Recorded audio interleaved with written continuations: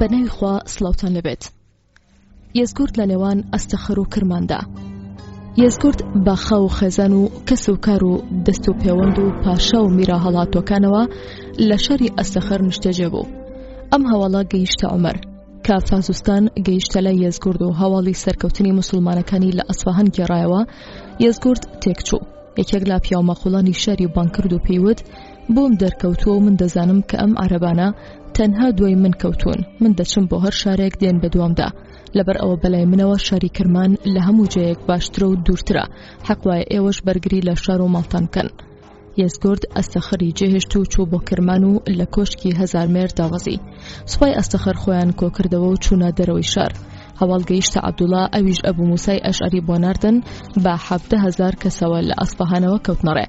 بەرامبەر یەکوەستان ئەبوو موساوتی: هەر هەمومان بەیەک دەنگ هاوار بکەین، ئەڵڵاهو ئەکبەر، هەتا هێزیان تیابوو بەرەو ڕووی دوژمن هاواریان کرد. ئەم دەنگە ترس و لەرزی خستە دڵیانەوە و شتی وایان نەبیست بوو. لە ماوەیەکی کەمدا مەیدانی جەنگیان جێهێشت و شاریان چۆڵ کرد. هەواڵ گەیشتە یەزگورد کە فارسەکان بەبێ شەڕ شاریان چۆڵ کردووە و سوپای ئیسلام بەڕێوەیە. ئەو کاتە هەموو دەست و پەیوەند و مەقوڵانی کرمان لە یەزگورد دانیشتبوون کە ئەم هەواڵەیان بیست تۆقین وردە وردە کۆبوونەوەکیان چۆڵ کرد. دەیانزانی نەکبەتی ئەم وڵاتە بەم پاشا کڵۆڵەوەیە. خەفەت پاشای داگرتە بوو. کەس و کار و پاشا و ئەمیر و کوڕانی پاشایانی پێشوو دۆشداما بوون. هیچ هەیبەتێکیان نەمابوو. لە جەنگی هەڵوانەوە خەڵکی باسی دەکەن و گلەی لێ دەکەن. پاڵپشتی تەواو کەم بووبەوە. هیچ هەرێمێک حەزینە دەکرد ڕۆیان تێبکات مەگەر بەتەماعی ئەو خەزێنە و مجەوهرات و ماڵ و مولکە بێپاسەوانە کە لە سەدان وڵاغ بارکرا بوو. یەکێک لە ماقوڵانی شاری کرمان کە پێشتر لای یەزگوردی چۆڵ کردبوو لە دەرەوە هاواری کردبوو: ئەم بەڵە چیە تێمان ئاڵاوە؟ من وا دەبینم نەکبەتی ئێمە بەم پیاوەوەیە. هاتە ژوورەوە بۆ لای یەزگورد و وتی: ئەی پاشەی کڵۆڵ و نەکبەت، من قسەیەک دەکەم تۆ وەڵامم مەدەرەوە. ئێمە سەیرین نەک تۆ، ئێمە سەیرین کەشتی وەکو تۆمان کردوتە پاشای خۆمان. ئەنجا قاچی گرتو لەسەر تەختی پادشایە بێزەوقەکەی ڕاکێشایە خوارەوە و بە بۆڵە بۆڵ چوە دەرەوە. ئەم هەواڵە لە شەردا بڵاو بوویەوە. زۆر لە هەیبەتی پاشای کەم کردەوە. ئەوەی لەگەڵی بوو لە خێزان و دەوروبەر دەستیان کرد بە گریان. بە خەفەت و مەیوسیەوە داوای لە دەست و پەیوەند کرد وڵاخەکان ئامادە بکەن و بەرەو خۆراسان کەوتنەڕێ. کوردستان لە نێوان نەخشەیەکی دووسەرەدا. جەنگی نەهاوەند سەرکەوتنی زۆری بەدەمەوە بوو. دوای ئەوەی فارسەکان نەیانتوانی لەسەر ڕایەک یان لە بەرێکی یەگرتوودا کۆ ببنەوە، بەڵکو بە چاوێکی شوم و نەکبەتیەوە دەیانڕوانیە یەزگوردی پادشا و وەک دوومەڵێکی لێ هاتبوو لە بەرچاوی نەک میلەتە ژێردەستەکان، بەڵکو فارسەکان خۆشیان و بە ئاواتەوە بوون ئەو مڵۆزم و مۆتەکەیان لە کۆڵ بێتەوە و شەڕکۆتایی بێت.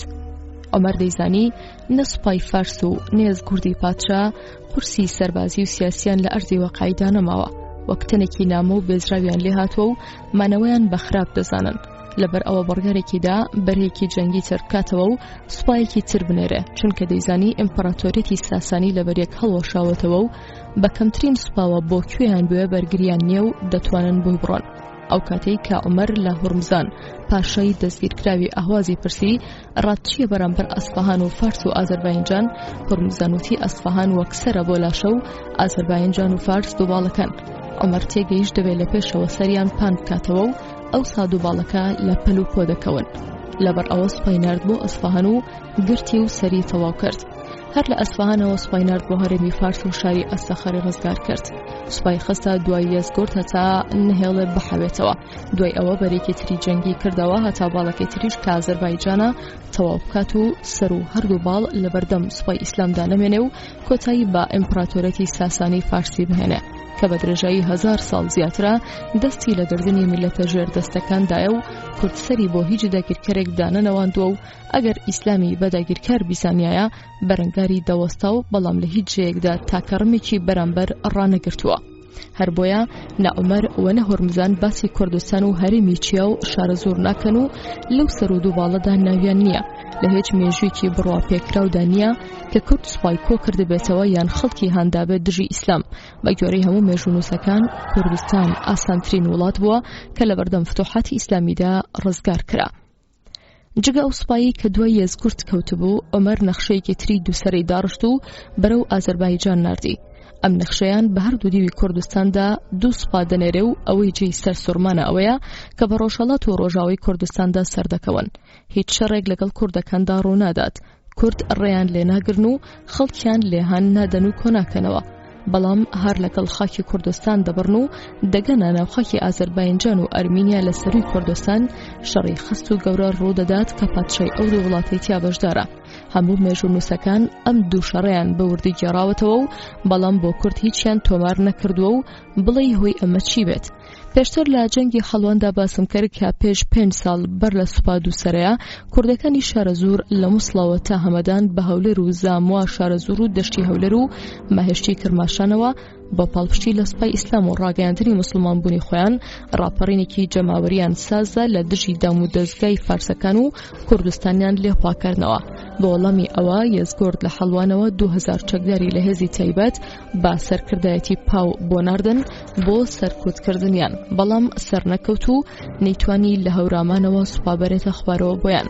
لەو ڕۆژەوە هەتا ئەمڕۆ نەخشە دووسەرەکەی خەلیفە عومەر ئەم وڵاتە ئارامە و خۆیان حکمی خۆیان دەکەن و نەخشەکەش بەم جۆرەیە.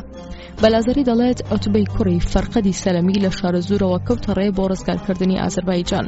محمود شید خەتاب و بەلازەری دەڵێن بەکیر کوڕی عەبدوڵای لیسی لە حەڵوانەوە نێردرا بۆ ڕزگارکردنی ئازەربایجان. بەڵام تەبەری دەڵێت کە عومەر مۆڵەتیدا بە سوپای ئیسلام بکەونە ڕێ و بڵەو ببنەوە بە وڵاتی فارسدا. بەکیر و ئۆتبەی نارد بۆ فەتحی ئازەربایجان و عەقدی لەگەڵکردن و هەریەکە ڕێیەکی بۆ دیاریکردن و ئامانجێکی بۆ دەستنیشانکردن و داوای لە ئۆتبە کرد کە لە حەلوانەوە پێش بکەوێت بەلای ڕاستدا بەرەو باشووری ئازەربایجان. بەڵام داوای کرد لە بەکیر کە پێش کەوێت بەلای چەپدا لە مووسڵەوە و لەوێوە بۆ باکووری ئازەربایجان. پاشان یارمەتی بۆ بەکیر نارد. عومەر داوای کرد کە سەماگ کوڕی خەرشەی ئەنساری ئەم پیاوە ئەبوو دجانە نییە کە لە شاری ڕێیەوە بکەونە ڕێ بەرەو بەکیر. کە گەیشت دەبینێ بەکیر تووشی دەرگیریەک بۆ لەگەڵ سوپای فارس لە کێوی جەرمیزان لە ناوچە شەخاوەکانی سەر سنووری ئازەربایجان. بەکیر لە حەلوانەوە بەناو سنووری کوردستاندا دەڕوات هەتا دەگاتە ناو ئازەربایجان. لەو هەموو ڕێگەیەدا شەڕێک لەگەڵ کورد ڕوونادات، بەڵام کە دەگاتە خاکی ئازەربایجان دەبینێ سوپایەکی فارسی بە سەرکردایەتی ئەسفەندیار کۆبوونەتەوە و پەلاماریان دەدەن و فارسەکان دەشکێن و ئەسفەندیار دەگیرێ. شتێکی سەیرە ئەو هەموو جموجۆڵە سەربازیە کردنەوەی ئەو هەموو بەرە جەنگیە. ئەو کوردستانە فراوانە، کوردستان پڕە لە جێی تەما، شاری گەورە و دەشتی فراوانی کشتوکاڵ و وڵاتی پڕبەرە و ڕووبار و ئاودار، شاری هەولێر، ئەربائیلۆ کە کۆنترین شاری ڕۆژهەڵاتی ناوەڕەسا جێی تەمای فارس و ڕۆم بووە. کەرکووک کە لە سەردەمی ساسانیەکاندا پێیان دەوت گەرمەکان ئەواتە وڵاتی گەرم، شاکر خەزباگوای بۆ دەچێ گوتیەکان دروستیان کردبێ و ئەستەندەری مەکدۆنی ساڵی 330 پێشزین تەمای تێکردو و پاشان پەلاماری ئەربیلی داوە و لە سەردەمی مادەکاندا ناوی ئەرپەخ بووە و کۆنترین هەواڵی کەرکووک ئەوەیە کە لە پاشماوەکانی تەقویمی جوگرافی سەرجۆنی ئەکادیدا هاتووە ساڵی 2530 2473 پێشزین کە ناوی کەرکووکی بردووە بە ئەرپەخ. ئەم شارە کۆن و پڕقەڵە و شارستانیانە کەچی سوپای ئیسلام ڕۆیان تێناکات. سوپای ئیسلام دەدات بەلای کەرکووکدا و دەچێت بۆ هیت و تکریت و مووسڵ و قەرقەیسیا.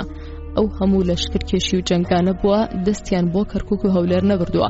ئەو هەموو سوپای فارس و ڕۆم لەو شارانەدا کۆبوونەوە دژی ئیسلام کەچی لە کەرکووک و هەولێرەوە خۆسازدان و خۆکۆکردنەوە نەبووە دژی ئیسلام.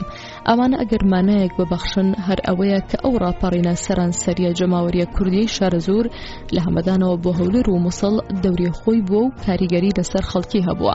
سبقەی کوردی لە موسڵمانەکان پتۆ کردووە و ئازادی کردوون. لە ئیسلامدا ئازادی تەک و کۆمەڵ پارێزراوە و لە مەنتەقی ئیسلامدا هەموو میلەتێک لە هۆز و خێڵ و خێزان پێکاتوە. وجعلناكم شعوبا وقبائل لتعارفوا يان لباري زمان ورنقوا دفرمي ومن آياته خلق السماوات والأرض واختلاف ألسنتكم وألوانكم إن في ذلك لآيات للعالمين. لبرو إسلام دان داني بزمان ورنقو ما فيها مكس وملته وزيكي داوة ما في لبن ردا جعلك خوايو همو كسو قالو هوز وملتك دبي داوي كاو هولي بوبداد. من حيكي خوايا دبي بارزراو بيت خوای گەورە خۆی ڕنگ و زمانی کردووە بە ئاياتی خۆی ومن الناس والدواب والأنعام مختلف ألوانه كذلك هەرکەس دەیەوێ ڕێز لە ئاەتی خوا بگرێت با ئەو دوانە پێشێل نەکات مافێکی خوادا بێتی مرۆڤ ئەگەر بڕوادار بێت بەخوا و بە قورئان چۆن دەبێت زەوتی بکات. لە ئیسلامدا لە قورئاندا تاک مافی هەیە، گشت کۆ مافی هەیە. زەوتکردنی یان خواردنی مافی یەک کەس وەک خیانەتکردنە لە مافی کۆ. هەموو میلەتێک مافی ئەوەی هەیە خۆی دەربخات، خۆی نیشان بدات، چی باشە بۆ خۆی و زمان و خاک و ڕنگ و ڕووی بیکات. نابێت بهێڵێ بتوێنەوە، زمانی یاساخ بکەن، بە جیاوازی لە کەسانی تر سەیری بکەن، یان بەشی بدەن، با بچووکەکان لە گەورەکاندا نەتوێنەوە، خۆیان نەهێڵن بتوێنەوە و خۆیان بە پاشکۆی گەورەکان نەزانن، و بۆیان هەیە هەموو شێوازێکیش بەکار بهێنن بە گوێرەی کات و سات و شوێنی گونجاو لەبار بۆ سەندنەوەی مافی خۆیان.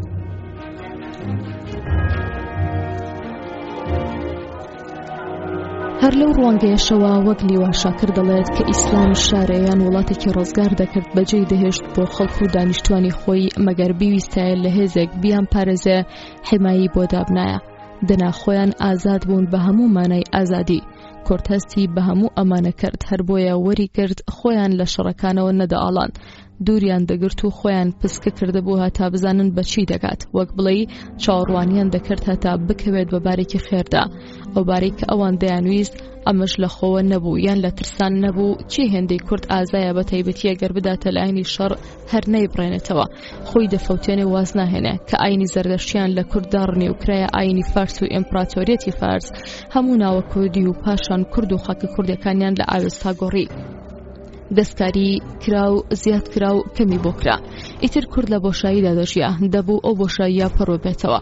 ئەوە یاسای سروشتیە، ناچار بۆ بگەڕێ بە دوای مژدەکانی زەردەشت و ئاوێستا و ماریفەتی پیرشالیاردا، لە دوای ئاینی نوێ و پێغەمبەری نوێ دەگەڕا کە ئیسلام سەری هەڵدا هەر خێرا لە چەنجەی کوردستانەوە بەنهێنی نوێنەریان نارد بۆ حجاز، هەر کە ناسیان خۆیەتی ڕاوەستان و دەستبەرداری فارس و ڕۆم بوون، چاوەڕوانیان کرد هەتا سوپای ئیسلام گەیشتە سنوورەکانی کوردستان و ئەوسا لە خاکی کووردا بە یەک شاد بوون و ئازاد بوون و حەوانەوە. پڕ بەسیاکانیان هەناسەی بەختەوەریان هەڵمژی، زۆر سوودیان لە ئاین وەرگرت، بەرهەمی زۆریشیاندا بە ئیسلام. کاتی خۆی ئاینی زەردەشتیان کردە فاکتەری دروستکردنی دەوڵەتی میدیا. ئەمە پێش ئیسلام لە ژەرسای ئیسلامیشدا زیاد لە 6 دەوڵەت و مەڕیشینی کوردیان دروست کرد. کورد عەقڵیەتێکی بەهێزی هەیە بە حکومەتداری. ئەگەر هەمان هۆکانی کاتی خۆی بۆ بێتە پێش، کورد حەزی لە ئاینە و بۆی دەمرێ، هەروەکو پێشووتر بووی مردووە. مێژەنووسان ئەوە وەسفی کوردستانیان کردووە، کوردستان لانکە و لانکی ئاین بووە. خەڵکی کورد ساتێک بێ ئاین نایان کرێ، هەروەکو پێشووتریش بەبێ عەقیدە و بیر و باوەڕ نەیان کراوە. نمونە زۆرە. پیرۆت کوڕی بارام کە زانا و عەقڵمەند و ژیرێکی کورد بووە لە ناوچەی مەرجێن واتە مەرگە لە بۆسەدا بووە کە ئەو پێغەمبەرە سەر هەڵبدات کە ئاوێستا و زەردەشت و پیرشالیار مژدەیان پێداوە. کاتیشی دیار بوو هەموو جار لە کوردستان و لە ناوچەی مەرگە لە پارێزگای سلێمانی ئەمڕۆوە توێشووی دەپێچایەوە و دەکەوتە ڕێ بۆ شام بۆ لای ڕاهیبە گاور و جوولەکەکان بۆ هەواڵزانینی پێغەمبەری نوێ و ڕاگۆڕینەوە لەسەر مژدەکانی ئاوێستا و ئەنجیل و تەورات بەرامبەر پێغەمبەری چاوەڕوان کراو. ئەو کاتەی ئەم سوپایە کە ڕەنگە عوتبە سەرکردەی بێت دەچێت بۆ ئازەربایجان، پیرۆتی زانەی کوردی سەردەشتی کە بە ڕووداوەکەدا دیارە دەمڕاستی ناوچەکە بووە بەخۆی و 12 کەس لە ماقۆڵان و سەرۆکەکانی کورد دەچن بۆ بارەگاکەیان لە سیناجیان، ئەوانیش دەیانبن بۆ لای سەرکردەی سوپاکە. پیرۆت دەڵێ ئارەزووی ئیسلام بوون دەکەین، سەرکردەی سوپاکە زۆری پێخۆش دەبێت و هەمویان موسڵمان دەبن. ئێستاش لە ناوچەی مەرگە پاسەخواسی پیرۆت هەرماوە، چاکوایە کۆ بکرێتەوە و کاری لەسەر بکرێت. ئەم ڕاستیانە تێکەڵە بە کۆمەڵێک گوختان و هەڵبەسرا و ناشرین کراوە. هەندێ مێژوونووسی کورد ئەم هەڵوێستەی پیرۆت ئەگەر ڕاست بێت تاوانبار دەکات و ناو ناتۆرەی ناشرین دەخەنە شوێنی کە دواتر لە جێی خۆیدا باسی دەکەین. بەڵێ کە سوپای ئیسلام دەگاتە کوردستان، کورد دەستەوسان دانانیشن و وەڵامی ئیسلام دەدەنەوە و بەگیان و بەلاشە تێکەڵی دەبن. ژیانی دۆزەخیان بۆ دەبێتە بەهەشت، لە بەندایەتی خەڵک دەبنە بەندەی خوا. ئەو هەموو ئاینە جیاوازە لە زەردەشت و ئاگرپەرستی و مانی و مەزدەک و گاور و جوولەکە بەلقەکانیانەوە گۆڕیان و کردیانە یەک ئاین، یەکێتی و یەکرەزی و یەکدڵی بۆ کورد دروست کرد و جیاوازی نێوانیانی نەهێشت. ئەو هەموو ئاغایەتی و میرایەتی و هەر ناوچەیەک ڕێی جیاواز و پیاوی لایەک بوون کۆی کردنەوە و کردنیە یەک مەبەست. جاران دژمنی فارس و ڕۆم و عەرەب و ئازەر و ئەرمەن بوون و ئەوانیش دایان چەوساندنەوە. ئێستا بوونەتە برا و لە ئاست و ڕیزی ئەواندا خۆیان دەبیننەوە. زوڵمی فارس و ڕۆمیان بەسەرەوە نەماوە، لە تەسکایی کوردستان خەرانە ناو دەوڵەتێکی فراوان و هەتا خۆی و دەوروبەر بناسێت. ئێستا زۆری کەسیان بەسەرەوە نییە و خۆی خاوەنی خۆیەتی. ئەگەر جاران لە کاتی جەنگدا دەخرانە پێشەوەی سوپای فارس و ڕۆم و قەڵای دژمنیان پێدەڕوخاندن و لە ئاشتیدا کرابوونە خزمەتکاری کۆشک و تەلار و ئاگردان و پەرستگاکانی فارس و ڕۆم، ئێستا بوونەتە بەندەی یەک خوا و کێ لە خوا ترستر بێ ئەوە لە پێشترە لای خوا. بەڵێ دوو سوپا بە دوو دیوی کوردستاندا بەلای ڕاست و بەلای چەپدا لە ڕۆژهەڵات و لە ڕۆژاوای کوردستانەوە لە دوو خاڵەوە بە بڕیاری خەلیفە عومەر لە مەدینەوە بەرەو ئازەربایجان دەکشێن و هەردووکیان یەک مەبەستیان هەیە دەبێ بیپێکن. یەکەم لە خەڵی شارەزورەوە بە سەرکردایەتی عوتبەی کوڕی فەرقەدی سەلەمی ڕاستە و ڕاست بەرەو ژوور و بەلای ڕاستدا بەرەو باشووری ئازەربایجان کشان بەم نەخشەیە: شارەزور، مەهاباد، مەراغا، دەریاچەی ئۆرمیا، تەبرێز، پایتەختی هەرەمی ئازەربایجان. لەم ڕێگەیەدا مێژوو هیچ بەرەنگاری ڕێگریەکیان تۆمار نەکردووە، جگە پێشوازی کوردەکان بە تایبەتی پیرۆتی کوڕی بارام زانای پایەبەرزی ناوچەی مەرگە کە بە خۆی 12 کەس لە سەرکردەکانی کورد دەچن بۆ لایەن و ئیسلامبوونی خۆیان ڕادەگەن و وەکو واقعیدەی گێڕاوێتەوە. دووەم لە خاڵی حەلوانەوە بە سەرکردایەتی بەکێ کوڕی عەبدوڵای لیسی بەلای چەپدا بەرەو ژوور بۆ باکووری ئازەربایجان کشان بەم نەخشەیە: حەلوان، خانەقین، جەلەولا، تەکریت، موسڵ و ئەمادیە و ئۆرمیە و سەلماس و خوێ و مەرەند و تەبرێز. پاڵپشتی ئەم سوپایە دەکات بە سوپایەکە لە شاری ڕێی بەرەو باکووری ڕۆژاوا بکشێن و بگاتە سوپاکەی بەکیر. ئەم سوپایی شاری ڕێی بە سەرکردایەتی سەماک کوڕی خرشەی ئەنساری بوو کە سەماک گەیشتە لای بەکیر دەبینێ. لە ناو خاکی ئازەربایجاندا تووشی دەرگیریە کاتووە لەگەڵ سوپای فارسا بە سەرکردایەتی ئەسفەندیار لە کێوەکانی چەرمیزان، بەڵام زۆری نەبرد، چواردەوریاندان و فارسەکانیان شپردە کرد و ئەسفەندیار و کۆمەڵێک گیران. ئەسفەندیار کوڕی فەرخزاد تازە لە جەنگی سێقۆڵی واجروز بەشکاوی گەڕابوویەوە، ئەمەشی بەسەر هات. لە شاخی جەرمیزان لە باکووری ڕۆژاوی هەمەدان لە ناو خاکی ئازەربایجان گەیشتن بەیەک.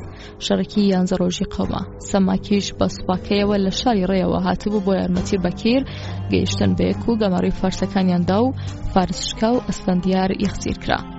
ئەسفەندیار بە بەکیری وت حەزت لە شەڕیان لە ئاشتی. بەکیروتی ئاشتی. پاشای ئازەربایجان وتی لای خۆت بم هێڵەرەوە، چونکە خەڵکی ئازەربایجان جۆرێکن. ئەگەر من لەگەڵیان ڕێگەنەکەم و نەچم بۆ لایەن و نەرمیان نەکەم بۆتان ناوەستن. پەنا دەبەنە بەر شەخە بەرزەکان خۆیان حەشار دەدەن و یارمەتی لە قەبەچ و ڕۆم وەردەگرن، ئیتر بە ئێوە چار ناکرێن. بەکیر ڕازی بوو. ئەسفەندیاری نرد بۆ لایەن و هەموو هاتنەوە و ڕێکەوتنێکیان مۆر کرد. هەموو ئازەربایجان ئازاد بوو. بەکیر نامەی نووسی بۆ خەلیفە عومەر، ئەویش دەستخۆشکەری لێکردن. داوای لێکردنەوە سێ هەتا دەگاتە وڵاتی بابول ئەیواب کە بەندەرێکی گەورەیە لە سەرووی ڕۆژاوای دەریاچەی قەزوین، خەزەر و باکووری ئازەربایجان. ئەوی ڕزگار کرد و ئەو ساهاتە خوارەوە بۆ ناوچەی موقان و لەسەر ئەم خاڵانە ڕێکەوتن. ئەمە ئەو ڕێکەوتنەیە کە لە نێوان بەکیر و خەڵکی موقاندا مۆرکرا لە شەخی قەبج کە ئەمین بن لە ماڵ و نەفس و گەل و ئاینیان. لە پاداشتیەوەدا لەسەر هەموو باڵقێک پێویستە ساڵانە 1 دینار بدات. لەسەر موسڵمانەکانیش پێویستە وەفایان هەبێ و خوا کۆمەکی هەموو لایەک بکات. ئەگەر نەکۆڵیتان کرد ئیتر ئەمین و ئەمان بۆ کەس نامێنێ، هەتا لادەران تەسلیم دەکەن.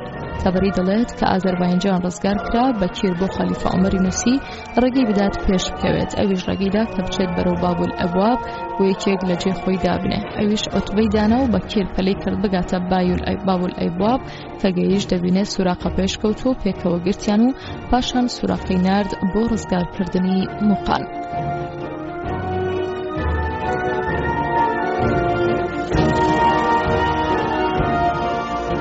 بەکیر گەیشتە جێی مەبەستی خۆی. بزانین ئۆتبە بەچی دەکات. ئۆتبە زۆر پیاوێکی ئەمین و ئەمان بوو. هەر لە شارەزورەوە هەتا دوهۆک و هەولێر و مووسڵی سەرپەرشتی دەکرد. لە خاڵی خۆیەوە کەوتەڕێ و چووە مووسڵ.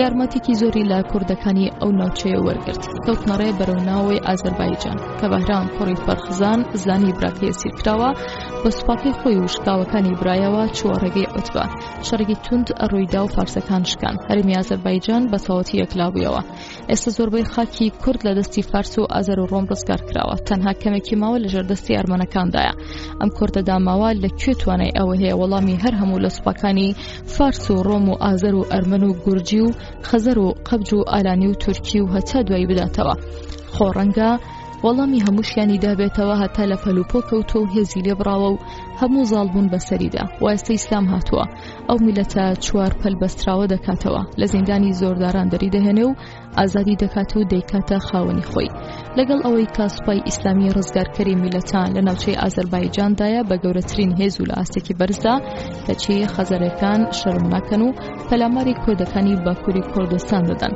وەکو ساڵح خەفتان دەگێڕێتەوە کوردەکان بە یارمەتی سوپای ئیسلام دەچن بەگشت خەزەرەکاندا کوردستانی باکوور تووشی هێرشی ئاشایری تورکی خەزەر بووە کوردەکان لەگەڵ لەشکەی عەرەبدا ئەم ئاشایەرە کێویانەیان شکاند و دەریان کردن ئەگەر ئیسلام زووتر فریا بکەوتایە کورد هێجکار ئاوای بەسەر نەدەهات جارێتر ساڵح قەفتان چاکێکی زۆر گرنگی تری سوپای ئیسلام دەگێڕێتەوە بەڵام بەداخەوە لە باتی وەسفکردن زەمیان دەکات کە بەمەرجێ جێگەکە وەسف و سەنای زۆر هەڵدەگرێت کە ئەمەش بەڕاستی بێ ئینسافی نیشان دەدات و دەڵێت لە دوای پەیدابوونی ئیسلامیەت ئەوە بوو سوپای ئیسلام دەستی کرد بە داگیرکردنی دنیا لەشکری ئیسلام هات و ئازەربایجانی داگیر کرد وەکەم و کوردەکانی تر کوردەکانی ئێرەش موسڵمان بوون سەرداری ئیسلام جارێ بەرژەوەندی وەها بوو کە توخنی سەر بخۆینێتەوە کە نەکەوێت بەڵکو لە بەردووری وڵاتەکە لە ناوچەی خەلیفەی ئیسلامەوە کە شەری ئیسلام بە قازانجی زانی کە سەرۆکی کوردەکان خەڵات بکات و دەسەڵاتیان زیاد بکات بەمانە کوردەکان فریویان خوارد و ئارامی وڵاتەکەی پێشخست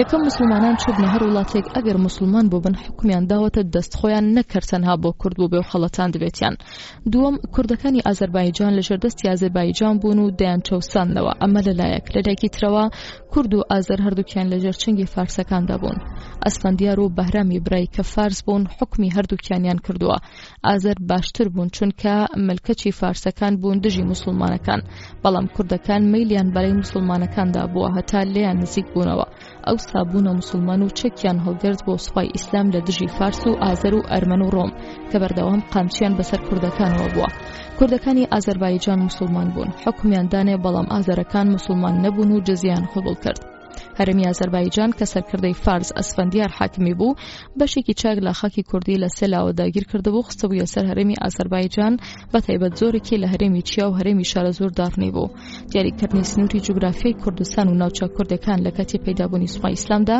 کارێکی ئاسان نییە ئەو کاتە کورد نەکیانی سیاسی هەبووە نەسنووری دیاریکراوە بە کورد بەڵکو بە گوێرەی سیاسەتی ئەو کاتەدا بەشیان کردبوو بەسەر هەرێمەکانی دراوسێدا هەرێمی ئازەربایجان ئەو کاتە هەتا سنووری مەهاباد و سەردەشت و بانەی ئەمڕۆ هاتووە ئەمەر بڕیاری داوە ئازەربایجان نەجات بدات و ئەو سوپا فارسیە بەهێزە تەواو بکات چونکە ئاستەنگی بۆ بەرەیەکی جەنگی فراوانیان دروست کردبوو کە لە ناوچەی مەزەندەران و ڕێی و هەمەدان و شارەزۆر تا مووسڵ دەسەڵاتیان ڕۆیشتبوو بە تایبەت سەرکردەی فارسی ئەسفەندیار کوڕی فەرخزان برای ڕۆستەم وەزیری بەرگری و سەرکردەی هەموو هێزەکانی ساسانی بوو لە قادسیە کوژرا و بەهرام کە سەرکردەیەکی ناوداری قوەزاریبە لە ناوچەکەدا ئەمانە لە بنەڕەتی خەڵکی ناوچەی مازەندەران و پاڵەوانی گەورەیان بۆ ئیمپراتۆرەتی فارس ئەنجام داوە ئێستا کە عومەر سەرپەرشتی دوو هێز دەکات بۆ ڕزگارکردنی ئازەربایجان سەرکردەی ئازەربایجان ئەسفەندیار بە سوپایەکی ماندووەوە لە جەنگێک کە لە نێوان شاری ڕێی و هەمەداندا لە واجرە و سڕوویدا شکستیان خواردووە و ئەوە تا بەشکاوی بۆ ئازەربایجان دەگەڕێنەوە پێشەوەی بگەنەوە وڵاتیان عومەر ئەو دوو سوپایی لە دوو لای جیاوازەوە بۆ ناردن هەتا پێش ئەوەی بەحەوێنەوە خۆیان ڕێک بخەنەوە چاری دەردیان بکەن بەڕاستی ئەمە نەخشەیەکی بێوێنێ و پۆستنەوەی هەلێکی زیاڕینە مەگەر هەر عومەر بۆی بچێ بەکر لە حەلوانەوە سەرکەوت لە ڕۆژهەڵاتی کوردستانەوە و لە ناوخاکی نەهاوەندەوە چووە ناوخاکی ئازەربایجان ئەسفەندیاری ماندوو کە ئەوەی بیست هیچ چاری نەبوو جگەلەوەی سوپا بێشمارە ماندووکەی بهێنێتە ڕێو بەریان بگرێ بەڵام سوپایەکی بێنەخشەی ماندوو شکا و بازۆریش بن چیان پێدەکرێت بەرامبەر سوپایەکی تازە نەفەسی ئامادە و بەنەخشە و کوردێکی زۆر لە سوپاکەدا هەبن بە هەردوو دیوی کوردستاندا سەردەکەن و ڕێگەیان لێناگرن بەڵکو یارمەتی هەردوو سوپاکەی بەکیرەوە دوادەن بۆ فەتحی وڵاتانی پشت کوردستان و ئەو دەستا ڕەشانەی لەسەر خۆشیان و میلەتانی ترە کۆتا دەکەن بەکیر و سەما کاری خۆیان تەواو کرد بێ ئەوەی لەگەڵ کووردا هیچ ڕووبەڕووبوونەوەیەک ڕوویدا بێت ئۆتبەش سەرکەوت. عومەر داوای کرد لە بەکێرێکێک لە جێی خۆی دابنێ، ئەویش ئۆتبەی دانا کە کارەکان تەواو بکات لە ئازەربایجان. بەڵام سەرکردێکی فارس لەو ناوچەیەدا بەناوی بەهرام سوپایکی کۆکردەوە بۆ لێدانی ئۆتبە هەتا نەهێڵێ کاری تەواو بکات. جنگێکی تند قەومە فارسەکان کە هەر لە زووە وریان ڕووخابوو بڕوایان بە شەڕەما بوو شکان و ناوچەکە کەوتە دەستی موسڵمانەکان. پێشتر ئەیاز کوڕی غەنەم کە سەرکردەی هەرێمی جزیرە بوو، عوسمانی کوڕی ئەبی ئاسی سەقەفی نارد بۆ ئەرمینیا. هەرکە قاچی نایە ناوخەکی ئەرمینیا جەنگی تەست ڕوویدا و سەحابەیەکی بەڕێز شەهید بوو بە ناوی سەفوان کوڕی موعتەل. بەڕاستی سەیرە ئەو هەموو سەرکردە فارسیانە لە ئازەربایجان و ئەرمینیا و بابول ئەبواب، ئەو هەموو جەنگە گەورە و بچووک و شەهید بوونی ئەو هەموو سەحابەیە لە خاکی تردا کە چینەوی سەحابەیەک نەهاتووە لە خاکی کورد و بەدەستی کورد کوژرابێ. بەڵام کە بە کوردستانی ئەمڕۆدا دەگەڕێت شار و دێ و ناوچەنیە گۆڕ و مەرقەد و قەبرستانی بەناوی سەحابەوە تیادا نەبێت.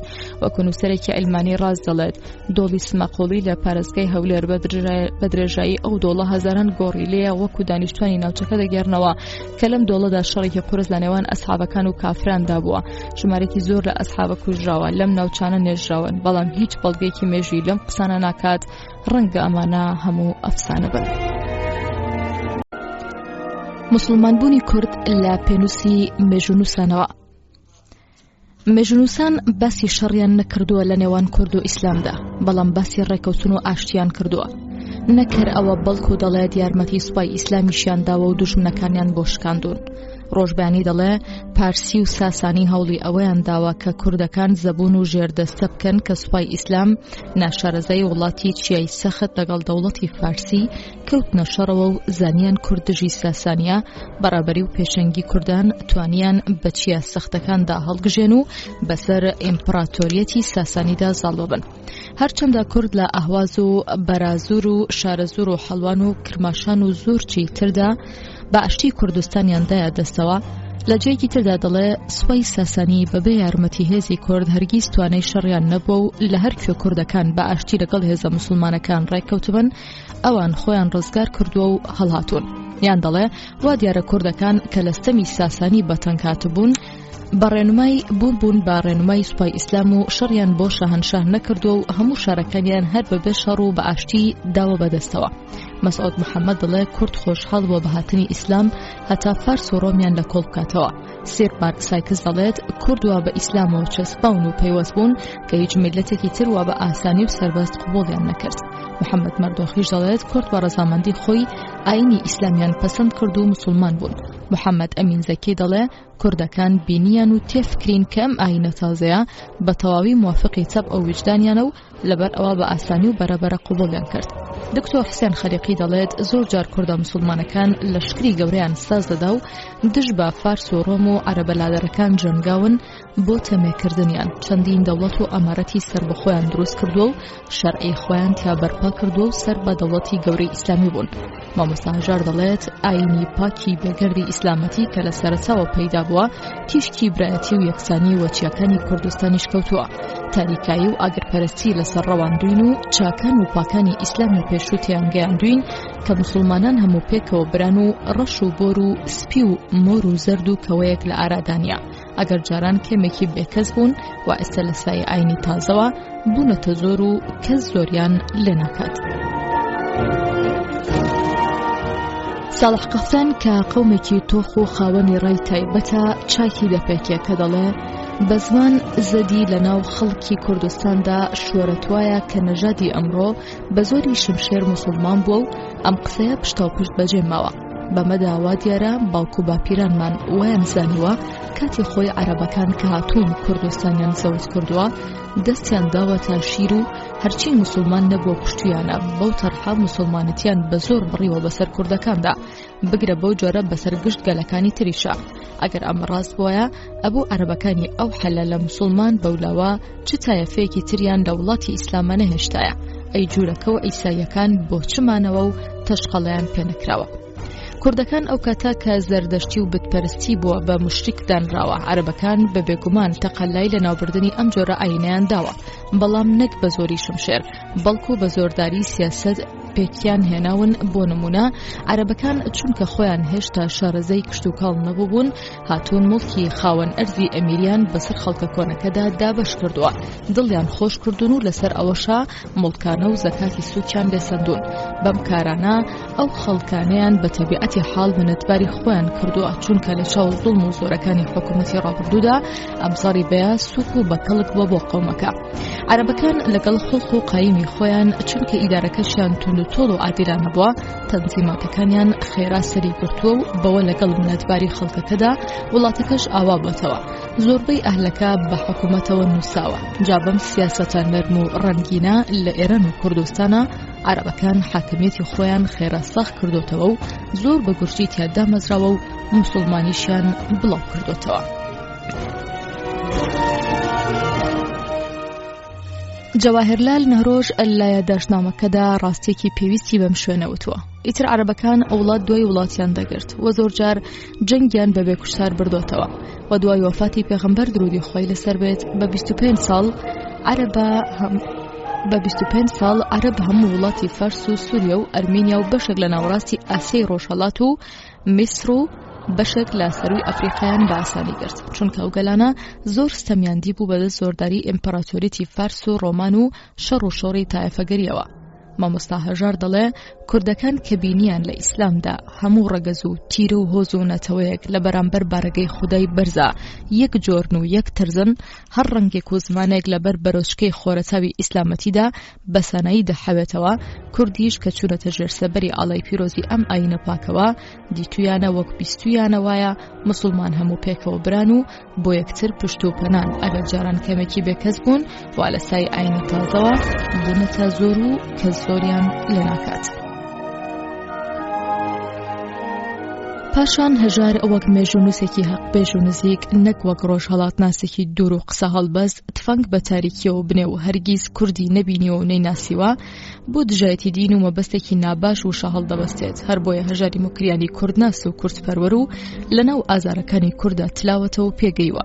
لەناخەوە دەڵێ کوردەکان ئاین و ڕەوشتی نوێیان بەلاوە زۆر لە ڕێوشێنی پێشینی پڕ ئازاری ئاگەرپەرستیەکە لە باشتر و چاکتر بووە و لە سایی ئەو فەرمانە ئاسمانیەدا کە قورئانە ماوەیەکی زۆر باش حەسانەوە. هەردووی ئەوە ڕاستیەکی تر دەڵێ کە کەس ناتوانێ ڕەخنەی لێبگرێ و شتێک بڵێ.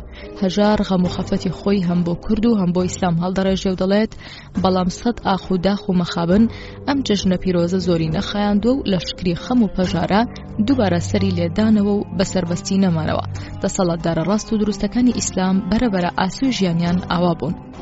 دکتۆر حسێنی خەلیقی کە خۆی چەپیە بەڵام هاتنی ئیسلام بە وەرسەرخانێکی گرنگ و بەرەو پێشچوونێکی نوێدادنێ لە ژیانی مرۆڤایەتیدا کە بێگومان کوردیش گەلێکە لە کۆمەڵگەی مرۆڤایەتی سەربەزەویدا و دەڵێت لە ڕۆژهەڵاتی ناوەڕاستدا بە سەرهەڵدانی ئیسلام چوارچەوەی ڕژەمە کۆیلەدارەکان تێک ڕووخە و پەیوەندی ئابووری و کۆمەڵایەتی و سیاسی گۆڕا و نزمی نوێ و بۆچوونی تازە لەسەر شێوەی ژیانی مرۆڤ و نرخەکەی دامەزرا.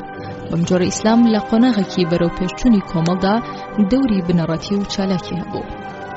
دوای ڕوخانی حکوومەتی میدیا ساڵی 550 پێش زاین هەتا هاتنی ئیسلام بۆ کوردستان ساڵی 620 دوای زاین واتە کورد 1100 ساڵێک بەدەم ڕەشەبای شەڕی نێوان فارس و ڕۆمەوە پەتپەتێنی زۆری پێکراوە و هەرچی لەو 150 ساڵی حکوومەتی میدیا بەرقەرار بوو پێیان ڕشت و کارێکیان پێکرد دەرونی ڕوخا بڕوای بەکەس نەما و دژمنی هەموو لایەک بوو.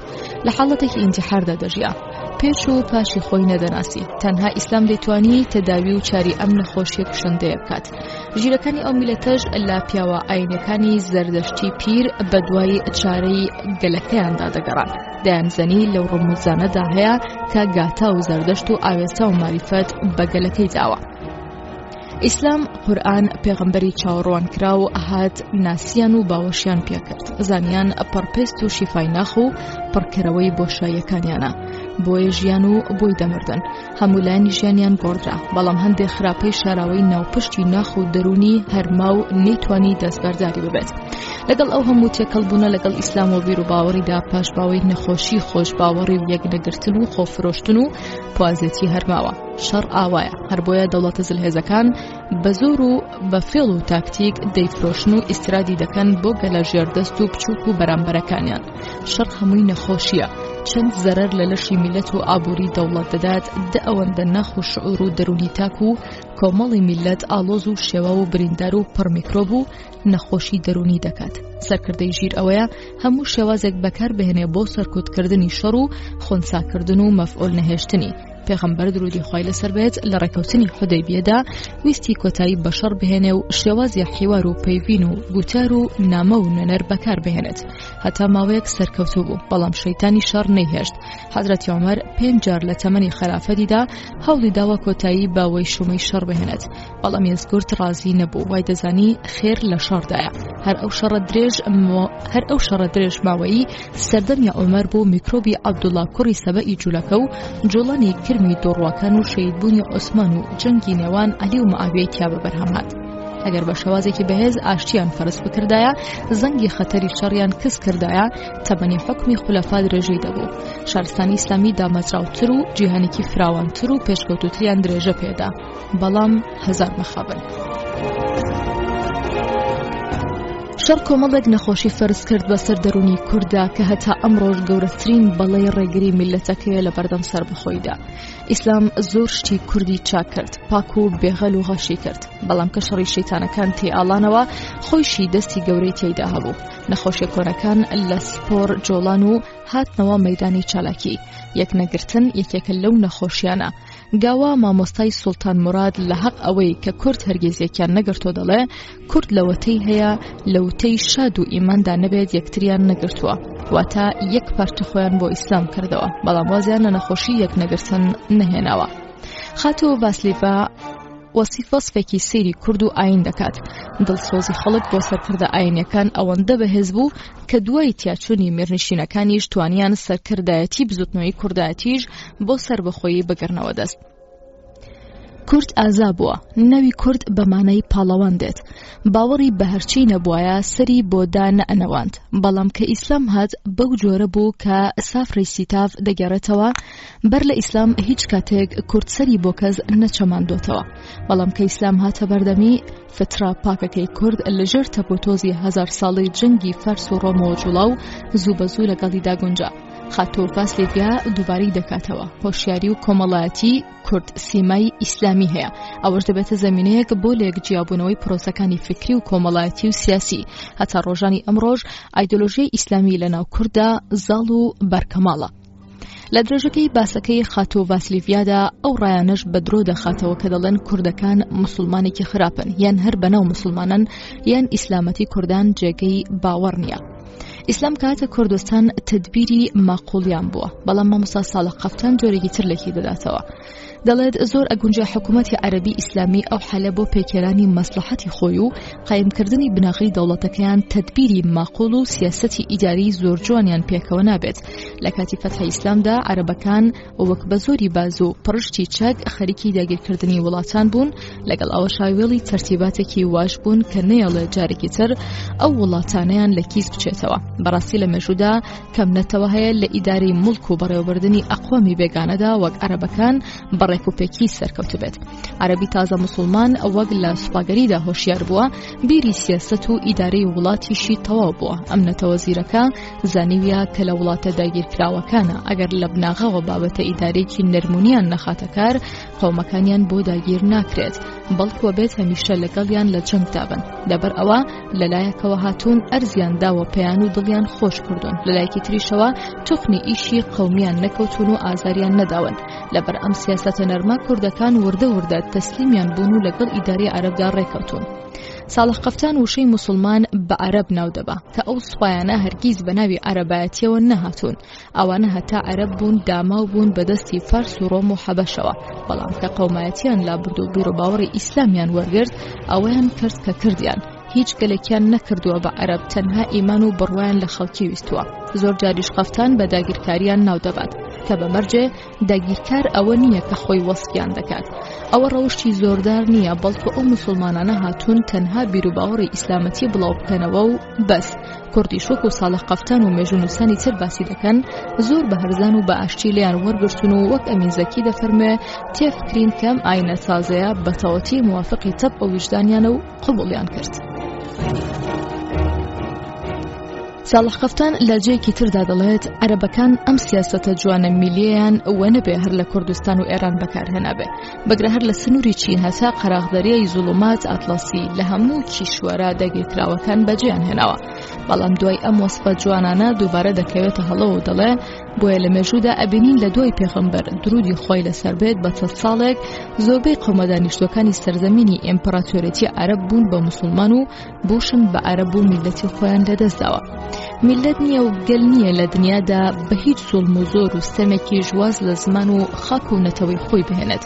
یەک نمونەش لە بەردەستان نەبووە دەنا دەیهێنایەوە ئەوە تا ئێمەی کورد لەگەڵ ئەو هەموو زوڵم و زۆری وڵاتانی دەوروبەر بەڕاگواستن و کوشتن و کیمیایی بەسەرداکردن و ڕاپێچ و ڕەوپێکردن و ونکردنمان هەر لە زیادبوون و چەسپاندنی مافی ڕەوامان دەین. ئەوە مافی خوایە بۆ زمان و ڕەنگ و گەل و نەتەوەکان نەبێ بتاوێنەوە. بەڵام نەکبەتی ئەمە لەوەدایە باسێکی وا بەهێز بە قسەیەک بە دوو شە لاواز دەکەین و لە دەرخی کەم دەکەینەوە. دەبوو مامۆستا قەفتان لە ڕەوتی جوانی خۆی دانەبەزاندایە و باسە بەهێزەکەی تێکەڵ نەکردایە.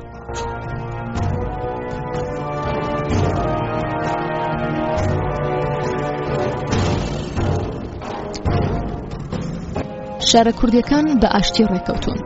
لە مێژووی سەردەمی خولافای ڕاشیدیندا سێ جەنگی زۆر گەورە ڕوویداوە کە بەر گەورەترین جەنگدا دەنرێت لە مێژووی ئیسلامدا.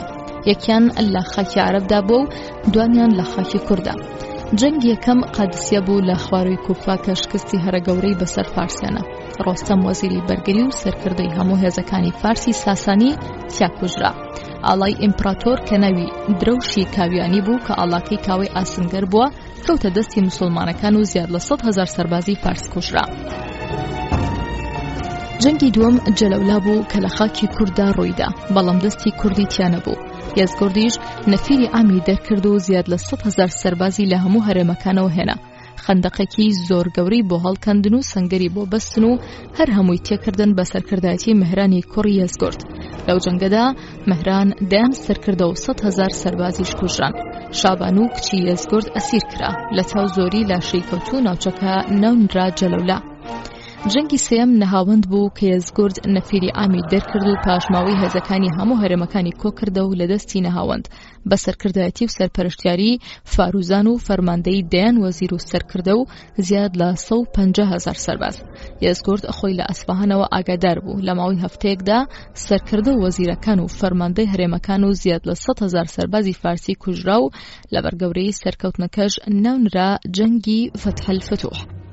ئەم سێ جەنگە هەیبەتی ئیمپراتۆریەتی فارسی ساسانی شکاند، قڕی خستە ناو سەرکردە و لەشکرا تایبەتیەکانی دەرباری شاهنشاهی سەرنوشتی جەنگی یەکلا کردەوە.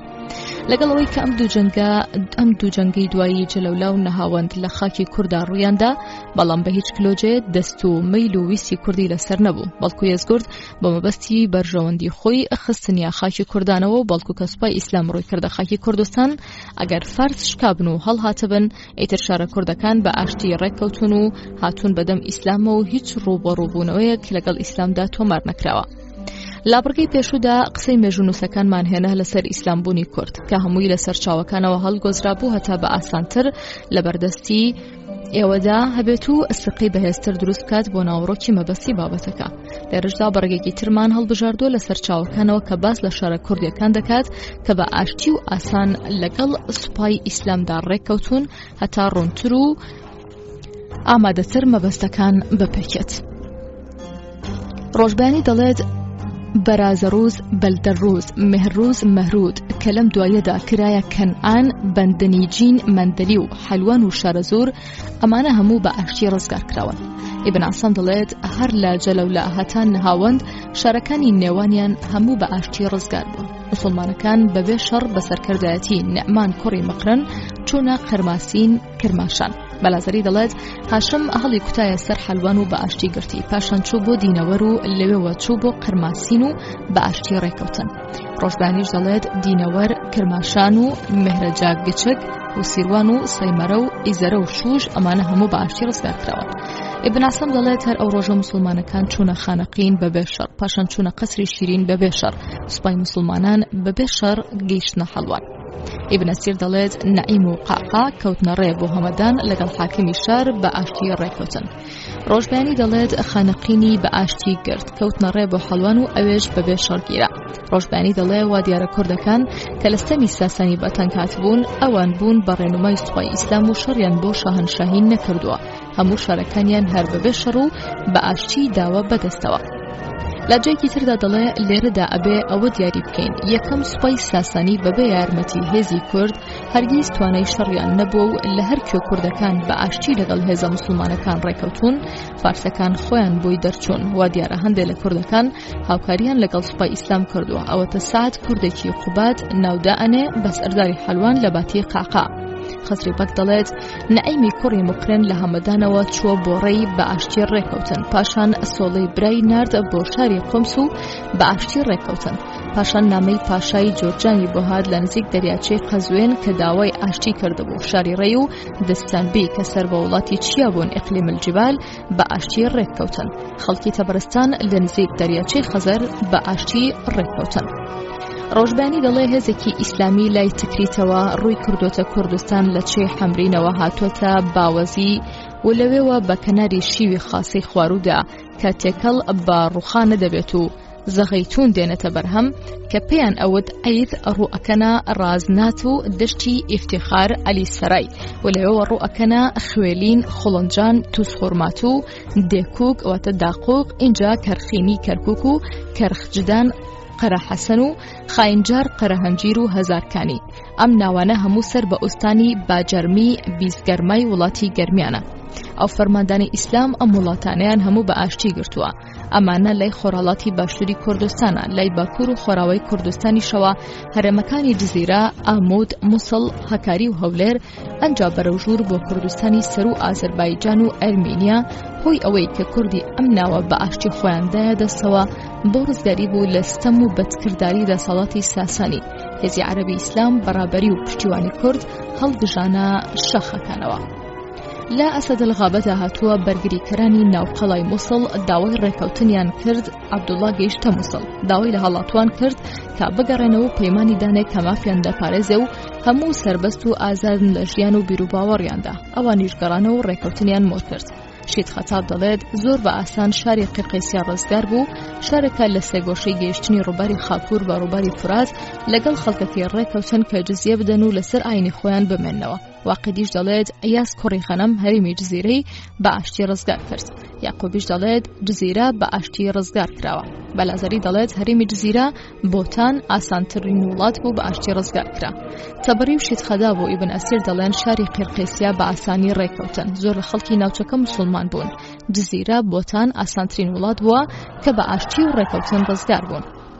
ئیبن عەسەم دەڵێت ئەیاز کوڕی خەنەم سوپایکی بە فەرماندەی عەمر کوڕی سەعد نارد بۆ شاری سەنجار و بە ئاشتی ڕێکەوتن. واقیدی و ئیبن عەسەمیش دەڵێن مالیکی ئەشتەری کوڕی حارسی نەخائی نارد بۆ شاری ئامەدی و میافارقین لەگەڵ مەرزبانی ئامەدی بە ئاشتی ڕێکەوتن. مالک هەمویانی ڕازی کرد و پاشان شاری بۆ بەجێهێشتن. هەر لەوێوە ڕویان کردە شاری نزول نزیک شاخی جودی بە ئاشتی ڕێکەوتن. پاشان چون بۆ شاری میافارقین بە تریارکی شار نتوز کەسێکی نارد بۆ ڕێکەوتن و ناوچەکە بێشەڕ ئازاد بوو. واقعی دەڵێت هەندێک مێژونوز دەڵێن شەڕێکی قورس لە شەری نووسێبین ڕووی داوە لە نێوان سوپای ڕۆم و ئیسلامدا. لە ئەنجامدا هەموو سەرکردە ڕۆمەکانیان کوشت و ئەسیرەکانی تریش بەرەڵا کران و ئەوسا شارگیرە. بەڵام مێژونوسەکانی تر ئاوای دەگێڕنەوە. خەڵکی ئەم شارە پێشتر نوێنەریان نەردۆ بوو بۆ لای پێغەمبەر صلی الله علیه وسلم کە سوپای ئیسلام لە سەردەمی خەلیفە عومەردا لە شەر نزیک بوونەوە. خەڵکی شاری نووسێبین لە ڕێوڕسمێکی جوان و بەشکۆدا پێشوازیان لێکردن و مسلمان بوون. پاشای شار تریات لەگەڵ زانایان و ماقوڵانی شار مسلمان بوون. کەنیسەکانیان کردە مزگەوت و مسلمانەکان کاروباریان بۆ تریات ڕێکخست و شاریان چۆڵ کرد و تریات بە پاشا مایەوە هەتا سەردەمی خەلیفە عوسمان ئەوسا مرد.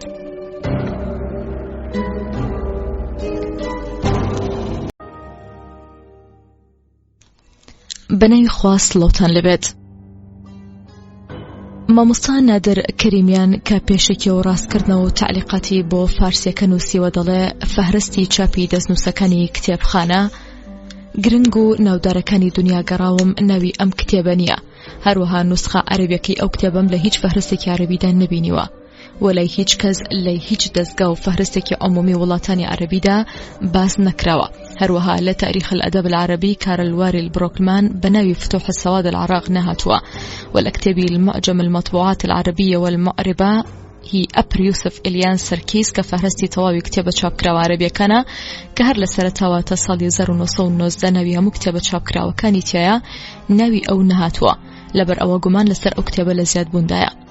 لسنا لە کتێبخانەیەکدا گۆڤارەکانم ئەڕووپەڕ دەکرد لە لاپەڕێکی یەکێکیاندا چاوم کەوت بە وێنەی بەرگی هەردوو کتێبی کوردستان و ئاینی ئیسلامی مەلا ڕەئوف و کتێبی فتوح السەواد العراقی واقیدی کە مەلا واعیزی وەریگەڕابوو بۆ فارسی. کابرایەک بە فارسی بابەتێکی جوانی نووسی بوو، بەراوردکاریکی چاکی لە نێوانیاندا کردبوو. هەر زۆر بەپەلە ئەوەشم کڕی. زۆر گۆڤاری ترم هەڵدایەوە هیچم نەبینی. بەم جۆرە کارەکەی من زۆر ئاسان بوو. پیاو کە سەرچاو و شایەتی لە پاڵدا هەبوو بە گورتر و بەهێزتر لێدەنەوێ. کەگەڕامەوە عێراق دەبینم کتێبێک لە بازاردا دەرچووە بە ناوی وڵاتگیری ڕەشەخاکی عێراق کە ڕێکۆپێک فتوح السەواد العراقەکەی واعیزیە و ڕۆژبەیانی لە فارسی وەریگەڕاوەتە سەر کوردی.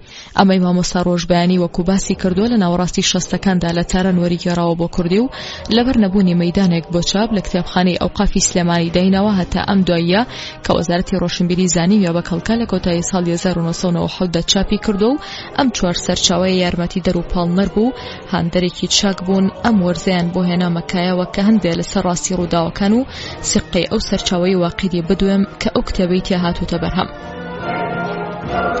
پێش ئەوەی بچینە سەر ڕووداوەکانی کتێبەکە و لێکۆڵینەوە لە ناوڕۆکی چاکوایە ئەو کەسە بناسین کە لە کوردێکەدا جارجارە ناوی هاتوو دەڵێ واقیدی دەگێڕێتەوە یان لەسەر بەرگی فارسیەکەدا نووسراوە بە ڕەوایەتێ محەممەد بن عومەر واقیدی کەواتە واقیدی کێیە؟ ژیاننامەی واقیدی ناوی محەممەد کوڕی عومەری واقیدیە. لە ساڵی 130 کۆچیدا لە شەری مەدینە لەدایک بووە، بەڵام ڕۆژبەیانی بەهەڵە دەڵێ لە شەری مەکە لەدایک بووە.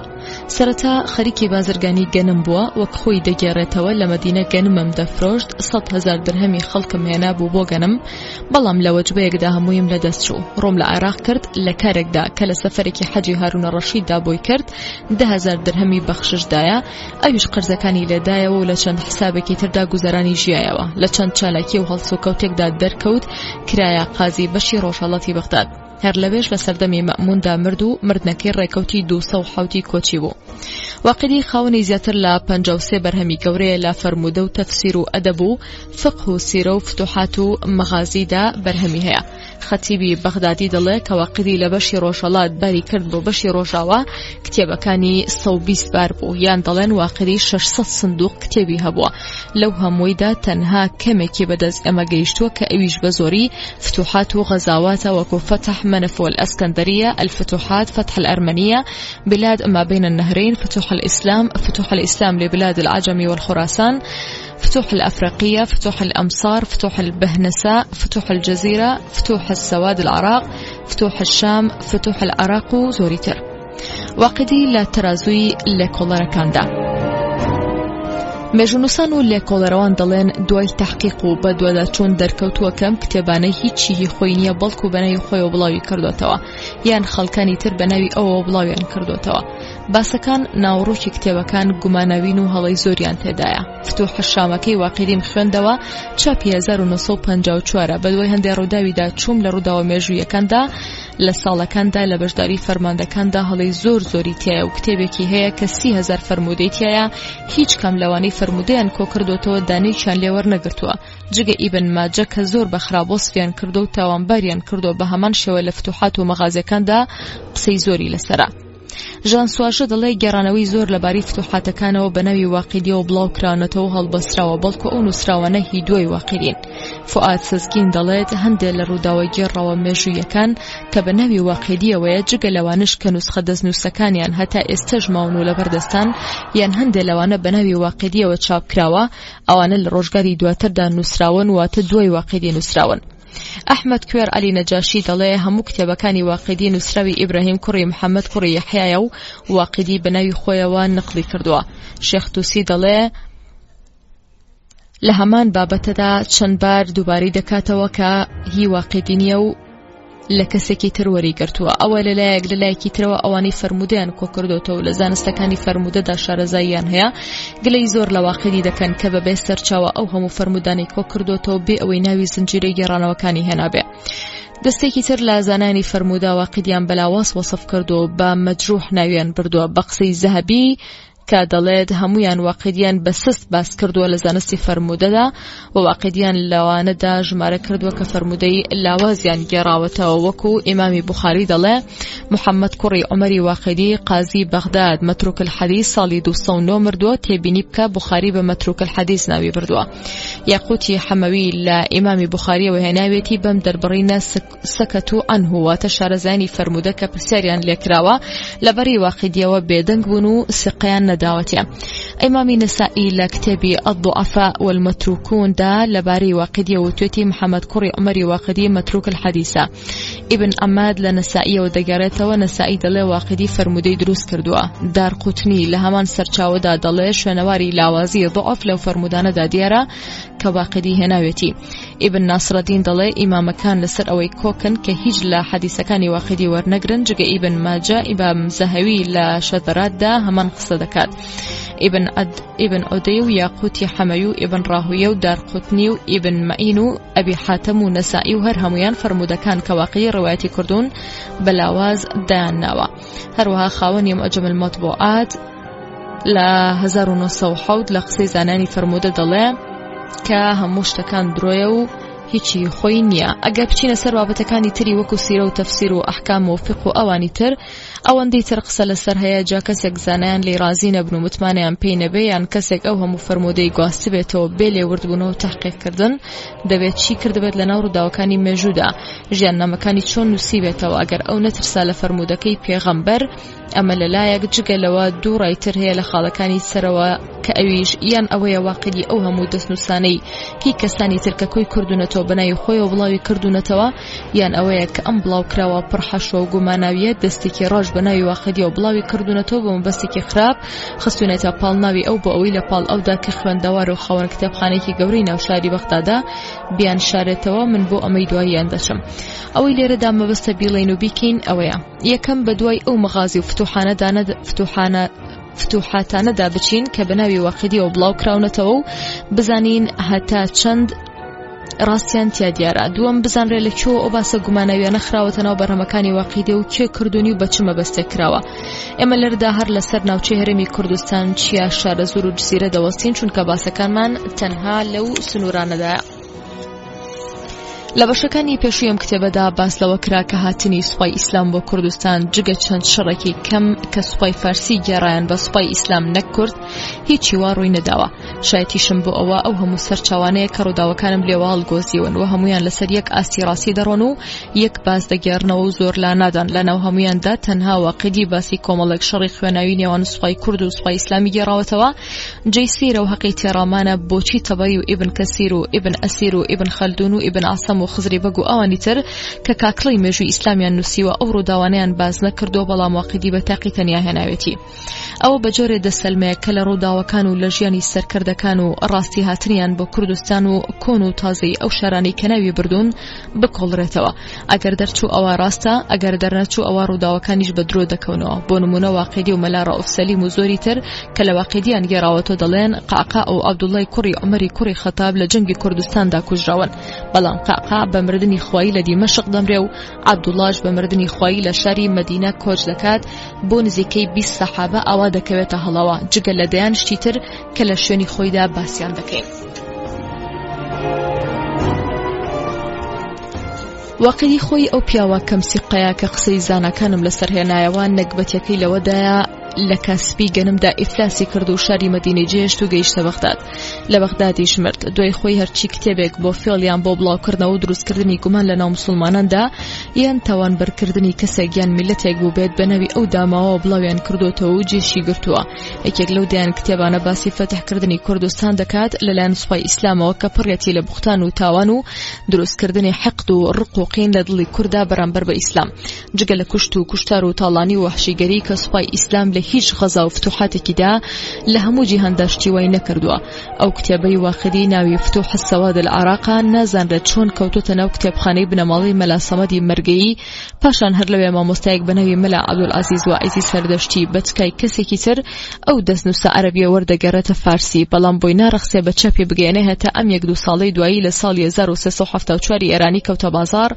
بەڵام کەسێکی کوردی عراق بەناوی مەلا ڕەئوف سەلیم حەوێزی ساڵی 1970 لە چاپخانەی جامیعە کتێبێکی بڵاو کردەوە کە کتومت لە سەرەتاوە تا کۆتایی ئەو کتێبەیە و بەناوی خۆیەوە بەناوی کوردستان و ئاینی ئیسلام چاپ کراوە کە 2 بەشە. بەشی یەکەم لە لاپەڕە 7 هەتا لاپەڕە 76 بە شێعر و هۆنراوە داڕێژراوە و بەشی دووەم لە لاپەڕە 77 هەتا 132 بە پەخشان نووسراوە بۆ نیازەی وەک جاری جارانی شانەمە لە دیوان و قاوەخانەکان بخوێندرێتەوە کە ڕەنگە ئێستاش خوێندنەوەی بە هەنسا و قەڵای خەیبەر و ڕۆستەم و زۆرە بووە تا دوایی هەرباوی بێ.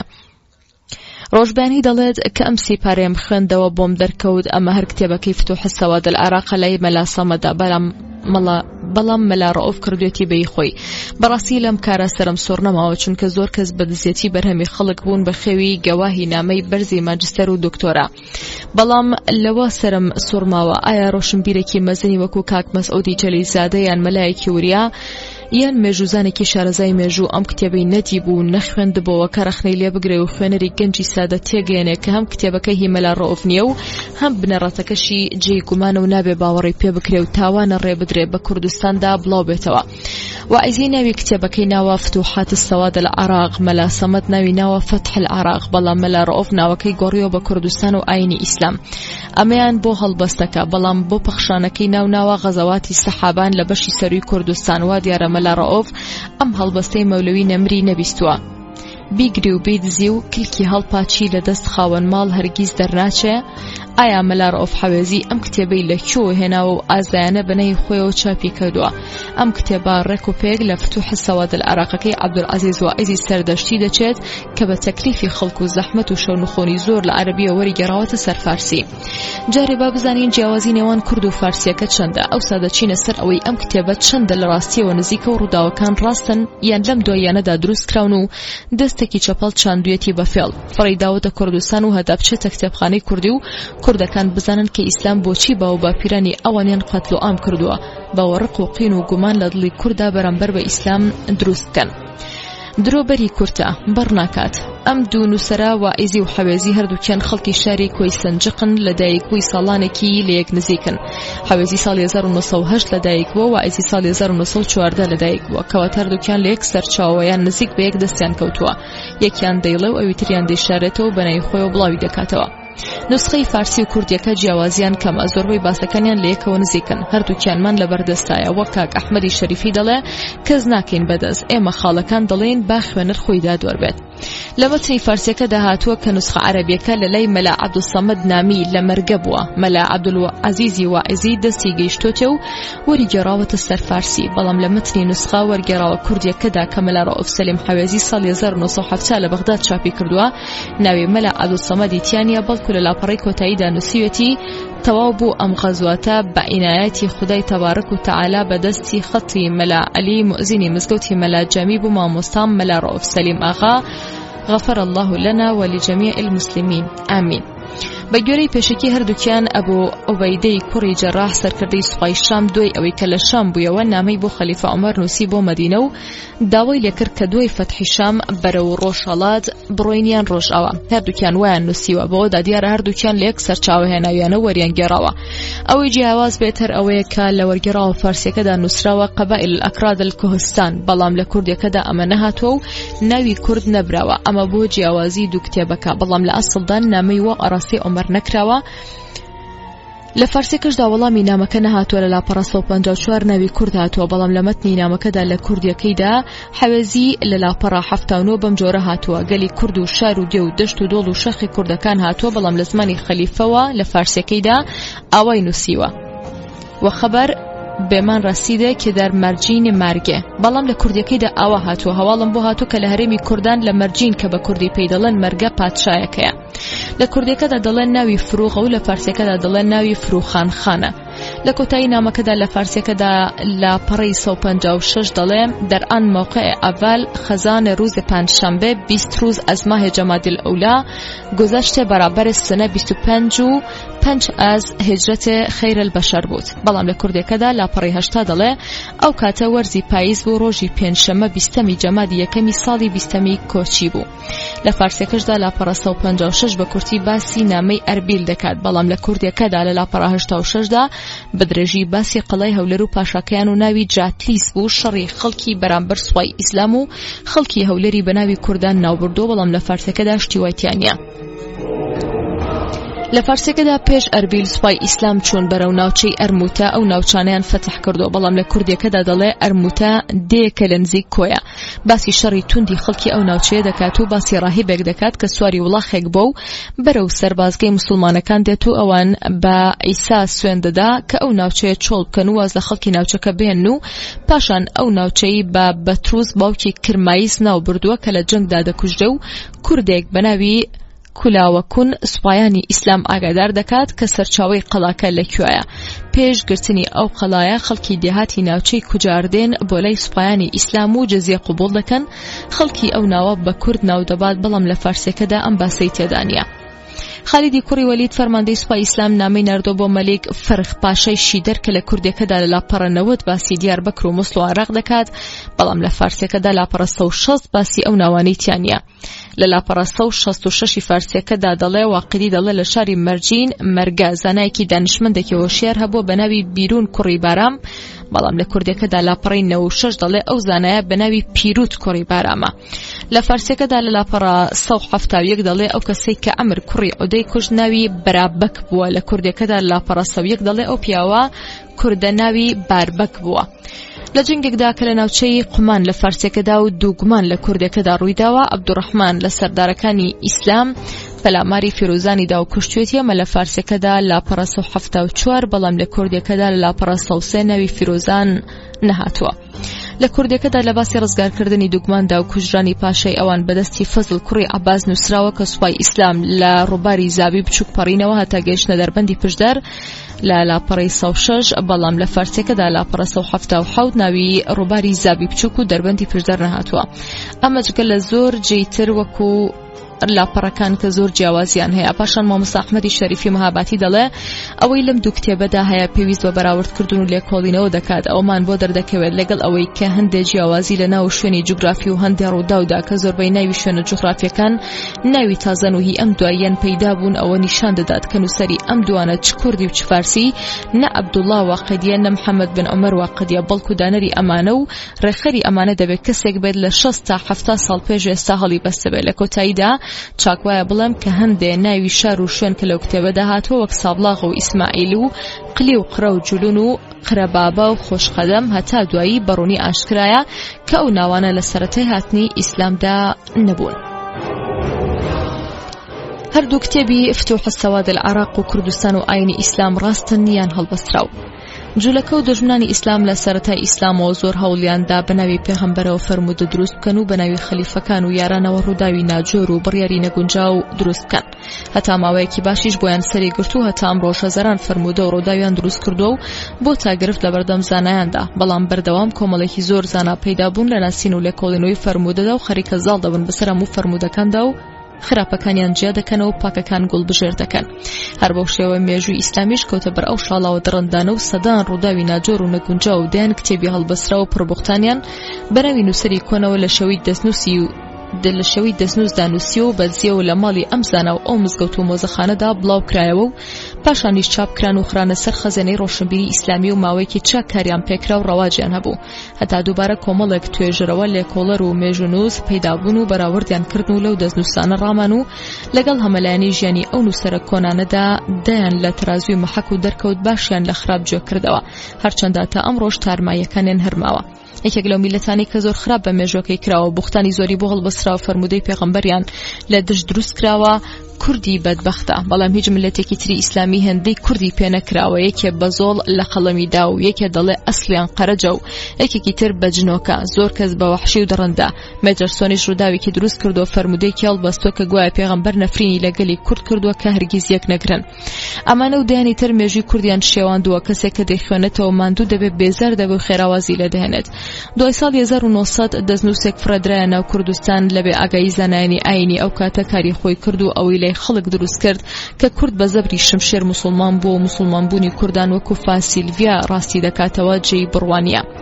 ئەوەی بە مێژوو کیان و ئاسەوار و کولتور و ڕۆشنبیری و خاک و کەسایەتی و نەتەوەی کورد کراوە بە دەواری شەڕ نەکراوە. هەر میلەتێکی تر ئەوەندەی پێ بکرایە ئێستا تۆزیشی نەما بوو. بەڵام خۆگری و ئارامی کورد بەرامبەر گرفتەکان جێی فەخر و شانازی و هەموو شتێکی لەدەستداوە، بەڵام هەر پێوەزوە بە ئاینەکەیەوە و سەدان ساڵەوازی لێ نەهێناوە. خراپترین کتێب کە لەسەر کورد نووسراوە ئەوەی مەلا حەوێزیە کاری خۆی کرد و بووە چەکی دەستی دوژمنان. بەڵام با ئێمە بزانین ڕووداوەکانی ئەو کتێبە چەند لە ڕاستیەوە نزیکە. بەو دەخاڵی پێشودا سەلمان بان کە ئەو کتێبە هی بە لە ڕەئوف حەوێزینی و بڵکوی کەسێکی ترە و ئەو وەریگێڕاوە و بەناوی خۆی و بڵاوی کردوتەوە و ئەمە فێڵەکە لە کوردیەکەیدا. بە گوێرەی فارسیەکەی عەبدولعەزیز واعیزی سەردەشتی کە 380 لاپەڕێ و لە کتێبێکی عەرەبی وەریگێڕاوە خۆی باسی دەکات و لە ماڵی مەلا سەمەدی مەرگەیی دەستی کەوتووە کە عەرەبیەکە لە سەری نووسراوە هی محەممەد کوڕی عومەری واقیدیە. لە ژیاننامە و بەرهەم و هەڵسەنگاندنی واقیدیدا بە گوێرەی زانایانی حەدیث و لێکۆڵەران سەلمان بان کە واقیدی کەسێکی بڕوا پێکرد و دەستپاک نەبووە و زانایان مێژوو فەرمودیان لێوەرنەگرتۆ ڕەنگە بنەی واقیدی و بڵاو کرابێتەوە و واقیدیش لی بێوەری بێت. بە گوێرەی هەندێشی کردنەوە و جەمیل ڕۆژبەیانی و مەسعود محەممەد و ئەحمەدی شەریفی مەهاباتی کە زۆر لەو ناوانەی کە ئەو کتێبە ناوی بردون ناوی شار و شوێن و جوغرافیەکان ئەو شار و جێگانە لە سەردەمی هاتنی ئیسلامدا نەبوون و بەم تازەیە لە سەردەمی قەرەقۆینول و ئاقۆینول و سەردەمی عوسمانی و تورکدا دەستبوون و ناوی تازان وەک ساوجبلاغ و ئیسماعیل قولی و قەرەجولون و قەرەبابا و خۆشقەدەم. بەوانە داوا دیارە ئەم کتێبە تازە نووسراوە بۆ دروستکردنی گومان و دژایەتی و ناشرینکردنی هاتنی سوپای ئیسلام هەڵبەستراوە و بڵاوکراوەتەوە. ئەو ڕووداوانەی لەم کتێبەدا هەیە هیچ کام لە مێژنووسە بڕوا پێکراوەکان باسییان نەکردو ئەوکو ئیبن کەسیر، ئیبن ئەسیر تەبەری و ئیبن عەسەم و بەلازەری و یاقوتی حەمەوی و ئیبن خەلدون و خزری بەگ و کارل بڕۆکلمەن و ویلدی ورنات. ئەو سەحابانەی کە ئەو باسییان دەکات و گوایە هاتوونەتە کوردستان و شەڕیان کردو و شەید بوون ڕاست نییە و هیچیان نەهاتوونەتە کوردستان و زۆربیان بە شەیدیش نەڕۆیشتون و ساڵەکانیشیان ڕاست نین. ئەو پادشایانەیان ئەو حکوومەتە کوردیانی کە ناویان هاتووە هیچ مێژنووس و مێژوویەک باسییان نەکات و ناویان نەهاتووە جگە لەو کتێبەدا.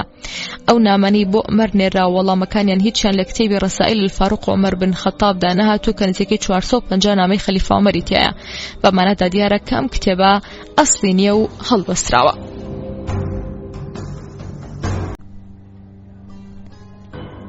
خراپترین کتێب کە لەسەر کورد نووسراوە ئەوەی مەلا حەوێزیە. کاری خۆی کرد و بووە چەکی دەستی دوژمنان، بەڵام بە ئێمە بزانین ڕووداوەکانی ئەو کتێبە چەندە لە ڕاستیەوە نزیکە. بەو دەخاڵی کە پێش و باسمان کرد ئەم کتێبە هی مەلا ڕەئوف حەوێزی نییە و بەڵکو هی کەسێکی ترە و ئەو وەریگێڕاوەت بە ناوی خۆی و بڵاوی کردوتەوە. ئەمە فێڵەکە لە کوردیەکەیدا. بە گوێرەی فارسیەکەی عەبدولعەزیز واعیزی سەردەشتی کە 380 لاپەڕێ و لە کتێبی عەرەبی وەریگێڕاوە خۆی باسی دەکات و لە ماڵی مەلا سەمەدی مەرگەیی دەستی کەوتووە کە عەرەبیەکەی لەسەری نووسراوە هی محەممەدی کوڕی عومەری واقیدیە. لە ژیاننامە و بەرهەم و هەڵسەنگاندنی واقیدیدا بە گوێرەی زانایانی حەدیث و لێکۆڵەرەوان سەلماندمان کە واقیدی کەسێکی بڕوا پێکرد و دەستپاک نەبوو و زانایانی مێژوو فەرمودیان لێوەرنەگرتۆ ڕەنگە بەناوی واقیدیە بڵاو کرابێتەوە و واقیدیش لی بێبەری بێت.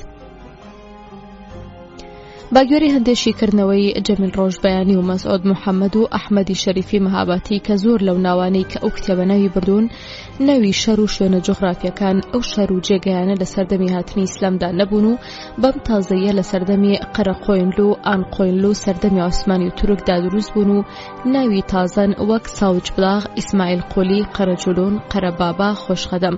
بەوانە داوا دیارە کە ئەم کتێبە تازە نووسراوە و بۆ دروستکردنی گومان و دژایەتی و ناشرینکردنی هاتنی سوپای ئیسلام هەڵبەستراوە و بڵاوکراوەتەوە.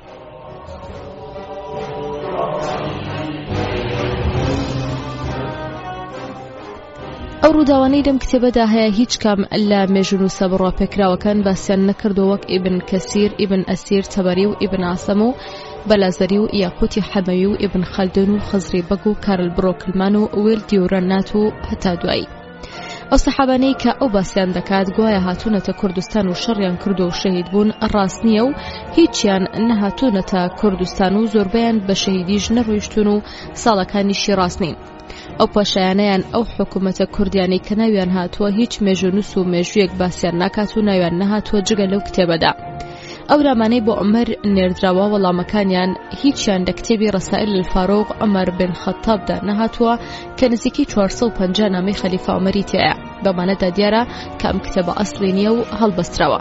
ئەو کتێبە کوردستان و ئایلی ئیسلام مەلا ڕەئوف دەڵێ ئەبوو عوبەیدەی کوڕی جەڕاح سەرکردەی سوپای شام نامەیەکی بۆ خەلیفە عومەر نووسی کە شام و ئەرمەن و دیاربەکر و مووسڵ فەتح کرا لە جەنابەت دەپرسین ئایا بگەڕێنەوە بۆ حیجاز یان بەرەو ڕۆژهەڵات بچین یان بۆ ڕۆژئاوا. بەڵام لە فارسیەکەی فەتح السەواد العراقدا دەڵێ وتوێتی ئایا لەشکری ئیسلام بەرەو حیجاز بگەڕێتەوە یان ڕوو بکاتە ئیلات و خێڵاتی کوردەکان.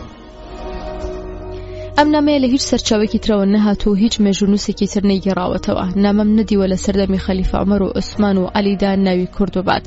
حاوێتی دەڵێ خەلیفە عومەر ئەوە وەڵامی نامەکەی دایەوە: خۆتان ساست بکەن 4000 کەس تەسلیم بە خالیدی کوڕی وەلید بکەن و بەرەو قەومی کوردان بکەونەڕێ. لەگەڵ خالید زوبەیر کوڕی ئەوام، فەزلی کوڕی عەباس، مقداد ئەسوەد، عەبدوڕەحمانی کوڕی ئەبوبەکری سدیق، عەبدوڵڵا کوڕی عومەری کوڕی خەتاب، زرارەی ئەزوەر، ئەمانە بەدەشت و دەر و شەر و دێهاتی وڵاتی کوردەواریدا بڵاو بکەرەوە.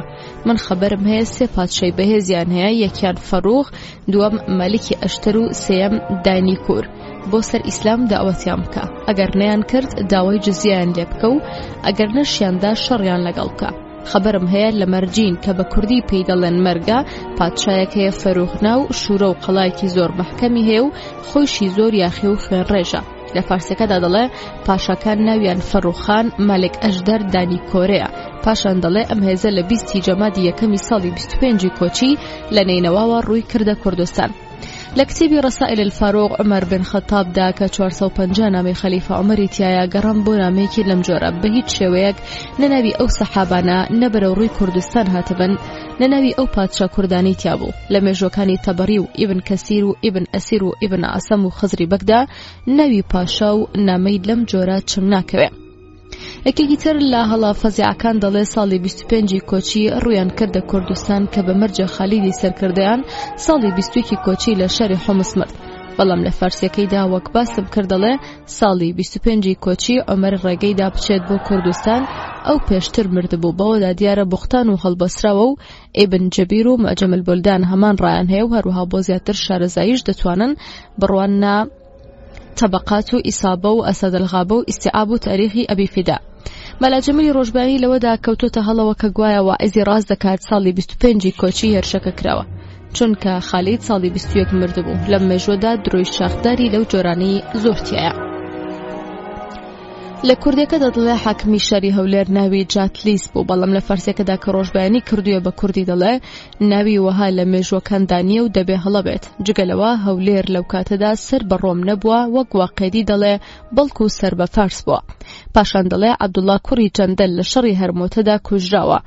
بۆ ناوی ئەم عەبدوڵڵایە گەڕام لە ئیسابە و ئیستیعاب و ئەسەدەلغابەدا کە ژیانی زیاتر لە 20,000 سەحابەی تایە ناوی نەبوو. کابرایەک بە ناوی کولاح کون، سەردارێک بە ناوی جاروسا لە هیچ مێژوویەکدا ناوی نەهاتووە.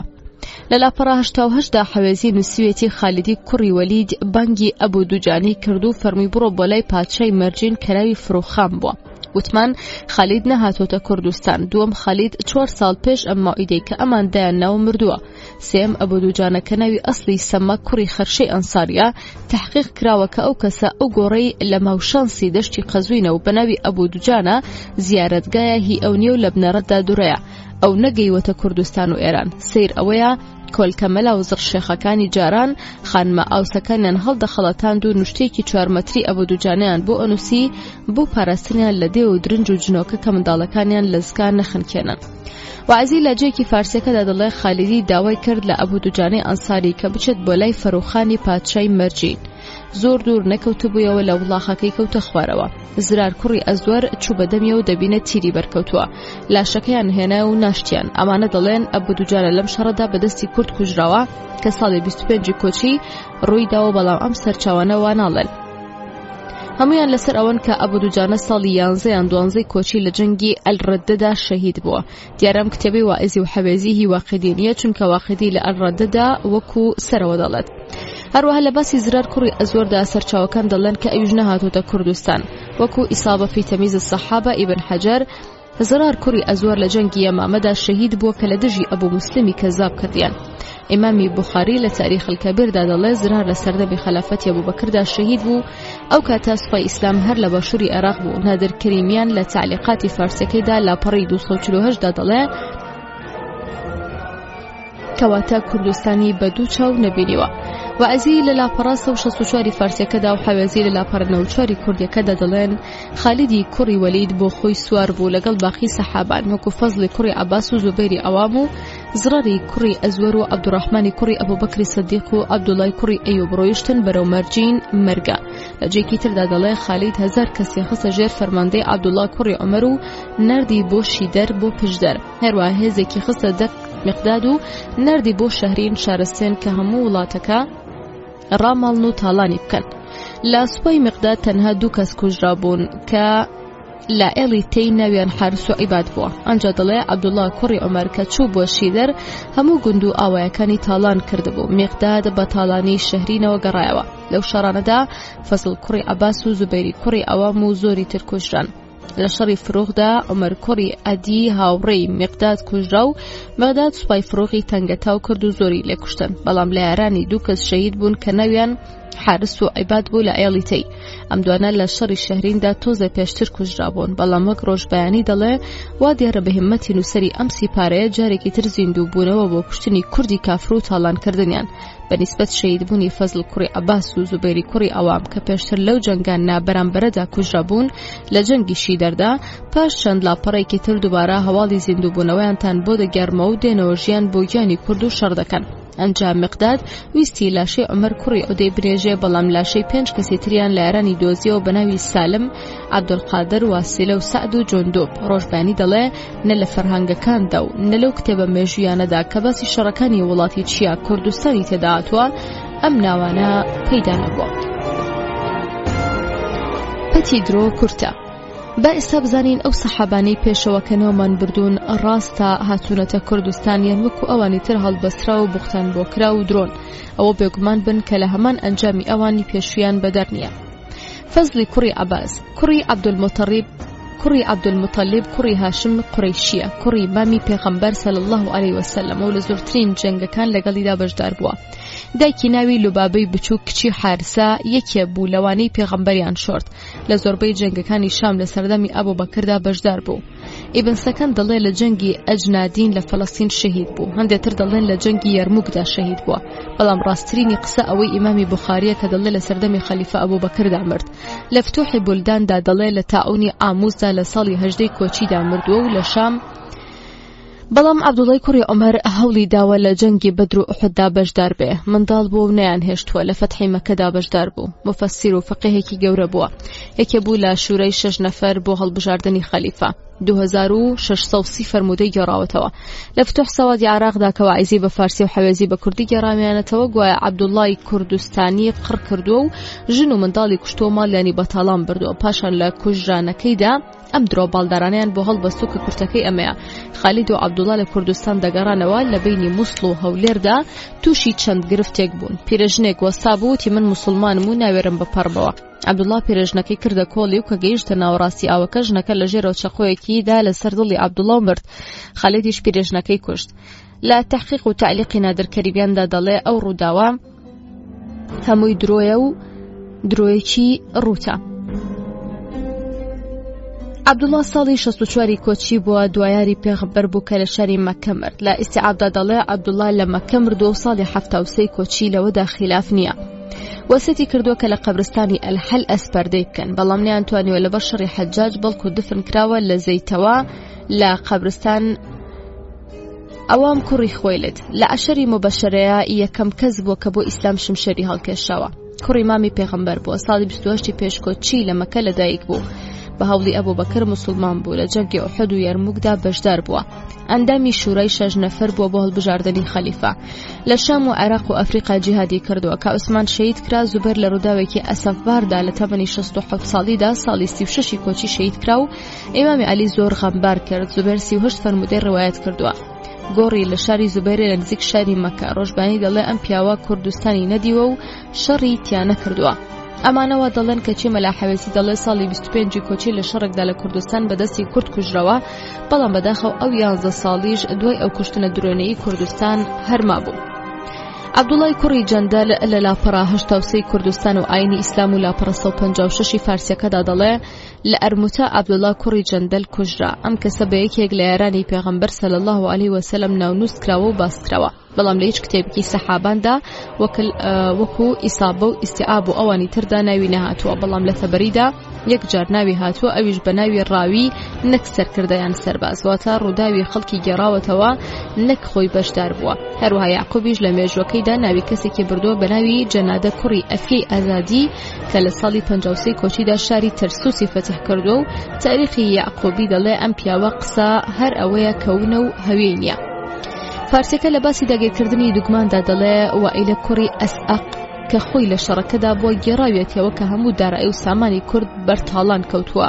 مەلا ڕەوف حەوێزی ناوی یاداشت نەکردو و تەنها واعزی لە فارسیەکەدا هێناوێتی.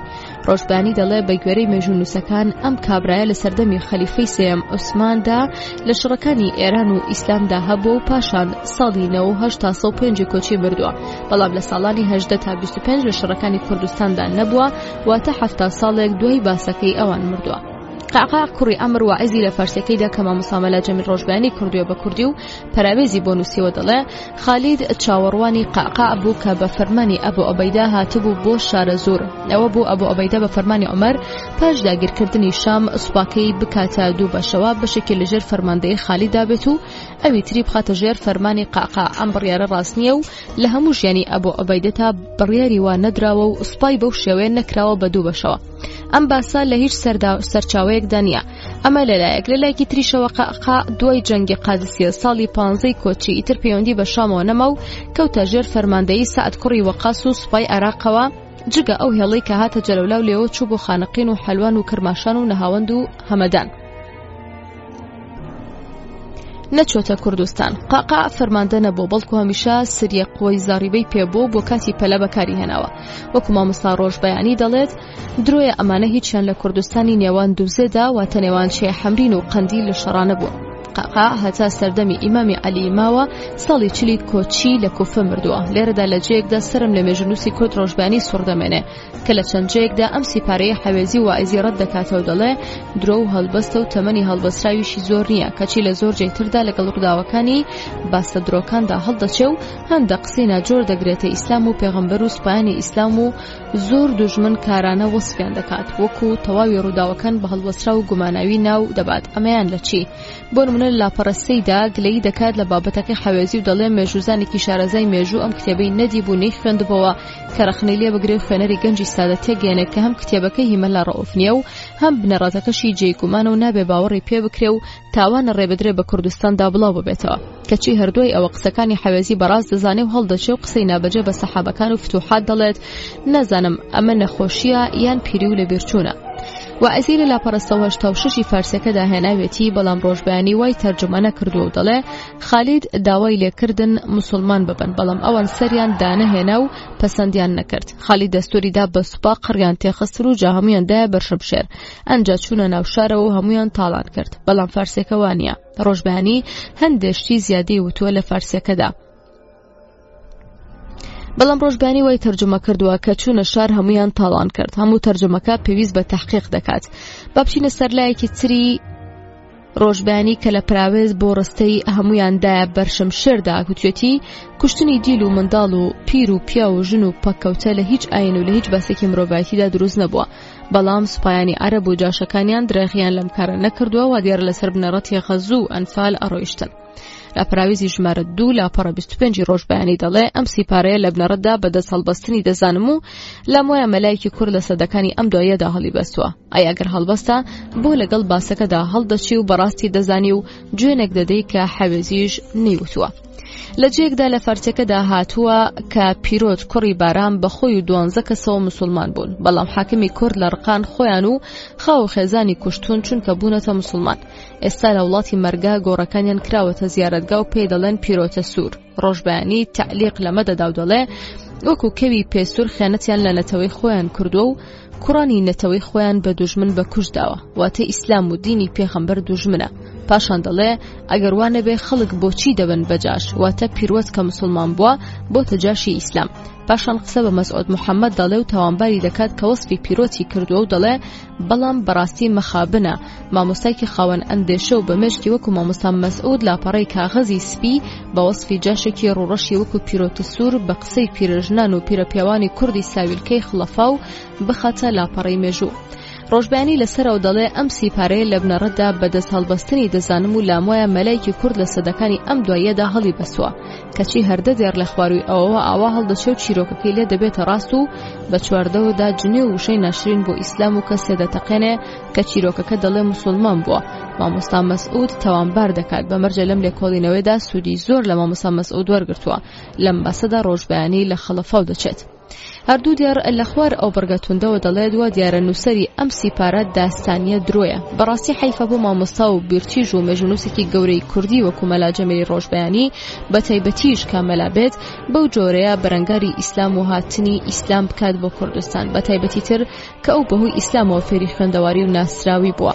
لەو سەرچاوەیە ئاوی سازگاری خواردۆتەوە. ئەگەروان نەبێ ئەوسا چ جیاوازیەک لە نێوان مەلا جەمیل خاوەنی لێکۆڵینەوە و مەلا ڕەئوف حەوێزی هێنەری ئەو هەموو بوختانە هەڵبەسراوانەدا هەیە. خۆ هەردووکیان مەلان، من پێم باشە بە نووسراوەکەدا بێتەوە و ئەو هەڵانی چاک بکاتەوە کە سەریان لە بێبڕواییەوە دەرەچێت. جگەلەوە کە ئەم بابەتی ڕۆژبیانی دەستنووسی شەستەکان بووە، ئایا ئێستەش ڕایوایە یان خۆی رازی بۆ بە چاپکردنی ئەو دەستنووسەی کە ئەو کاتە خۆی ئامادە نەبووە؟ چونکە ئەم دوو جۆرە قسەیە کە پێچەوانی یەکن بۆ نووسەری گەورە ناگونجێن، تۆ کە بڕوات بەو کتێبەنیە تووڕەبوون و بۆ هەڵچوون یانی چی؟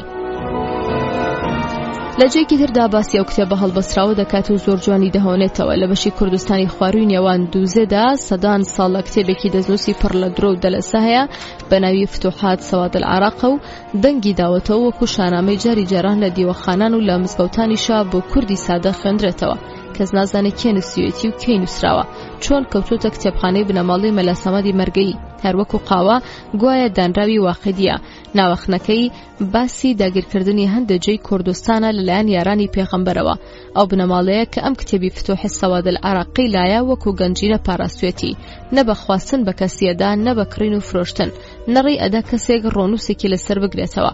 گوایە ئەم کتێبە لە کتێبخانە دەستنووسەکانی میسردا هەیە، بەڵام ئەم باسی کوردستانی تیانە.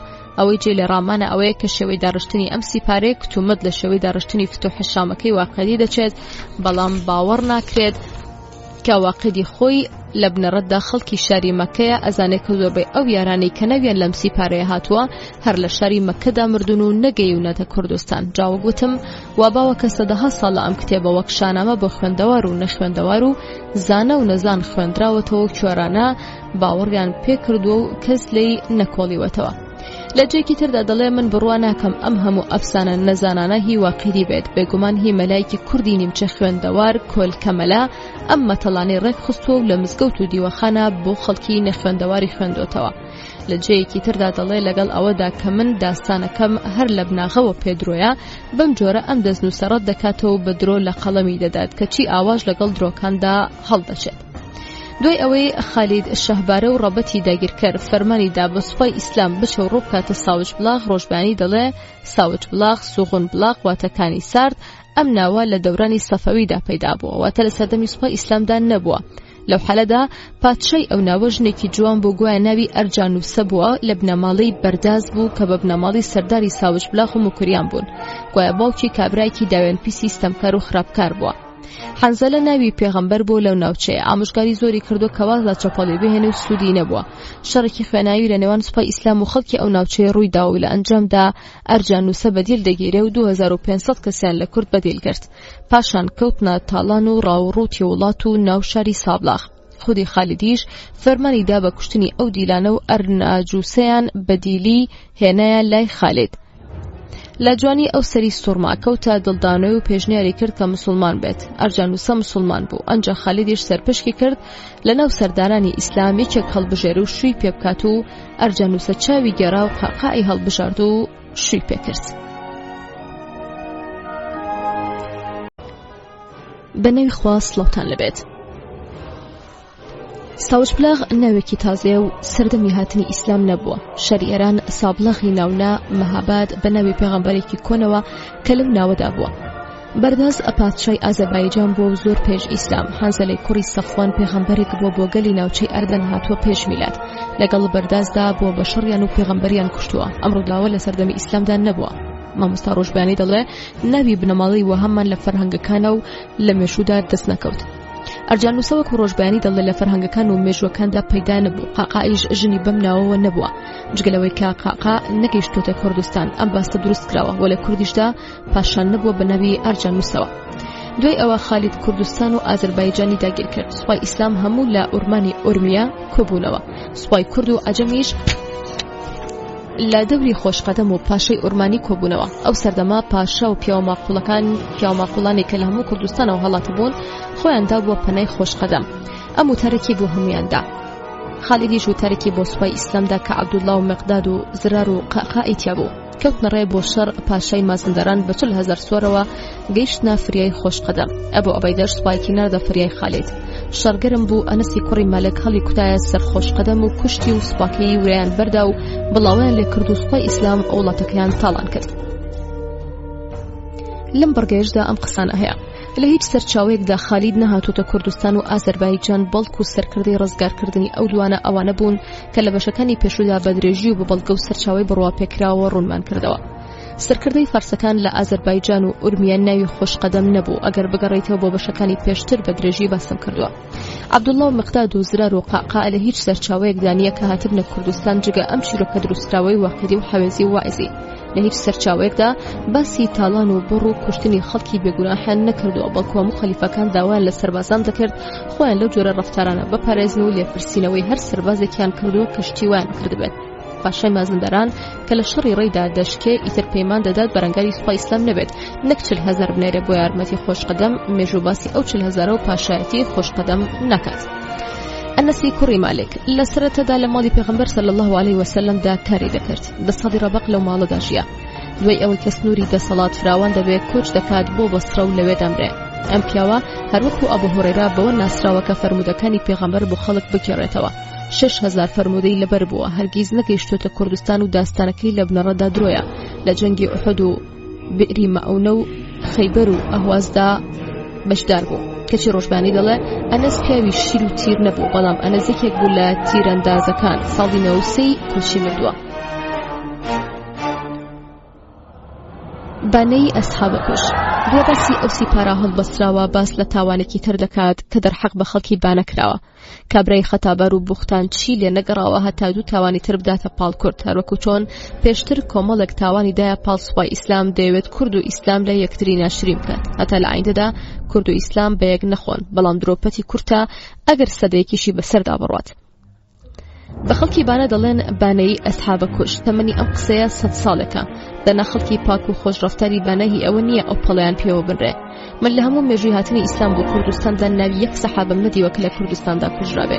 ئەگەر هەبوایە ون نەبوو یەکێک باسی دەکرد. بوونی مەرقەدی ئەبوو ئەبەیدەی لادەی ئەبابەیلێ لە نزیک هەڵەبجە و بوونی مەرقەدی ئەو هەموو شەخص و سەحابە و ئەو هەموو قەبرستان و گردە بە ناوی دۆڵی شەهیدان و دۆڵی ئەسحابان و گردی سەحابان و ئەسحابە سفی ناوشەری سلێمانی و دەیانی تر لە کوردستاندا بڵاوە هیچیان هی کۆن و سەرەتای ئیسلام نییە. مێژوو هیچیان ناسەلمێنێ. کوردی سادەی چەخە تاریکەکانی کوردەواری خۆیان بە خۆیان دروستیان کردووە، یان مەرقەدی کەسێکی ئاینیان ناوداری کورد بوون وەکو بت و پیرۆزی بۆ خۆیان هەڵبەستووە و لە تنگانەدا بۆیان چوونەتەوە پەنایان بۆ بردوون. هەمیشە خەیاڵ و ترس و پێویستی لە ناو کۆمەڵگەی نەزان و نەخوێندەوار و سادەدا ئەو بەبەتانە دروست دەکات. شتی بچووکیان تیا گەورە دەبێت. چیرۆک زۆرە لەبارەی شێوەی دروستبوونی ئەم جۆرە ئەفسانانەوە. قەبری کەسێک کە بووە پێشتر خۆی لە ژیاندا بۆ هیچی وای نەبووە کە دەمرێ هەندێک کەرامەت و سەخاوەت و ڕەفتاری سەیری بۆ دروست دەکەن. کە سەنە خوێندەوارەکان وردە بۆلایان دەکشێن و پەنایان بۆ دەبن و داوای منداڵ و چاری نەخۆشی و گرفت و قەرزاری سەریان لێ دەدەن کە وردە مێژووی دوور دەکەوێتەوە بە مروری زەمان دەیکەنە سەحابەیان وەلی و 1001 شتی بە دەوردا کۆ دەکەنەوە کە خاوەنی ئەو مەرقەدانە لەو هەڵبەسراوانە بەرین. مێژوو بە سێوە ناکات. خەڵکی کوردستان داوایان لە مسلمانان کردبێ بێنە کوردستان فێری ڕەوشی ئاینیان بکەن و هاتبن و بەنهێنی کوشتبێتیان. لە عەرەبستانی دوو حاڵەتی وا هەبووە کە یەکێکیان دەگێڕمەوە مەلا حەوێزی و ئایزی کە بەدرۆ لەوە قیدیەوە هێناویانە دوو ڕووداوی لەو جۆرەشیان بۆ کورد دروست کردووە بۆ مێژوو هەتا شاید بێ کە ئەی عەرەبەکان هەر ئێوە نەبوون واتان کردووە بەڵکو کوردی براشتان لە ئێوە خراپتری کردووە. یەکێک لە ڕووداوەکانی عەرەبستان کە ئیمامی تەبری دەیگێڕێتەوە بەم جۆرەیە. جا بزانە چەند جیاوازە لەگەڵ ئەوەی لای خۆمان. ساڵی چوارەمی کۆچی خەڵکی بئێرمەعونە بەڕائی کوڕی عامر کە گەورەی بنی عامر بوو نردێن بۆ لای پێغەمبەر صلی الله علیه وسلم بۆ مەدینە و دیاریشیان بۆ هێنا بوو. پێغەمبەر فەرمووی وەری ناگرم، من دیاری مشرک وەرناگرم، ئەگەر دەتەوێت وەری بگرە مسلمان ببە. پاشان باسی ئیسلامی بۆ کرد. ئەوی ژووتی ئەم قسانە جوانن، ئەگەر پیاوانێکت بناردایە بۆ لای خەڵکی نەچت بانگیان کردینایە ڕەنگە وەڵام من بدانایەتەوە. پێغەمبەر فەرمووی ئاخر دەترسم تووشی شتێک ببن. ئەبوو بەڕاوتی خۆم پەنایان دەدەم و لای خۆم دەبن. پێغەمبەریش مۆزیری کوڕی عامر لەگەڵ 40 کەسی هەڵبژاردەی نرد و گەیشتە نزیک بئێرمەعونە لەسەر ئاوێک هەڵیاندا و حەرام کوڕی مولحانیان بە نامی پێغەمبەرەوە نرد بۆ لای عامر کوڕی توفەیل کە هات سەیری نامەکەی نەکرد و سەحابەکەی کوشت. خێڵەکانی تری کۆ کردەوە هاتن 14 سەحابەکانیاندا و لەسەر کانیەکە هەمویان شەهید کردن. جگەیەکێکیان دوان کە بریندەر بوون پێیان نەزانی بوو. دوو کەس لێوە ڕۆیشتن و قەلوداڵێکی زۆریان بە ئاسمانەوە بینی وتیان ئەمە شتێکە کە نزیک بوونەوە. سەحابەکانیان بینی لە خوێنی خۆیاندا گەوزا بوون. بە بریندارەکانیشیان زانی یەکێکیان کوشتن، ئەویان ناسرا بوو بەریاندا و پاشان هەواڵەکە گەیشتە مەدینە. ئەم ڕووداوە دەتوانی لە 100 سەرچاوە بهێنی و دەیان جۆرگێڕدراوەتەوە. هەر ئەوەندەیە لە هەندێکیاندا دێڕە گیاندو دیێڕی زیاد بەیان کەم بێت. بەڵام ئەو ڕووداوەی کە لەم ڕووداوە دەچێت بۆ شاری بانە هەڵبەسرا و هیچ سەرچاوەیەک پاڵپشتی ناکات جگەلەوەی واقعی حەوێزی ئەو سەرکردانە هیچ سەرچاوەیەک نایسەلمێنێت کە ئەو سەحابانە هاتبنە کوردستان. جگەلەوە ئەنەسی کوڕی مالک کە ڕۆژبەیانی دەڵێ ئەنەس پیاوی شیر و تیر نەبووە وانە، بەڵکو یەکێک بۆ لەوانەی کە چووە بە دوای سۆرەقی ئەو شەهیدانەدا گەڕاوە. جگەلەوەی لە جەنگی ئوحوددا 4 مانگ پێش ئەم ڕووداوە بەشدار بووە، ئیتر بۆ پیاوی تیر و شیر نەبووە. بانەی ئەسحابە کوژ لە چێوە هاتووە. وازی لە لاپەڕە 205دا و ڕۆژبیانی لە لاپەڕە 40دا بە کورتێک ئاوای دەگەڕنەوە. شاری باینج واتەبانە لەگەڵ سوپای ئیسلام ڕێکەوتن. پاشان کوردان داوایان کرد 20 کەس لە یاران ئەسحاب بنێرن و لەوێ بمێننەوە فێری ئاینی ئیسلامیان بکەن. کە گەیشتن خەڵکی بانە هەر بیستیارەکەیان کوشت. کە هەواڵی گەیشتە خالید غەمگین بوو. بەپەلا بەشێکی سوپاکەی لەگەڵ ئەنەسی کوڕی مالک لە نزیک ئۆرمیە بەجێهێشت و بەشێکی تری بەرەوبانە نرد بە فەرماندەی قاقا و عەبدوڵڵا و مقداد و زرار. فەرمانیدا هەموو خەڵکەکە بکوژن و ماڵەکانیان تاڵام بکەن. پاشان گەڕانەوە بۆ عەرەبستان بەسەر سماقۆلیدا ڕۆیشتن. خەڵکی سماقۆلی کە بیستیان سوپای عەرەب بەرەو سماقۆلی دێت خۆیان لەناو باخ و بەخات و دۆڵ و جەنگەڵەکاندا حەشاردا و هانی ژنانیاندا کە ڕوت و قوت لەسەر ڕێیان بوەستن چونکە بیستویان کە مسلمانەکان خاوێن و دڵ و داوێن پاکن و لایەن گوناه و نەڕەوایە کە ژنان بەڕووتی ببینن. کە سوپای ئیسلام گەیشتن و ئەویان بینی چاوی خۆیان داپۆشی و خەڵکی سماقۆلی ئەویان بە هەلزانی هێرشیان بردە سەریان و 150 مسلمانیان کوشت. سوپای ئیسلام ناچار بوون سەرپۆشیان لادا و کەوتنە بەرەنگاری و 300 کەس لە کوردەکان کوژرا و تۆڵەی سەردارەکانی خۆیان کردەوە. لەو جەنگەدا ئەمانە کوژران زرار و قاقا و مقداد و وائیلە. زۆری تر خالید لەم کارە ساتەش لەژا و کەوتە پارانەوە و لەخوا کە هەرگیز کوردان پیرۆز نەکات و بەمەبەستیان نەگەێنێت. ئەنجا لەوێ نامی نووسی بۆ سەرانی ئیسلام کە هەرگیز لە فڕۆفێڵی کورد و ئەجەم بێئاگا نەبن و نەخەڵەتێن. ئەنجا خالید و عەبدوڵڵا کوڕی عومەر کوڕی خەتاب بەم خەم و خەفەتەوە ڕوویان کردەینەوە. لە نێوان هەولێر و مووسڵدا تووشی ڕووبارێک هاتن و دەیانویست بپەڕنەوە. لەم کاتەدا پیرەژنێک لە کەناری ڕووبارەکەدا مابوو داوای لە عەبدوڵڵا کردی کاتە کۆڵ و بیپەڕێنێتەوە. عەبدوڵڵا سواری پشتی خۆی کرد کە گەیشتە ناوەڕاستی ڕووبارەکە. پیرەژنەکە تۆزێکی ژەهراوی کرد بە لوتی عەبدوڵڵادا. کە گەیشتە ئەوبەری ئاوەکە عەبدوڵڵا ڕەنگی زەرد بوو مرد. خالید بە کارەساتەکەی زانی و پیرەژنەکەی دایە بەر شمشێر و لە توپەتی کرد. ئەنجا یاران کۆبوونەوە عەبدوڵڵایان نوێش کرد و ناشتیان پاشان چوونەوە بەرەو شام و پاش ئەوە خالید لە شاری حۆمس مرد.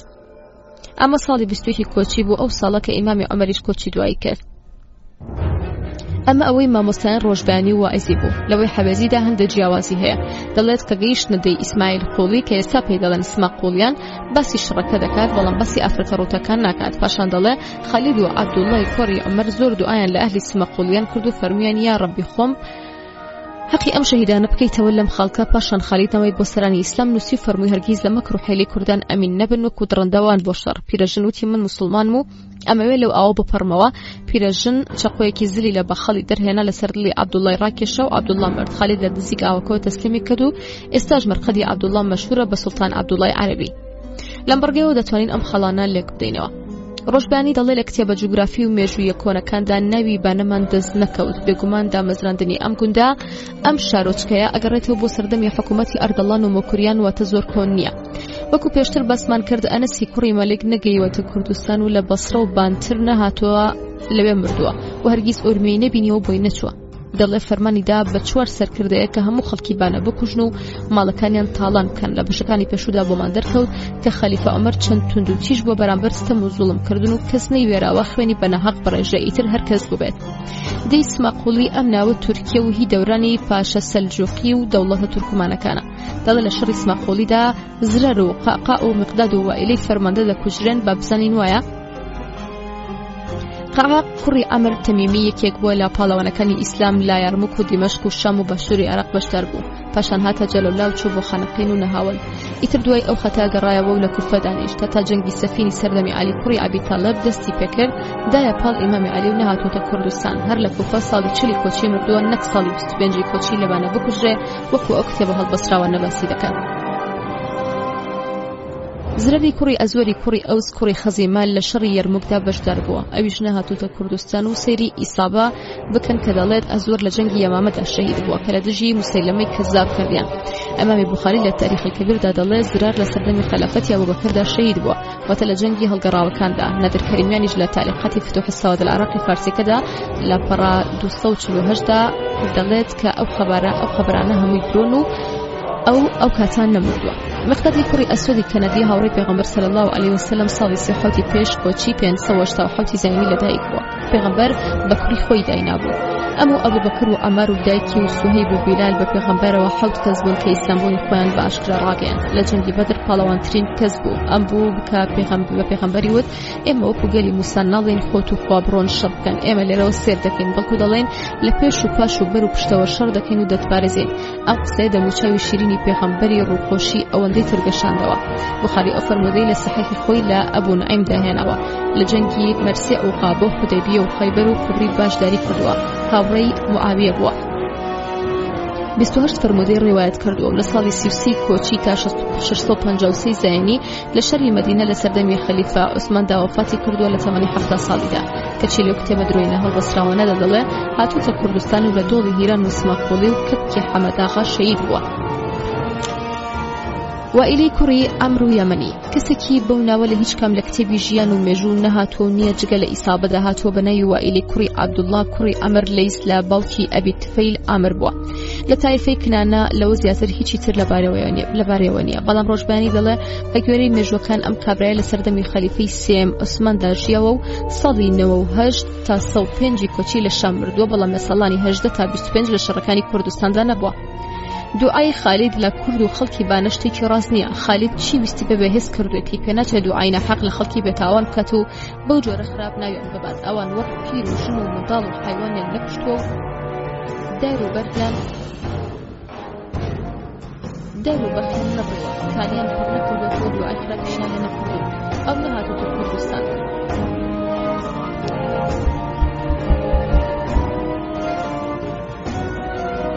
کە هاتو هێنایان چی بستان کلیشا بۆیان هەڵدەبەستن. ئەگەر سوپایەک لە جەنگدا بێت ئامادەی هەموو کەوت تاکتیکێکی هەیە. نەک ئافرەتەوە ژبێنن بەسەرپۆش و شەفتە سەریفاندا خۆشن و ئەوانیش بێن ڕکومەری شەک بگرن ئاوا بیان کوژن. ئەمە گوفتانێکی هەڵبەستراوە. کوژرانی عەبدوڵڵا کوڕی عومەر لەو جێدا درۆیەکی ڕوو تا عەبدوڵڵا مردوو و شەهید نەبووە لە مەدینە کوردستان. 64 کۆچی نەک ساڵی 25 لە سەردەمی ئەمەویەکاندا نەک لە سەردەمی عومەری باوکیداوە. خەلیفە عومەر ساڵی 23 کۆچی وەفاتی کردووە نەک 21 کۆچی. ئەمە کوێی ڕاست بووە. لە بڕگەیەکدا هەموو هەڵەیە چۆن دەکرێت. دیارە ئەمە نووسینی کەسێکی ساکار و سادەیە یان هی کەسێکی زۆرزانە و ویستوێتی بۆ ماوەی سەدەیەکیش بووە خەڵکی بەو دەورگە لەسانە بخەڵەتێنێ و هەمدڵی کوردان لە سوپای ئیسلام ڕەش بکات کە ئەم هەموو کوردیان قەتڵ و عام کردبێ و مەڵ و سامانیان تاڵان کردبن. هەمدڵی موسڵمانان لە کورد زویر بکات کە بۆچی نەهاتوون بەدەم سوپای ئیسلامەوە. بەڕای من ئەم سیپارەیە دەستنووسە فتوح سەود العێراق نووسراوە بوختاننامەی 3 کەس لە سەرسەختترین دژمنایەتی ئیسلام و فەتحی کوردستانیان کردووە لەلایەن سوپای ئیسلامەوە کە ئەوانیش مێجەرسۆنی بەریتانیا و حسێن حوزنی موکریانی و مەلا سەعیدی سنەیی کە دواتر دەبێتە گاور و ناوی خۆی دەنێت میرزا سەعید و پاشتر دەبێتە دکتۆر سەعید و زاوای قەش شەمعون لە هەمەدان و پاشتر شعری هورمزگان دەنووسێت و دەڵێت ئەمە شاری سەردەمی یەکەمی ئیسلامە و پاشتر بە یارمەتی حسێن حوزنی موکریانی و مێجەرسۆن کتێبی فتوح سەود العێراق دەنووسن و بەناوی واقعیەوە دەیخەنە دیوەخانی مەلا سەمەدی مەرگەی و لەسەر پەڕەکۆنی وا دەینووسن کە گومان نامێنێت ئەمە زۆر کۆن نەبێت کاتێک ئەو کتێبە لەلایەن 3 کەسەوە وەردەگرێتە سەر زمانی عەرەبی، فارسی و کوردی دەیان هەزاری لێ بڵاو دەکرێتەوە هەر خۆیان نوسخە ئەسڵی سیپارەکەی ماڵی مەلا سەمەد دەفڵتێنن. ئەو 3 کەسە کاری زۆریان دژی ئیسلام هەیە و لێک سەردەمدا ژیاون.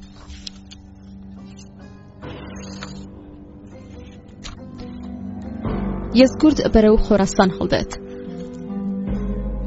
سێرترین ژیانی پادشایەک ژیانی یەزگوردی پادشای ئێران بوو. منداڵێکی 21 ساڵە بوو کردیانە پاشا. بە مەرجێ سەدان پاشا و ئەمیر و پیامەقوڵ و سەرکردەی سوپای وەک ڕۆستەم و فەیروزان و هورمزانیان هەبوو. بەڵام ئەو سەرکردانە بە قسەی فارسەکان خوێنی خۆیەتی لە ڕێگەکانیاندا نەئەسوڕایەوە. زۆر گەڕان و لە شوێنێکی تردا بە درێژی باسمان کردووە. زۆر گەڕان بۆ کوڕە پادشایە کە تا ژنە شایە گوتی من کوڕێکم هەیە لە خاڵوانی شاردومەتەوە بەڵام منداڵە. وتیان بیهێنە قەیدی نییە. بە مەرجێ ئەو خوێنە لە ڕێگەکانی دا بسوڕێتەوە هێنایان کردیانە پادشای یەک ئیمپراتۆری حوت مەملەکەتی. ئەو هەموو پیا و مەقوڵ و سەرکردە و ئەمیرانە کەڵکیان نەخوارد. باز بەسەر ئەم منداڵە عەقڵ منداڵەوە نیشتەوە کە لەو ڕەحم و سۆزی باوک و دایکی دوور بووە. کەسێکی تووڕە و کە لە شەق و خۆفەرزکەر دەرچووە. ئەمەیان کردە پادشا. ئێستا شار و شار ڕادەکات. چەند هەزار کەس و سەدان ماین و بەرهەڵگری خەزێنە و زەخیرێکی زۆری مجەوهرات و جلوبەرگ و کەلوپەلی پێیە. مەقوڵانی کۆشکی شکا و پیاوە ئاینیەکان و ژنانی پادشایان و ماڵ و منداڵ و ئەمیر و خێزانەکانیانی لەگەڵە و دەیان پارێزە و هیچ زەویەک لە خۆ ناگرێ. لە مەدائین بردن یا حەلوان. لە حەلوان هەڵهات بۆ ڕێی و پاشان هەمەدان و پاشان لە ئەسفەهان جێگیر بوو. هەموو ڕاکردنێکی زۆری لەوانی پێیەتی لەگەڵی بوو کەمی دەکرد. زۆر نییە لە ئەسفەهانەوە لە شکستی جەنگی نەهاوەند فەتحی فتوحدا هەڵاتوە و ڕای کردەوە بۆ شاری ئاینی ئەستەخەر بەڵکو بیپارێزن. شاری ئەستەخەر شارە ئاینەکان لە مێژوودا درەنگ دەگیران و خەڵکی خۆیان بۆ دەدا بە کوشت. فارسەکان زۆر بوون و موسڵمانەکان 17,000 بوون. ئەبوو موسەی سەرکردەوتی بە هەمومان چەند جارێک بەدەنگی بەرز هاوار بکەین ئەڵڵەهو ئەکبەر. هەردوو جار بوو. هەر ئەوەندەیان زانی ئەو سوپا زۆرە وردە و تیپ خۆیان لە شاردا ون کرد و لەو دیوی شارەوە هەڵاتن چی هەیە بەرامبەر ئەڵڵەهو ئەکبەر بۆستێ.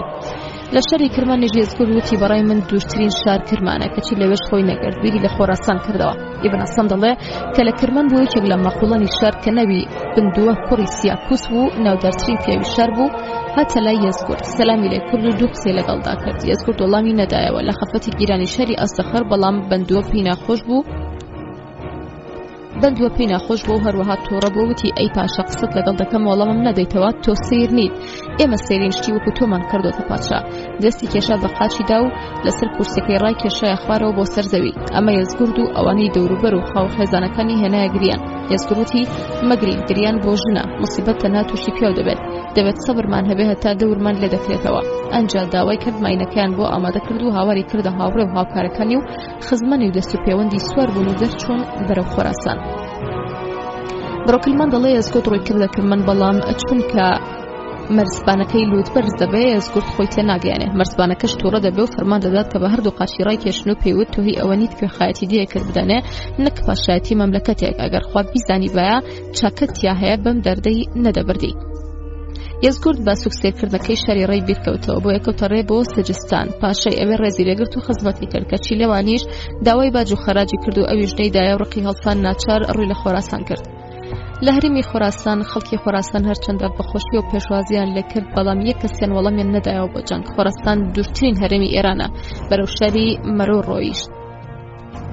خەڵکی خۆراسان هەندێک پێشوازیان لێکرد بەڵام هەرزوو پشتیان بەردا. یەزگورد ڕێکوپێک ئەو دەردەی بەسەر داهات کە دارای پادشای ئێران پێش نزیکەی 1000 ساڵ لەوە بەر بەسەری داهاتە بوو. ئەویش ئەسکەندەری مەکدۆنی شار بە شار هەر لە شامەوە ڕاوی نەهاتە لە نزیک خۆراسان بە کوشتیدا. ئێستا یەزگورد 4000 ئەسپ سواری لەگەڵدایە بەڵام هیچیان بۆ جەنگ ناشێن نەتوانن بری کاروانێکی جەردە بگرن.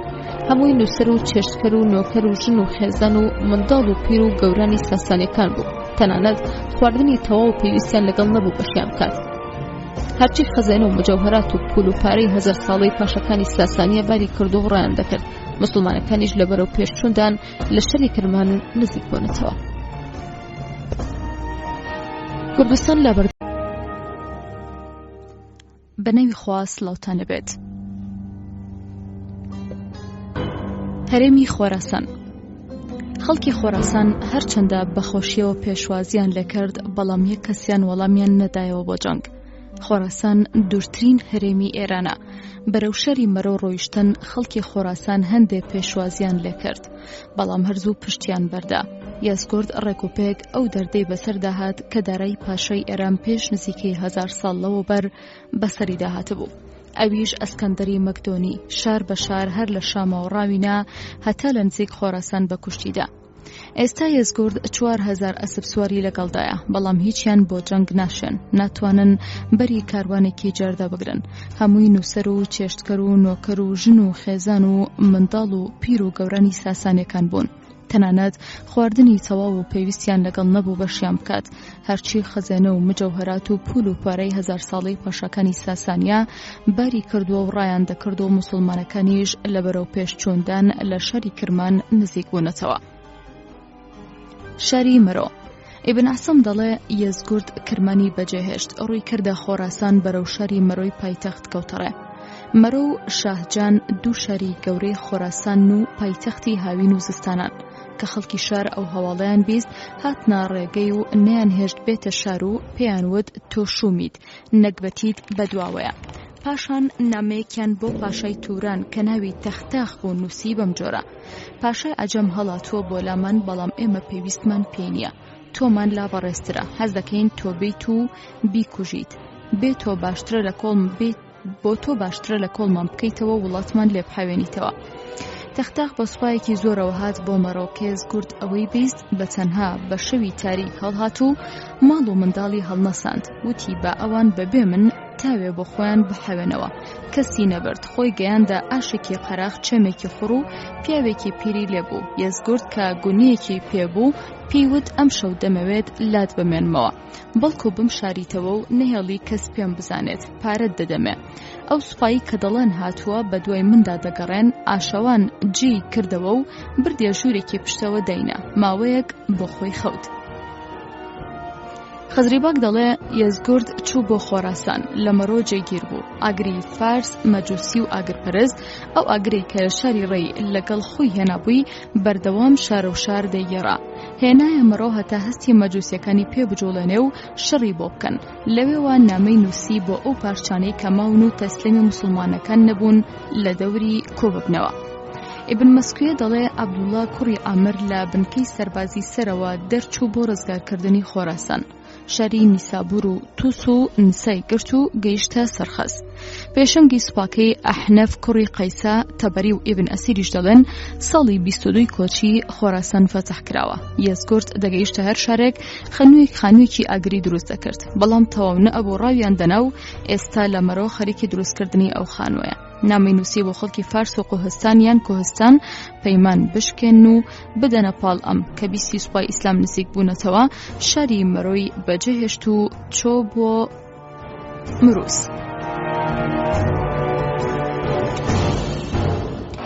نامی یەزگورد خاقانی تورک و چین. خەزریباک دەڵێت نامەی نووسی بۆ خاقانی پاشای تورک و پاشای مەسعەد و پاشای چین. ئەحنەف کوڕی قەیس چوو بۆی. یەزگورد شاری مروزی جێهێشت و هەڵهات بۆ بەڵخ. ئەحنەف تیپێکی لە سوپای بۆ ناردن لە قەراغ ئاوی جەیحون گەیشتن پێی.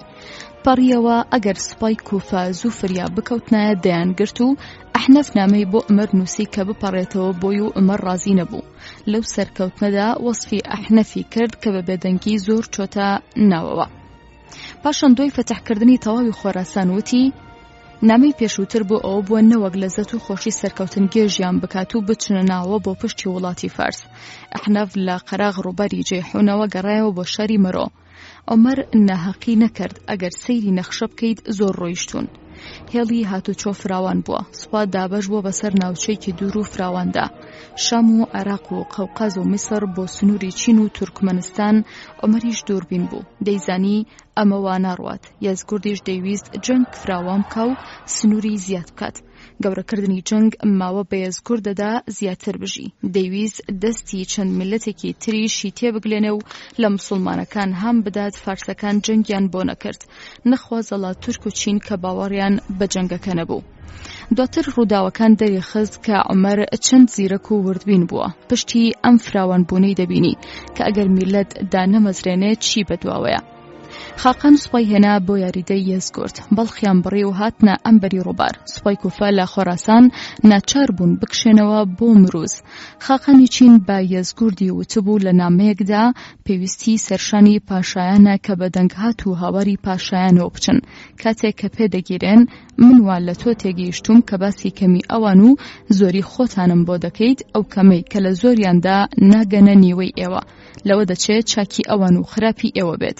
بیستومە ئەوان پەیمان بەجێ دەهێنن بانکتان دەکەن بۆ یەکێک لەو سێشتا یان چوونە ناویان یان باج و جزیا یاخود شەڕ. ئەوانە دڵسۆزترین کەسن بۆ سەرکردەکانیان. ئەوانە گەلێکن هەرگیز لە ناو ناچن. من دەتوانم سوپایەکت بۆ بنێرم کە سەرێکی لە مەڕۆ بێت و سەرێکیشی لە چین. بەڵام ڕەوشتی ئەم نەتەوەیە جۆرێکە ئەگەر بیانەوێت کێویش لە بن دەهێن و ئەگەر دەستەیەکیان بێنە سرم منیش لە ناو دەبن. لەبەر ئەوە باشترین شت ئەوەیە لەگەڵیان ڕێک بکەویت هەر بە ئاشتی لەگەڵیان بگونجێ و هێرش مەکە سەریان با هێرش نەکەنە سەرت.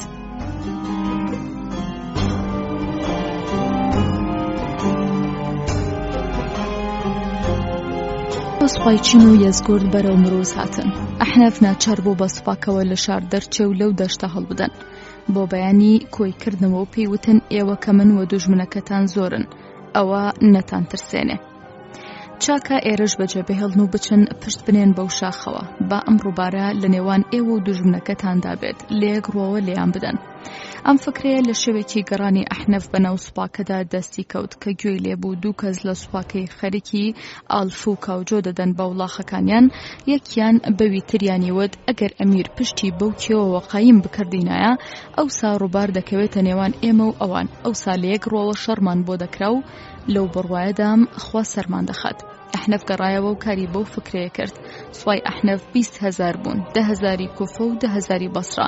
تورکەکان بە ڕۆژ وەدە پەلاماریان دەدا و بە شەو دەگەڕانەوە. ئەحنەف خۆی و کەمینی تر دەرچوون بۆ دەوروبەری دوژمن و وردەشەڕ و کوشتار دەبوو دەگەڕانەوە. زیانی گیانی زۆریان لە تورکدا. ئەحنەف گەڕایەوە سەربازگەکەی و سوپاکەی ئامادە کرد و دابەشی کردن بۆ شەڕ. تورکەکان کە بەوەیان زانی وایان بە چاکسانی کە بگەڕێنەوە بۆ وڵاتی خۆیان. جگە زەرەر هیچ قازانجێکیان نەکرد. دەشیان زانی کە سەرکەوتن لەگەڵ ئەوانەدا گرانە بەتایبەت کە بیستیان خەلیفەکەیان داوای لێکردوون نەپەڕنەوە بۆ وڵاتی ئەو بەرئاو واتە بۆ تورک و چین. ئەم بە یەکەم شەڕە کە یەزگورد هەردوو دەوڵەتی تورک و چین داوەت دەکا و هەر لەم جەنگەشدا بەشداری دەکەن و پاشان وازی لێدەهێنن. کۆتایی پاشای کڵۆڵ کە یەزگورد بیستی خاقان گەڕاوەتەوە بۆ بەڵخ و نیازێتی تەواو بکشێتەوە لە وڵاتی فارس بۆ وڵاتی خۆی ویستی خەزانەکانی هەڵگرێ و بگات بە خاقان. ئەو کاتە خەزانەکانی لەو نزیکانە بوو بەڵام فارسەکان نەیانهێشت. وتیان دەتەوێت چی بکەیت؟ وتی دەمەوێ بگەم بە خاقان و بچم بۆ چین. وتیان ئەوە ڕایەکی خراپە.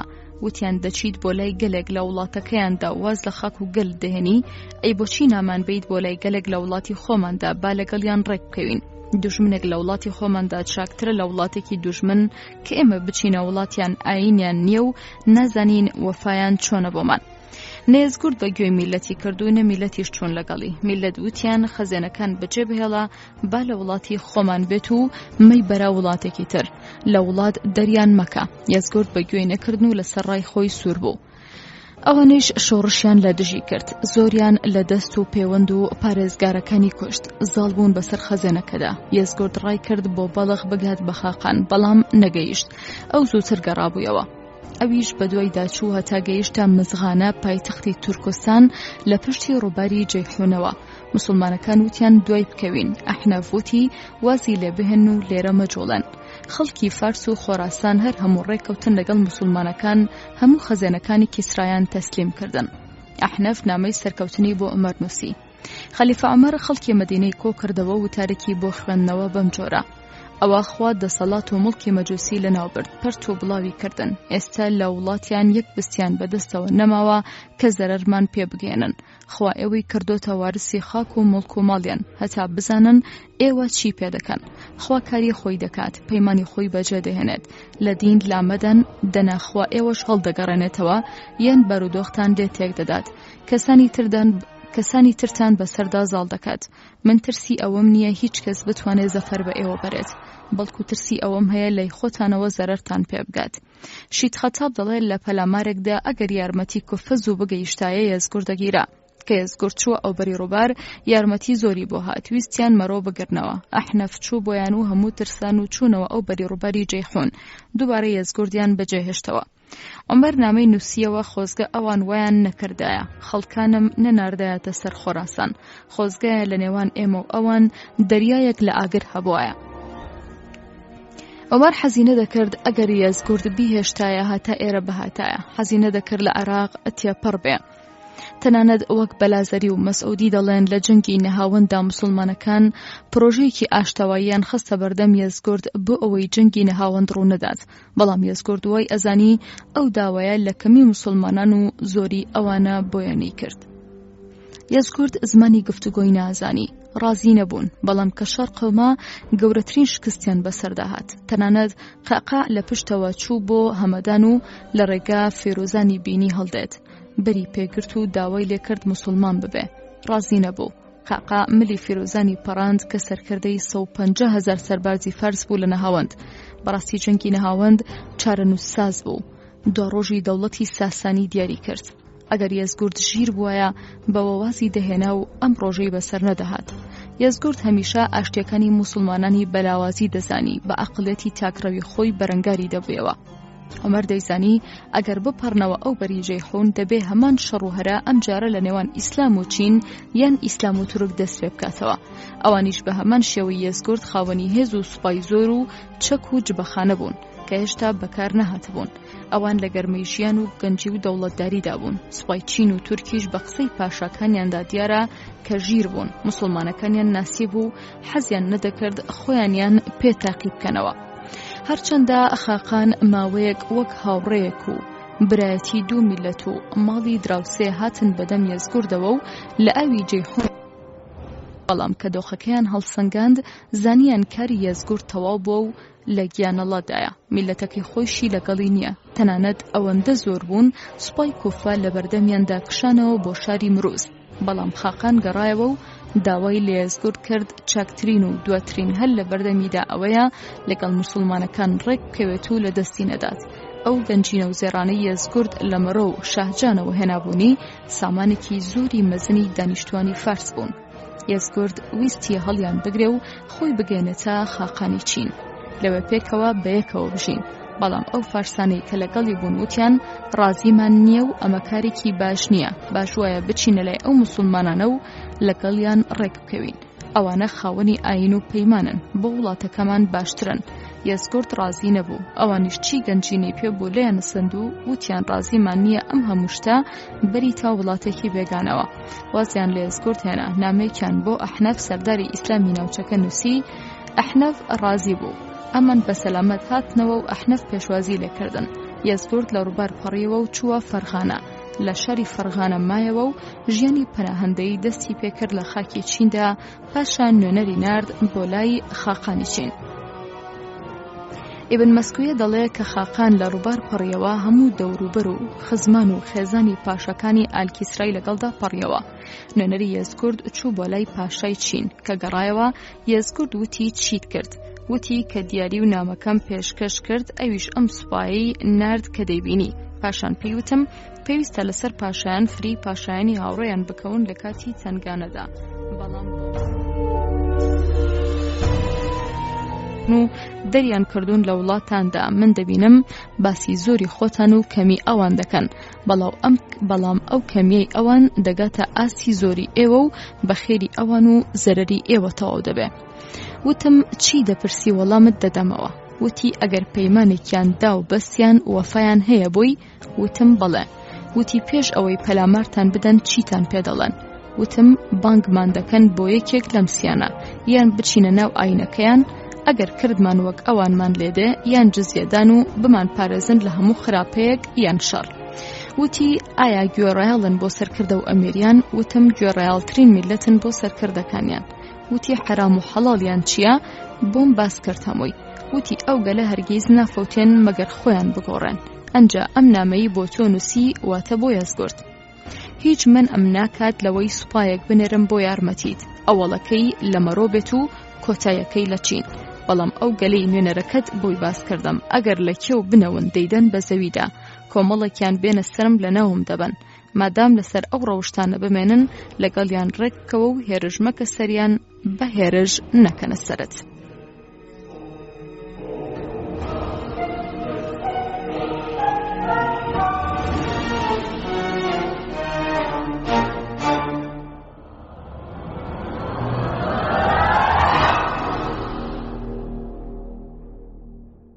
یەزگورد لەگەڵ ماڵ و منداڵی لە شاری فەرغانە بوو. نێزێک تەرخان پاشای سجستان ڕێزی زۆری لە یەزگورد گرتبوو کاتی خۆی.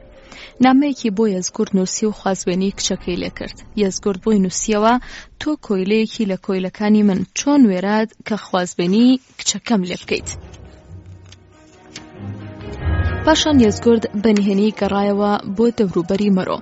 هەوڵیدا یارمەتی ئەو لێپرسرا و ئەمیر و سەرکردە و پاشا هەڵاتوانە بدات کە لە دەوری کۆبوونەتەوە، بەڵکو وڵاتەکەی بۆ بستێننەوە. ئەوانیش سەیریان لە بۆچوونی ئەم پاشایە دەهات، هەتا ئیمپراتۆرێکی بەدەستەوە بوو هیچی بۆ نەکرا. ئێستا کە بستێکی بەدەستەوە نەماوە بە تەمای چییە؟ زۆر ڕقیان لێی هەستا لەسەر ئەوە پێکاتن بانگی بکەن و بیکوژن. سوکە سوپایەکیان کۆ کردەوە و نێزێک تەرخان بە خۆی موسڵمان دەبێ و پاشایەتەکەی دەپارێزێ و لە یەزگورد عاقڵتر دەبێ. شەوێک کلکی ئەسپەکەی یەزگورد دەبڕن، تەواو شێت و هار دەبێ، لەگەڵ سوپای هەڵاتوەکان و ئەوانەی خۆیدا هێرشێک دەکەن، زۆر خراپ تێک دەشکێن. لە پێشەوە هەڵگەڕاوەکانی هاوڕێی تیادەچن، ئەوانەی دەوری خۆشی ئەوەندەی تر لاواز دەبن و دەوری چۆڵ دەکەن. یەزگورد خۆی دەرباز دەکات، کەسی بە دەوردا نامێنێ، بە تاجە زێڕینەکەیەوە خۆی دەکات بە شاری مەروەدا، بەڵام حاکمی شار ماهویە ڕازی نابێ کەس پێشوازی لێ بکات. ناچار تاجەکەی لا دەبات و دەیخاتە گونیەیەک و خۆی دەگەنێتە ئاشێکی ئاو لە قەراغ ڕووبارێک.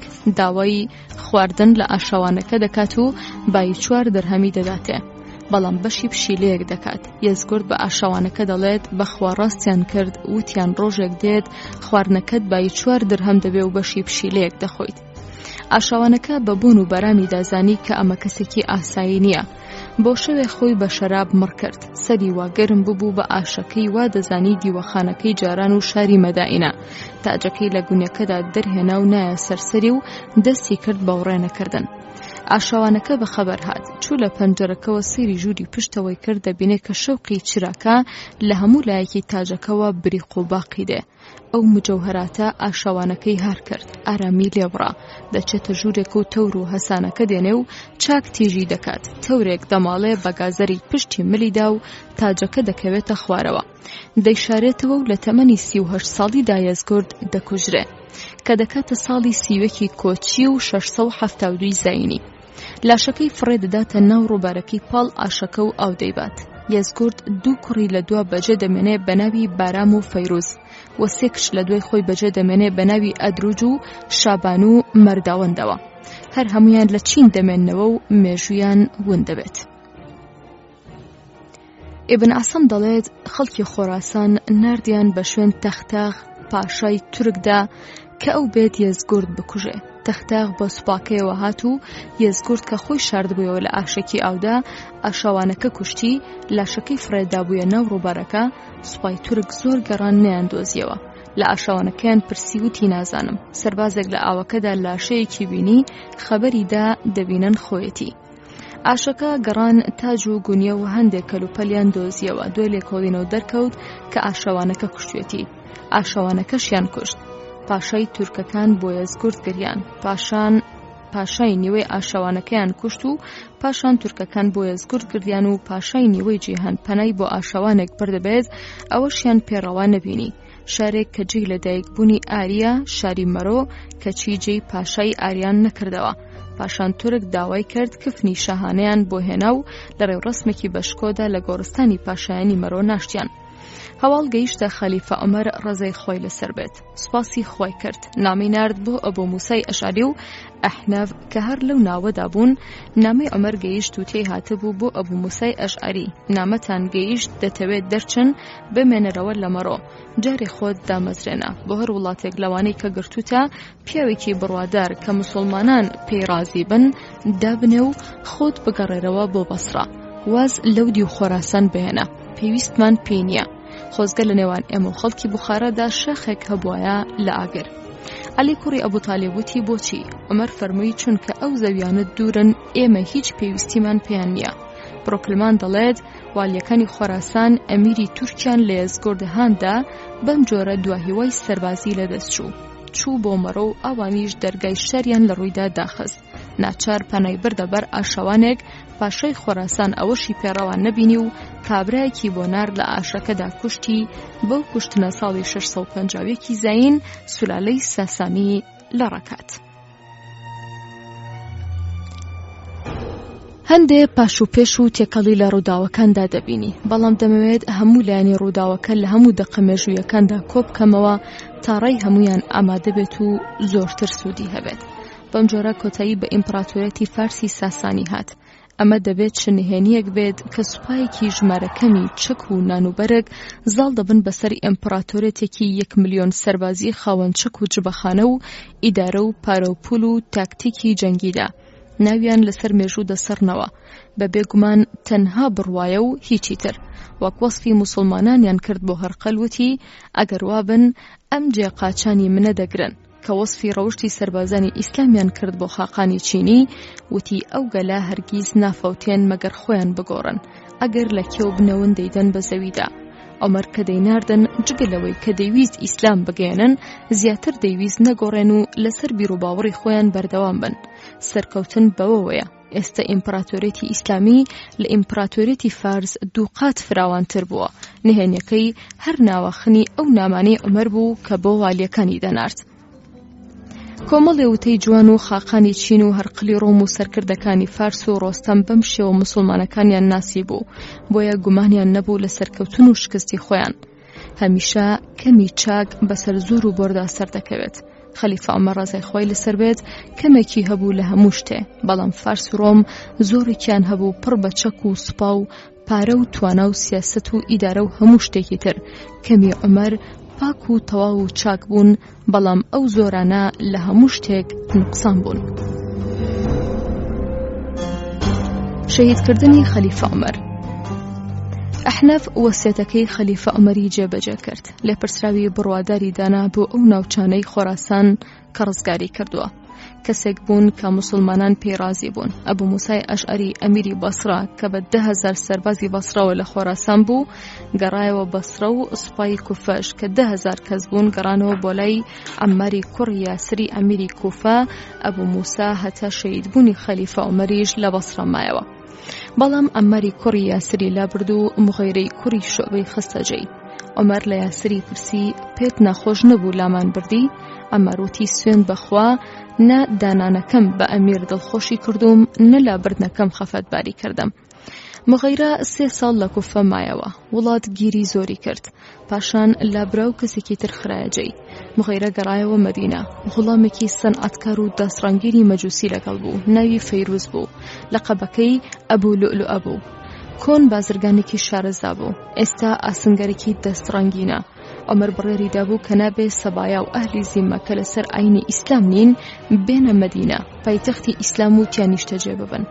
بەڵام مغەیرە کە لە فەتح گەڕایەوە ئەبوو لؤلؤەی لەگەڵ بوو. مغەیرە چووە لای خەلیفەی موسڵمانان عومەر و تەکلیف و ئیلحاحی زۆری کرد کە ئەبوو لؤلؤە لە مەدینە بمێنێتەوە و ئیشی بۆ بکات، چونکە زۆر شارەزە و دەستڕەنگینە و هەموو سنعەتێکی ئاسنگەری و دارتاشی دەزانێ و سوودی زۆر بۆ موسڵمانان دەگەێنێت. عومەر مغەیرەی خۆش دەویست، چونکە پێشینەیەکی چاکی هەبوو لەگەڵ پێغەمبەر صلی الله علیه وسلم و ئەبوو بەکردا. سەرەتا رازی نەبوو، ئەوەندەی وتەوە هەتا عومەر رازی بوو. وردە وردە ئەم ڕەچەیەشکا بە تەکلیفی ئەم و داوای ئەو چەند کەسانێک کە موسڵمان نەبوون لای ئەم و ئەو جێگیر بوون و کاریان بۆ دەکردن. ڕۆژان تێپەڕی ئەبوو لؤلؤە خەریکی سەنعەتکاری بوو بۆ مغەیرە و مانگانە شتێکی دەدا بە خاوەنەکەی. ڕۆژێک ئەبوو لؤلؤە هاتە لای خەلیفە عومەر و شکاتی کرد لە مغەیرە کە پارەی زۆری لەسەرداناوە و مانگانە 100 درهەمی لێدەسەنێ. وتی من ناتوانم و بۆم هەڵ ناسۆڕێ، بەڵکو پێی بڵێ لەسرم سوک بکات. عومەر مغەیرەی بانگ کرد و پێیوت لەخوا بترسا، بارێکی مەخەرە سەر کە لە توانایدا نەبێت، بابێ بڕواش بێت، چونکە لای من شکاتی لێ کردویت. مغەیرە وتی باشە وا دەکەم. گێژەڵۆکەی شەڕ و هەڕەشە. ئەبوو لؤلؤەی فەیروزی 2-3 جاری تر شکاتەکەی چەند جارە کردەوە. عومەر وتی پێم وتووە تۆش لەخوا بترسە و گوێڕایاڵی مەولات بە. ئەبوو لؤلؤە بێدەنگ بوو هیچی نەوت. خەریک بۆ بڕوات عومەر بانگی کردەوە و لێی پرسی چ کارێکی زۆر گرنگ دەزانی. ئەبوو لؤلؤە وتی ئاشی هەوا. عومەر وتی بۆچی ئاشێکی هەوا دروست ناکەیت؟ زۆر پێویستە بۆ ئەم ناوچەیە. ئەبوو لؤلؤە کە ڕقی عومەر و موسڵمانان و شکستی دەوڵەتی فارسی لە دڵدا بووتی باشە ئەیکەم، ئاشێکی وات بۆ دروست دەکەم کە لە ڕۆژهەڵات و ڕۆژئاوا دەنگ بداتەوە. عومەر ڕۆیشت، بەڵام بە هاوڕێکانی وت ئەو کابرایە هەڕەشی لێ کردوم و دەموچاوی شەڕی لێدەباری. هیچ خەلیفەیەک هێندەی عومەر شکستی بە کوفری جیهانی نەهێنا و ئەوەندەی خەلیفە عومەر وڵاتی ئیسلامی فراوان نەکرد و میلەتانی موسڵمان نەکرد. عێراق و شام و ئێران هەتا ئەفغانستان و چین و هەندی ڕزگار کرد. میسر و ئەرمینیا و ئازەربایجان و کوردستان و تورکیای ئەمڕۆی پاکردەوە. دەسەڵاتی گەیشتە ئەودی و ڕووبار و تەرابلس و بەرقا. عەبدوڵڵا کوڕی مەسعود دەڵێ ڕەحمەت لە عومەر، ئیسلامبوونی فەتح بوو، کۆچی سەرکەوتن بوو، خەلافەتیشی ڕەحمەت بوو. پێغەمبەر صلی الله علیه وسلم دەستی بۆ عومەر ڕاکێشاوە و توێتی بەردەوام لە نێوان ئێوە و فیتنەدا دەرگایەکی داخراو هەیە، تون داخراوە هەتا ئەوە لە ناوتاندا بێت. واتە هەر کە مرد ئەو دەرگای فیتنەیە لە ئومەتی ئیسلام دەکرێتەوە. دوای 20 ساڵ ئەو دەرگایە شکا. ئەوانەی دەیان ناسی ئاوا وەسفیان دەکرد، ناوەوەی چاکترە لە دەرەوەی. ئەوە بەکر دەیوت ئەوەی ڕقی لە عومەر بێت ئەوە ڕقی لە خێر و چاکەیە. عەبدوڵڵا کوڕی مەسعود دەیگوت ئەگەر بزانم عومەر سەگی خۆش دەوێ منیش خۆشم دەوێ.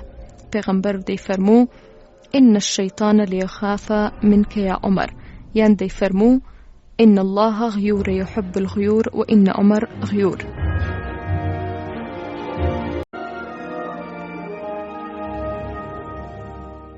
ئەبوو لؤلؤی فەیروزی بەندەیەکی مغەیرەی کوڕی شوعبە بوو لە جەنگی نەهاوەندا دەستی کەوت. فارسێکی مەجوسی بوو. ئەم پیاوە ئاسنگەر و دەستڕەنگینێکی شارەزا بوو. وردەکاری و شارەزایی لە ئامێری ئاسنیندا دەکرد. مغەیرە داوای لە عومەر کرد کە ئەبوو لؤلؤە لە مەدینە بمێنێتەوە و کاری بۆ بکە و سوود بە مسلمانان بگەێنێت. عومەر لەبەر مغەیرە مۆڵەتیدا سوودی کاسبی لێدەبینی. جوفینە بەندەیەکی گاوری ڕۆم بوو، لە سەبایی ڕۆم بوو ڕزگار کرا و کەوتە دەستێکێک لە مسلمانەکان. ئەم 4 کەسە بەنهێنی کۆبوونەوە بۆ لە ناوبردنی حەزرەتی عومەر خوای ڕازی بێت. جارێک کابی ئەحبار هەواڵیدا کە ئەجەلی عومەر نزیک بۆتەوە و بەم زوانە دەمرێ، وتبووی کە لە تەوراتدا شتی وا هەیە. ئۆم کەلسوم کچی ئیمامی عەلی کە ژنی حەزرەتی عومەر بوو دەستی کرد بە گریان. کە عومەر هاتەوە پرسیاری لە ئۆم کەلسوم کرد کە بۆ چی دەگریت؟ وتی کابی ئەحباری جوولەکە وتوێتی عومەر لە بەردەمێکێک لە دەرگاکانی جەهەنەمدا وەستاوە. عومەر وتی چۆن؟ خۆ من بەتەمام لەخوا کە خوا بە دڵخۆشی دروستی کردبم. عومەر ناردی بە شوێن کەعبدا. هات و یەکسەر وتی ئەی ئەمیری ئیمانداران، پەلەم لێ مەکە، بەوەی گیانی منی بەدەستا ئەم مانگی زیلحجەیە تەواو نابێت تۆ دەچیتە بەهەشت. عومەر وتی ئەوە چییە؟ جارێ دەمخەیتە ئاگری جەهەنەم و جارێ دەمخەیتە بەهەشت. کابی ئەحبار وتی سوێن بەخوا ئێمە تۆمان دیوە لە تەوراتدا کە لەسەر دەرگایکی جەهەنەم وەستاویت و نەهێڵی خەڵک بچنە جەهەنەم، بەڵام کەمردی ئەو دەرگایە دەشکێ و هەموو دەکەونە ناوی. ئەنجاوتی ئەی ئەمیری بڕواداران، چی وەسیەتێکت هەیە بیکە و چی پەیمان هەیە بەجێ بهێنە؟ تۆ دوای 3 ڕۆژی تر دەمریت. عومەر بەسەر سوڕمانەوتی چۆن دەزانی؟ کەعبوتی لە تەوراتدا بینیومە. عومەر وتی ئەڵڵا ئەڵڵا، ئایا ناوی عومەر لە تەوراتدا هەیە؟ کەعبوتی نەخێر، بەڵام کار و کردەوەتم لە تەوراتدا بینیوە. بینومە تیایدا کە تەمەنت لێرەدا تەواو دەبێت و ئەجەلت هاتووە. بۆ ڕۆژی دواتر کەعب هاتەوە وتی ئەی ئەمیری بڕواداران، ڕۆژێکت ڕۆیشتووە و 2 ڕۆژت ماوە. ڕۆژی دواتر وتبووی 2 ڕۆژت ڕۆیشتووە و 1 ڕۆژت ماوە. بۆ نوێژی بەیانی 4شەممە درایە بەرخەنجەر لە کاتی نوێژدا و لە محرابی پێغەمبەردا و مرد. مێژونووسان دەڵێن ئەم زانینە وردەی کە نیشانەیە لەسەر ئەوەی کە ئاگای لە تەنینی ئەو داوە هەبووە کە بۆ کوشتنی عومەر دانراوە، واتە ئەویش دەستی بۆ و بەشدارە. تەنانەت سەعاتی سفر و جێبەجێکردنیشی زانیوە. دەیەوێ وای لە عومەر و موسڵمانان بشێوێنێ کە لە تەوراتدا هەیە. جارێکی تر پێش موعامەرەکە ئەبوو لؤلؤە هات بۆ لای عومەر و شکاتی لە مغایرەی گەورەی کردبوو کە ڕۆژانە 4 دەرهەمی لێ دەوێت بەرامبەر بەو شتانەی کە دروستی دەکات لە دەساڕ و ئارتار و ئامێری تر. داوای لە عومەر کردبوو کە پێی بڵێ لەسەری قورس نەکات. عومەر وتی چی دروست دەکەیت؟ ئەبوو لؤلؤە وتی ئاسنگەری و دارتاشی و نەخشکاری. عومەر وتی بە مغایرە دەڵێم داوای پارەی زۆرت لێ نەکات، تۆش لەخوا بترسە و لەگەڵیان باش بە. عومەر بەتەما بوو بە مغایرە بڵێ ئاگەی لێی بێت، بەڵام ئەبوو لؤلؤە بە تووڕەییەوە ڕۆیشت و وتی دادپەروەری عومەر هەموو کەسی گرتوتەوە جگە من، لەگەڵ مندا دادپەروەر نەبوو. ئەبوو لؤلؤە زۆر حاقد و دڵبەکێنە بوو، بەتایبەت بۆ عومەر، چونکە لە سەردەمی ئەمدا ئیمپراتۆریەتی 1000 ساڵەی فارس ڕووخا. لی دەگەڕنەوە کە ئەبوو لؤلؤە کاتێک کە بە منداڵی بند کرا و گیرا و بەندە و کۆیلە و سەبایە فارسەکانی مەجوسی ناو مەدینە دەگەیشت، دەستی دەهێنا بە سەریاندا و دەگریا و دەیگوت عومەر جەرگی خواردم. دوای ئەو وتوبێژەی لەگەڵ عومەردا بڕیاری کوشتنی دەدات، لەوانەیە لەوە پێشجوولەکەکان زۆر هانیان دابێ. ئەبوو لؤلؤە خەنجەرێکی دووسەرەی دروست کرد، زۆر تیژ بوو. ڕۆژێک چوو بۆ لای هۆرمزان و خەنجەرەکەی نیشاندا بوو. لێی پرسی بوو ئەم خەنجەرە چۆن دەبینی؟ هۆرمزان وتبووی بەمە لە هەر کەس بدەیت لە گیانی دەخەیت. ڕۆژێک عومەر بە مەدینەدا دەگەڕا، ئەبوو لؤلؤەی بینی و پێیوت بیستومە وتوتە ئەگەر بمەوێ ئاشێکی باراش دروست دەکەم بە ئاو ئیش بکات. ئەبوو لؤلؤە بەقینەوە وتبووی ئاشێکت بۆ دروست دەکەم عالەم باسی بکات. عومەر بە هاوڕێکانی وت ئەو بەندە هەڕەشەی کوشتنی لێ کردم. ڕۆژێک ئەو سیانە هۆرمزان و ئەبوو لؤلؤە و جوفەینە لە جێیەک دانیشتبوون، مشاوەرەیان دەکرد. ئەو خەنجەرە بەدەستی ئەبوو لؤلؤەوە بوو. عەبدوڕەحمان کوڕی ئەبوبەکری سدیق بەویا تێپەڕی کە بینیان ترسان و پەشۆکان و هەڵسانەوە و خەنجەرەکە لە دەستیان کەوتە خوارەوە. ئەو خەنجەرە دووسەری هەبوو، لە ناوەڕاستدا دەگیرا. هەر ئەو خەنجەرە بوو کە درا لە عومەر. وا دیارە پێشتر بیستبوویان کە عومەر باسی کردبوون و قسەی ئەحبار و خاوەکانیان گێڕابوویەوە. بەیانی ڕۆژی چوارشەممە 26 زیلحەجە 23 کۆچی لێدرا. چۆن لە خەلیفە عومەر درا. عەمری کوڕی مەیمونی ئەودی دەڵێ نوێژی بەیانی بوو لە ترسی هەیبەتی عومەر نەمدەوێرا لە ڕیزی یەکەمی پشتی عومەرەوە نوێژ بکەم. دەچوومە ڕیزی دووەم، ڕێک لە پشتی عومەرەوە و تەنها ئیبن عەباس لە پێشمەوە بوو. نوێژی بەیانی دەستی پێکرد. عومەر پێش نوێژ لای دەکردەوە و خەڵکی ڕێک دەکرد و لارەکانی ئاگادار دەکردەوە کە ڕێک بوەستن. لە ڕکاتی یەکەمدا سوورەتی یوسف یان نەحلی دەخوێند و هەتا کۆ دەبووینەوە. ئەو ڕۆژە عەبدوڵڵا کوڕی عەباس و عەبدوڕەحمان کوڕی ئەوف لە پشتیەوە بوون. ئەبوو لؤلؤە لە ناوەڕاستی ڕێزەکانەوە هات، 3 خەنجەری بەهێز و توندی لێدا، یەکێکیان لە شانی و دوانیش لە ناو کۆسکی. ئەوانەی سکیجەی خراپیان گرتبوو. عومەر وتی ئەو سەگە کوشتمی، یان وتی ئەو سەگە خواردمی. لە توندی لێدانەکە عومەر کەوتە سەرزەوی، بە لێشاو خوێنی لێدەهات. ئەو کاتە لە سوورەتەکەدا گەیشتبووە وەکانە ئەمرۆڵڵاهی قەدەرەن مەقدوورە. دوای لێدانی عومەر ئەبوو لؤلؤە ویستبووی دەربچێ. بەڕاست و چەپدا بە خەنجەر 13 کەسی تری پێکا کە پاشان 7یان شەهید بوون. کە عەبدوڕەحمان ئەوەی بینی زیرەکانە بورنووسێکی بۆ هەڵدا و ئەبوو لؤلؤە کەوتە ناوی و گیرا و ناچار بە خەنجەرەکە خۆی کوشت. یەکسەر مرد. عومەر دەستی برد بۆ عەبدوڕەحمان پێشکەوە و نوێژەکە تەواو بکات. ئەویش پێشکەوت و ئەوانی پشتەوە نوێژەکەیان بڕی، بەڵام دوورەکان نەیانزانی بۆچی ڕوویداوە. زوو دەیانوت سوبحان الله سوبحان الله، واتە هەڵەکراوە. عەبدوڕەحمان پێشکەوت، نوێژێکی زۆر کورتی بۆ کردن. عومەر بورایەوە و خەریک بوو خۆر دەرکەوت، ویان زانی مردووە. یەکێک گوتی نوێژت کردووە؟ عومەر هاتەوە هۆش و وتی نوێژم کردووە. ئەنجا ڕووی تێکردن و فەرمووی نوێژتان کرد؟ وتی بەڵێ. ئاویان بۆ هێنا و لە میحرابەکەدا دەست نوێژی کرد. نوێژی کرد و هەر خوێنی لێ دەچۆڕا. بە ئیبن عەباسی وت بچۆ بزانە کێ بوو منی کوشت. وتی دوژمنی خوا ئەبوو لؤلؤی مەجوسی لێی دایت و خۆی کوشت. وتی خوا بیکوژێ، خۆ من چاکەم لەگەڵدا کرد. سوپاس بۆ خوای مردنی منی نەخستە دەستی یەکێکی موسڵمان و سوپاس بۆ خوا بکوژم ناتوانێت لە قیامەتدا بە سوجدەیەکی بربەرەکانیم بکات کە بۆ خۆی بردبێ. ئەنجا بە ئیبن عەباس وتی تۆ باوکت زۆر هەوڵتاندا ئەو فارس و ڕۆمە سەبایانە بێنە ناو مەدینەوە. وتی ئەگەر بفەرموویت هەر هەمویان دەکوژین. وتی جا ئێستا دەیان کوژن؟ دوای ئەوەی کە بە زمانی خۆتان قسە دەکەن، نوێژی ئێوە دەکەن و حەجی ئێوە دەکەن. ئەنجا بردیانەوە بۆ ماڵەوە. عەبدوڵڵا کوڕی عومەر وتی باوکم دەترسا ئەوە موسڵمانێک بێت و لە داخی تاوانێکی باوکم وای کردبێت. هەموو موسڵمانەکان دەگریان و دەیانوت خۆزگە خوا لە تەمەنی ئەمەی بخستایەتە سەر تەمەنی عومەر. ویان دەزانی تا ئێستا مۆسیبەتی وایان بەسەر نەهاتووە. دکتۆرێکیان بان کرد دەنکە خوڕمای نەرم کراوی لەگەڵ شیردا دەدایە. لە ڕێخۆڵەکانیەوە دەهاتە دەرەوە.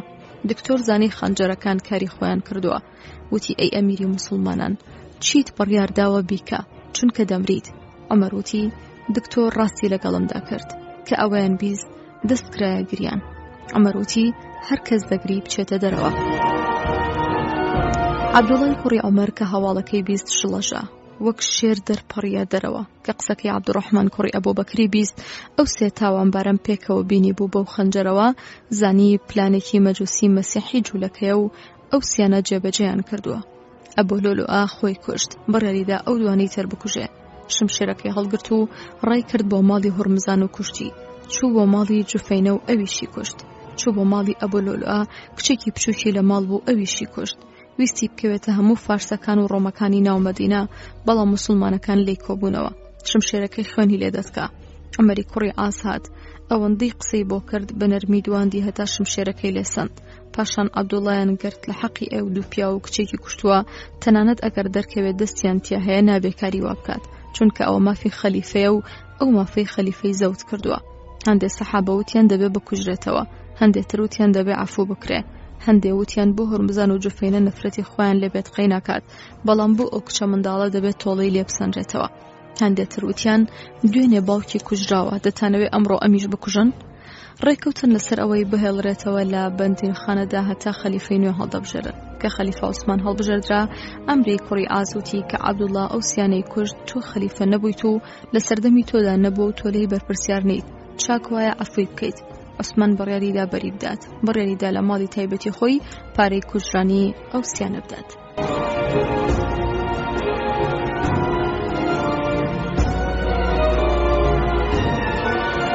عومەر عەبدوڵڵای کوڕی بان کرد، وتی قەرزەکانم بژمێرن بزانن چەندە. کۆیان کردەوە دەبینن 86,000 درهەمە. پاشان وتی ئەگەر مردم ئەو قەرزانە لە ماڵی ئالعومەر بدەرەوە، ئەگەر تەواوی نەکرد لە ماڵی ئالعەدی، ئەگەر تەواوی نەکرد لە ماڵی قوڕیش. عەبدوڕەحمان کوڕی ئەوف وتی ئەی بۆچی لە بەیتولمال نایدەیتەوە؟ عومەر وتی پەنا بەخوا ئەگەر شتی وا بکەم هەتا تۆ هاوڕێکانت نەیکەنە بڕۆ بیان و قسە و باس و دەلیل بۆ شتی تر. بەڵام عەبدوڵڵا وتی من خۆم زامن و دەیدەمەوە. کە عومەر ئەسپەر دەکرا، عەبدوڵڵا لە بەردەم شوورە و مهاجرین و ئەنساردا ئاشکرای کرد کە هەموو قەرزەکان دەخاتە ئەستۆی خۆی و ئەو دەیدێتەوە. دوای هەفتەیەک هەموو قەرزەکانی دایەوە و عوسمانیش شایەتی دانەوەی بوو. سیاسەتێکی سیر بۆ هەڵبژاردنی خەلیفە. زۆر داوایان لە خەلیفە کرد جێنشینێک دیاری بکات. عومەر وتی دەبینم هاوڕێکانم لەسەر شتێکی خراپ سوورن. من جێنشین جێ دەهێڵم بۆ ئەو 6 کەسە کە پێغەمبەر مرد لێیان ڕازی بوو. ئەگەر یەکێک لەو دوو پیاوە بمایە، سالم مەولای ئەبی حوزەیفە و ئەبوو عوبەیدەی جەڕاح دەمکردنە جێنشینی خۆم. ئەم بارەم دەنایە سەرشانیان. ئەگەر خۆی گەورەش پرسیاری لێ بکردمایە بۆ ئەبوو عوبەیدە دەمگوت لە پێغەمبەرم بیستووە کە دەیفەرموو ئەو ئەمینە و ئەمینی ئەم ئومەتەیە. لەبارەی سالمیشەوە دەمگوت لە پێغەمبەری خۆم بیستووە کە ئەو زۆر سالمە و خۆشەویستێکی زۆری بۆ خۆی گەورە هەیە. بۆ ڕۆژی دوایی کۆمەڵێک هاتن لە ناویاندا مغیرەی کوڕی شعبەی تیا بوو. مغیرە وتی عەبدوڵڵای کوڕت بکە بە جێنشین. عومەر فەرمووی خوا بتکوژێ. سوێند بەخوا لەبەرخوا ئەو قسەیە ناکەیت. ئەگەر خلافەت چاک بێ ئەوە پێوەی بووین، ئەگەر شەڕ بێت با هەر من لەسەری محاسەبە بکرێم. عومەر کاری خلافەتیدا بە شورا ئەو 6 کەسە بوون کە موژدەی بەهەشتیان پێدرا بوو کە بریتی بوون لە عوسمانی کوڕی عەفان، عەلی کوڕی ئەبی تاالب، عەبدوڕەحمانی کوڕی ئەوف، سەعدی کوڕی ئەبی وەقاس، تەلحەی کوڕی عەبدوڵڵا، زوبەیر کوڕی عەوام.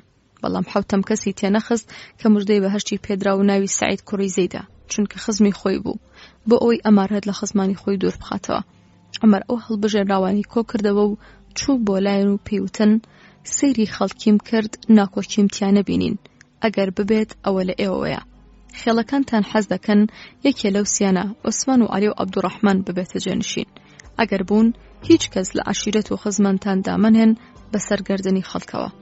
پاشان وتی ئەو شەشەتان کۆ ببنەوە بۆ ئەوەی یەکێکتان هەڵبژێرن بە عەبدوڵای کوڕی عومەریش ئامادە بێت، بەڵام هیچی بەدەست نەبێت. ئەگەر سەعەتتان کرد ئەوە باشە، دەنا مشاوەرە بە خەلیفە بکەن. من لەبەر لاوازی و خیانەت ئەزل نەکردووە و لە سەرکردایەتی سوپای عێراق با سوهەیب کوڕی سەفان واتە سوهەیبی ڕۆمی نوێژتان پێ بکات ئەو 3 ڕۆژە. ئەنجا بە تەڵحەی ئەنساری وت بە خۆت و 50 کەس لەگەلەکەت واتە ئەنسار لەگەڵ ئەو 6 کەسە بن خاوەنانی شورا، پاشان لە ماڵێکدا 3 ڕۆژ کۆ دەبنەوە بۆ ئەوەی لە نێوان خۆیاندا یەک کەس هەڵبژێرن. خۆت و ئەو 50 کەسە لەبەر دەرگاکەیاندا بوەستن، 3 ڕۆژ مەهێڵن کەس بچێتە ژوورەوە بۆ لایەن و نەهێڵن ئەو 6 ڕۆژە تێ بپەڕێ یەکێکتان هەڵبژارد بێ بە ئەمیری فەتن. ئەنجا بە میقدادی کوڕی ئەسوەد ناسرا و بە فارس ڕەسوول الله وت 3 ڕۆژ بەسەرسەری ئەو 6 کەسەوە لە ئەهلی شوراوە بوەستە و چاودەریان بکە. ئەگەر 5 ڕازی بوون بە یەکێکیان، دانەیەکیان ڕازی نەبوو بدە لە ملی ئەو دانەیە. ئەگەر 4 ڕێکەوتون بە یەکێکیان ڕازی بوون، 2 ڕازی نەبوو بە شمشێر بدە لەسەری ئەو دوانە. ئەگەر 3 ڕازی بوون بە یەکێکیان و 3 بە یەکێکی تریان ڕازی بوون، لەوێدا عەبدوڵای کوڕی عومەر بکە بە حەکەم، بالایەکیان هەڵبژێرێ. ئەگەر بە حکمی عەبدوڵڵا ڕازی نەبوون، لەگەڵ ئەوانەیان کە بە عەبدوڕەحمان کوڕی ئەوفیان تایە و ئەوانی تر بکوژە، مادام ڕازی نین بەوەی کە خەڵکی پێی ڕازیە. ئەگەر 3 ڕۆژەکە تەواو بوو، بۆ ڕۆژی 4ەم کەسیان هەڵنەبژاردبوو هەر 6یان بکوژە. ئەنجا عومەر وەسیەتی بۆ جێنشینی دوای خۆی کرد کە هێشتا هەڵنەبژێردراو بوو بەم جۆرە: وەسیەت بۆ جێنشینی دوای خۆم دەکەم کە لەگەڵ مهاجرین و یەکەمەکاندا ئەوانەی سەرەتا موسڵمان بوون مافی خۆیان بداتێ و کاروباریان بپارێزێ، لەگەڵ ئەنساردا باش بێت. ئەوان بوون ماڵ و ئیمان و بڕوایان بۆ مسۆگەرکردن و بۆیان دابینکردن. چاکەکانیان وەربگیرە و لە خراپەکانیان ببورن، لەگەڵ خەڵکیان ساردا چاک بن. ئەوانەی پشت و پەنای ئیسلام بوون لە تەنگانەدا، ئەوان داراییان بۆ ئیسلام کۆ کردەوە و چخلی چاوی دوژمن بوون. لەگەڵ عراب کە ڕەگەزی عرب بن باش بن، ئەوان مادەی ئیسلامن. لەگەڵ ئەهلی زیمە باش بن، ئەوانە لە پەنای خۆ و پێغەمبەردان پەیمانەکانیان بپارێزن و زیاد لە توانای خۆیان تەکلیفیان لێ مەکەن. عومەر 3 ڕۆژ مایەوە. 4شەمە 26 زیلحیجە ساڵی 23 کۆچی لە نوێژی بەیانیدا لێدرا. 5شەمە و هەینی و شەممە مایەوە. لەو ڕۆژانەدا سوهەیبی ڕۆمی نوێژی بە موسڵمانان دەکرد. بۆ شەوی یەکشەمە حەزرەتی عومەر وەفاتی کرد کە دەکاتە 1ەمی موحەڕەمی ساڵی 24 کۆچی.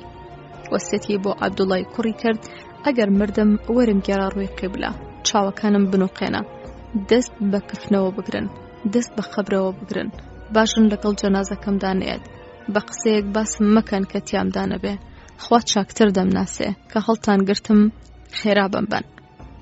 لە کاتی گیانداندا عوسمانیان بان کرد، دەبینێ سەری لە باوەشی عەبدوڵای کوڕیدایە. عومەر وتی سرم بخەنە سەر زەوی، کە خستیان گویان لێ بوتی وەیل بۆ خۆم و دایکم ئەگەر پێم خۆش نەبێت خوایە گیان. ئەنجا گیانی پیرۆزی دەرچوو. ڕەزا و ڕەحمەتی خوای لێبێت هەر ئەو شەوە عەبدوڵای کوڕی شۆردی بە ئاوی سدر بە 3 بەرکفنیان کرد و دوای نوێژی بەیانی بە ئیمامەتی سوهەیبی ڕۆمی نوێژیان لەسەر کرد. ئەنجا بردیان بۆ ماڵی عایشە و لە پاڵ پێغەمبەر و ئەبوبەکردا ئەسپەردەیان کرد.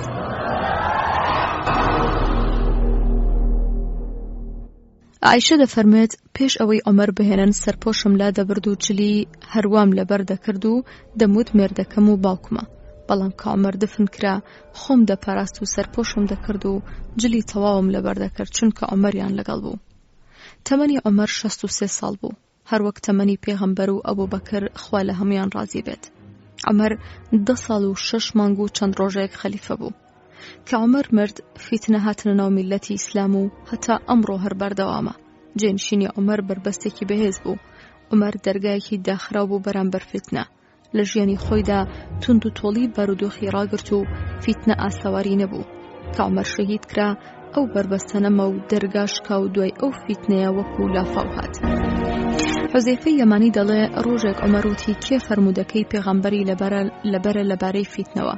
وتم من. وتی تۆ ئازادی ئادەی بێڵێ؟ من فەرمودەیەکم وت. عومەر وتی ئەوە نا، ئەو فەرمودەیە کە باسی فیتنە دەکات کە وەک دەریا شەپۆل و مەوج دەدات. عومەر وتی لەویا دەرگاکە دەشکێیان دەکرێتەوە. حوزەیفە وتی دەشکێ. عومەر وتی مادام دەشکێ کەواتە داناخرێ هەتا ڕۆژی قیامەت. عومەر دەیزانی ئەو دەرگایە خۆیەتی و دەشکێ، دەرگایەکی داخراوی بەهێزە بەرامبەر فیتنە، کەشکە فیتنە لافاو دەکاتە ناو کۆمەڵگەی ئیسلامی تا ڕۆژی قیامەت بەردەوام دەبێت. عومەر دەیزانی کە مادام دەرگاکە دەشکێ کەواتە عومەر دەکوژرێت. خەلیفە عومەر لە 6 لاولاردا لە سروشتی دەرونی و لە شولاردا و لە سروشتی دەرونی و ڕابۆچووندا زۆر لە خەلیفەی پێشوو ئەبوبەکر ڕەزای خوای لەبێت جیاواز بوو. عومەر باڵا بەرز بوو، چوارشانە و دەفەی ناوشانی پەن و سروشتی دەرونی توند بوو، سەری چاکسازی بوو، چەپلەر بوو، ڕیشی ڕەشوو بۆیی دەکرد، لە هەموو ڕوودا و ئەزمونێک شتێکی وەردەگرت. جگەلەوەی کە ئیسلام و دوو مامۆستاکەی پێشووی زۆر شتیان فێر کردهبوو، نەیدەهێشت هیچ ڕووداوێک بە بێوانە و لێفێربوون بەسەریدا تێ بپەڕێ. تێکەڵێکی سێرێک هەبوو لە وردی زەین و تیژی سروشت و توانای بەسەردەسەڵاتی حکومدا. لە هەمان کاتدا لە بەردەم میلەت و ڕووداوەکاندا هێمن و لەسەرخۆ بوو. سێری هەموو لایەکی دەکرد ئەو سابڕیاری دەدا. زۆر بە سەبر بوو بە ئاینەوە، زۆریش بەسترا بوو بە ئاینەکەیەوە. ئاەتەکان و ڕووداوەکان دەیانگەریاند، داوای دەکرد کە نابێ ئەوەندەی تاڵەموویەک ببینم یان ببیستم کەس لە ئاین لا بدات. هەمیشە دارێکی پێبوو، هەر کەس لایدایە بەرە بەوە لی دەدا. کوڕەکەی عارەقی خواردبوو، بانگی کرد و لە بەردەم خەڵکیدا جەڵدی لێدا. کراسێکی هەبوو لەگەڵ سەرجلێکی پینەداردا، زۆربەی جار خوڕما و زەیت و نانی جۆ خواردنی بوو. هەموو مەبەستی بڵاوبوونەوەی ئاینی ئیسلام و ئاشتی بوو نەکشەڕ. ئەزایەتێکی سەیری هەبوو، چیرۆکی موسڵمان بوونی مەشهورە، یەکسەر ئاشکرای کرد، کۆچکردنی وەکو کۆچکردنی کەسی تر نەبوو. کە موسڵمان بوو ئیسلام ئاشکرا بوو. عەبدوڵڵا کوڕی مەسعود دەڵێ لەو ڕۆژەوە عومەر موسڵمان بوو بەردەوام سەربەرزین. لە جێکی تردا دەڵێت عومەر یەکەم کەس بوو بە ئاشکرا باسی ئیسلامی کورد و ڕایگەیان. لە بازاڕی عوکازدا پاڵەوانی دەکرد، لاشەی گەورە و باڵای بەرز بوو بەخۆوە بوو. لە کاتی ڕۆیشتندا خێرا بوو، سوار چاکێکی شارەزا بوو، بە تەواوی ماناوە سەربازێکی تەواو بوو. هەمیشە وای هەست دەکرد بارێکی قورسی بەسەر شانەوەیە. ئەوەندە هەستی بە لێپرسراوێتی دەکرد بە ئاشکرا ڕای خۆی دەوت کە بوو بە خەلیفە یەکسەر خالیدی لابرد کە سەرکردەی سوپای شام بوو، کە باز هەرباسی خالید بوو. لە گەرمەی شەڕدا نامەیەکی نارد و لای برد، وتیان بۆچی؟ فەرمووی با خەڵک نەزانێت سەرکەوتنەکان لە خالیدەوەیە، با بزانن لە خواوەیە. خالیدیش ئەوەندەی غیرەتی عومەر بە غیرەت بوو، شەهامەتی وا بوو یەکسەر خۆی خستە ژێر سەرپەرشتی و بڕیارەکانی ئەبوو عوبەیدەوە. هەرگیز وای نیشان نادا لێ کەم کراوەتەوە. فەرمووی من سەربازم، لە هەر جێکدا بێت حکمەتی ئەبوو عوبەیدە جواب بوو، لە هەموو بچووک و گەورەیەکدا مشاوەری پێ دەکرد و بەگوێی دەکرد. ڕای خالید بوو، ئەبوو عوبەیدە جێبەجێ دەکرد، وەلای نەنا هەتا بچووک ببێتەوە نەبێتە منافسی وەک ئەمڕۆ باوە. زۆر جار قورئان پاڵپشتی لە ڕاکانی عومەر دەکرد، لەبەر ئەوە خەڵکی زۆر بەگوێیان دەکرد. خەڵکی دەوری حوشترێکی نەخۆشیاندا بوو، نەخۆشیەکەی دیاری بوو، بەڵام لە ناوەوەی بوو. عومەر دەستی کرد بە سکیا لە دواوەی وتی دەترسم خوا لێم بپرسێ ئەوە چی بوو لە ناوسکیدا. ئەوەندە حەز لە شورا و ڕاوێژ بوو، پرس و ڕای بە دۆست و دوژمن دەکرد. منداڵی دەبینی پرسی پێدەکردن و دەیفەرموو ئەمانە بیریان تیژە. لە مەسەلێکی جەنگیدا پرسی کرد بە هۆرمزان پاشای ئەهواز کە تازە گیرا بوو، بە گوێشی کرد و سەرکەوتنی لە ئەسفەهان بەدەستێنا. پێیان وت ئەوە چیتە ئەو گەورە سەحابانە ناکەیتەوالی؟ دەیفەرموو حەز نەکەم ئەوانە بەو کارانە پیس ببن. وەرزی حەجی کردبووە کاتی پرس و ڕاو لێ پێچینەوەی ئەمیرە دوورەکان و وەرزی بەخۆدا چوونەوەی بوو. داوای کردبوو لە کاتی حەجەکاندا هەموو والی و لێپرسراوان و ئەوانەی گلەییان یان شکەتیان هەیە بگەنە مەککە و هەواڵی ویلایەتەکان و والی و لێپرسراوەکانی لە حاجەکان دەپرسی. ئەو چاودێرانەش بە راپۆرتەکانیان دەهاتن کە بڵاوی کردەبوونەوە بە هەموو ویلایەتەکاندا بۆ چاودێریکردنی والی و ئەمیر و فەرمانبەرەکان. زۆر سوور بوو لەسەر نویشت و چارەنووسی سوپای ئیسلام، دەیپاراستن، دەترسا خوا لە هەموو نکۆڵیەکی بپرسێتەوە. هەر بۆیە ئەمیش محاسەبەی هەموو نکۆڵیەکی دەکرد و لە هیچ کەس نەئەترسا. لە غەمی میلەت و ترسی محاسەبەی خوا دەیگوت سوێن بەخوا لەو ڕۆژەوە ئەم بارەم دراوە بەشاندا، ناتوانم نوێش بکەم و سوجدە بەرم، دەست بە سوورەتێک قورئان دەکەم، نازانم لە سەرەتادا میان لە کۆتاییدا لە غەم و خەفەتی خەڵکدام. کە شەڕێک دەبوو دنیای لێ دەهاتەوە یەک، هەتا دەکەوت بە بارێکدا کەسێکی زۆر پاک بوو. کە عومەر ڕایەکی دەبوو لەسەر ئەو ڕای ئەو ئاەت دەهاتە خوارەوە، هەمیشە ڕاو بۆ چوونەکانی ڕاست دەردەچوو. موافقی قورئان بووە، لە بۆچوونی هەموو یەکێکی تر لە قورئانەوە نزیکتر بوو. فیراسەیەکی سەیری هەبوو کە هەمیشە خۆی پشتی پێدەبەست و دەیپێکا. نمونەی زۆرە لەو بارەیەوە ناوی دەرکردە بوو، خەڵکی باسییان دەکرد، شتی زۆریان لێبینی بوو. یەکێک لە بۆچوونەکانی و دووربینی و بیرتێژیەکانی ئەوە بوو کە خاکی سەوات ڕەشە خاکی عێراقی دابەش نەکردبوو، خەراجیشی لەسەر دانابوو بە هونەرێکی سیر، و خاکی مسریشی دابەش نەکردبوو هەتا خەراجەکەی بۆ عامی خەڵک بێ نەک بۆ ئەفرادی تاک. ئەوە لە بەرژەوەندی جوتیاران بوو. بەو کارە وای کرد کە خەراجی زەوی وزار و جزیە و ئەوانی تر کە لەو شێوەیان ببوویە مەواریدی نەگۆڕ و بەردەوام بۆ دەوڵەت. ئەمیش خەرجی دەکرد لە خزمەتی ئاین و بەرژەوەندی گشتیدا. لەوە مەعاشی والیەکان و قازیەکان و ئەهلی فتووە و زانایان و سوپا و چاکردنی ڕێگا و مزگەوتکردنەوە و خۆ ئامادەکردن بۆ جیهات و پرد و ڕێخستنی ڕووبارەکان. بەو پارە بڕی بوویەوە بۆ سوپا سەرباز کە لە دوور وڵاتەوە جیهادی دەکرد، ئەگەر ژیانی خاو و خێزانی بەباشی مسۆگەر نەکرایە غەمی ماڵ و منداڵنەی دەهێشت جیهاد بکات. ئەوەی بۆ دەبڕینەوە و زۆر چاک پێی دەژیان و لێیان دەمایەوە. نەخشەیەکی بۆ داهاتوو هەبوو، ئەگەر بمایە دەنگێکی گەورەی دەدایەوە، بەڵام مەرگ ڕێگەی نەدا. دەیفەرموو ئەگەر زیادەی پارە دەوڵەمەندەکانم کۆ کردەوە و دابەشم کرد بەسەر هەژاران و کۆچکەراندا، واتە هەژارەکانم دەبردا ڕێزی دەوڵەمەندەکان و دەستیانم دەخستە ئیش هەتا هەموو میلەت لە کار و ئیش دابن. لە جەیەکدا دەفەرمێ ئەگەر بمزانی باە کەسێکی تر لە من باشترە بۆ ئەم کارە، داوام لێ دەکرد بدات لە ملم پێم باشتر بوو هەتا من والی ئەوان بم. کوردستان لابەردەم بە ناوی خوا سڵاوتان لەبێت. مزگەوتەکانی عەبدوڵڵای کوڕی عومەر لە کوردستان لە نێوان ڕاستی و خەیاڵدا. کۆمەڵگەی کوردەواری لە ژیانی خۆیدا گیرۆدەی کۆمەڵێک دابوونەریتی داهێنراوی نەشیاوی کوشندە بووە کە بە تەواوی کۆڵی کوتاوە و ناوکرۆکی خواردووە. دەستی گیراوە لەوەی بیرێکی نوێ بکاتەوە و خۆی لەو هەموو نەهامەتی ڕزگار بکات کە تێکەوتووە.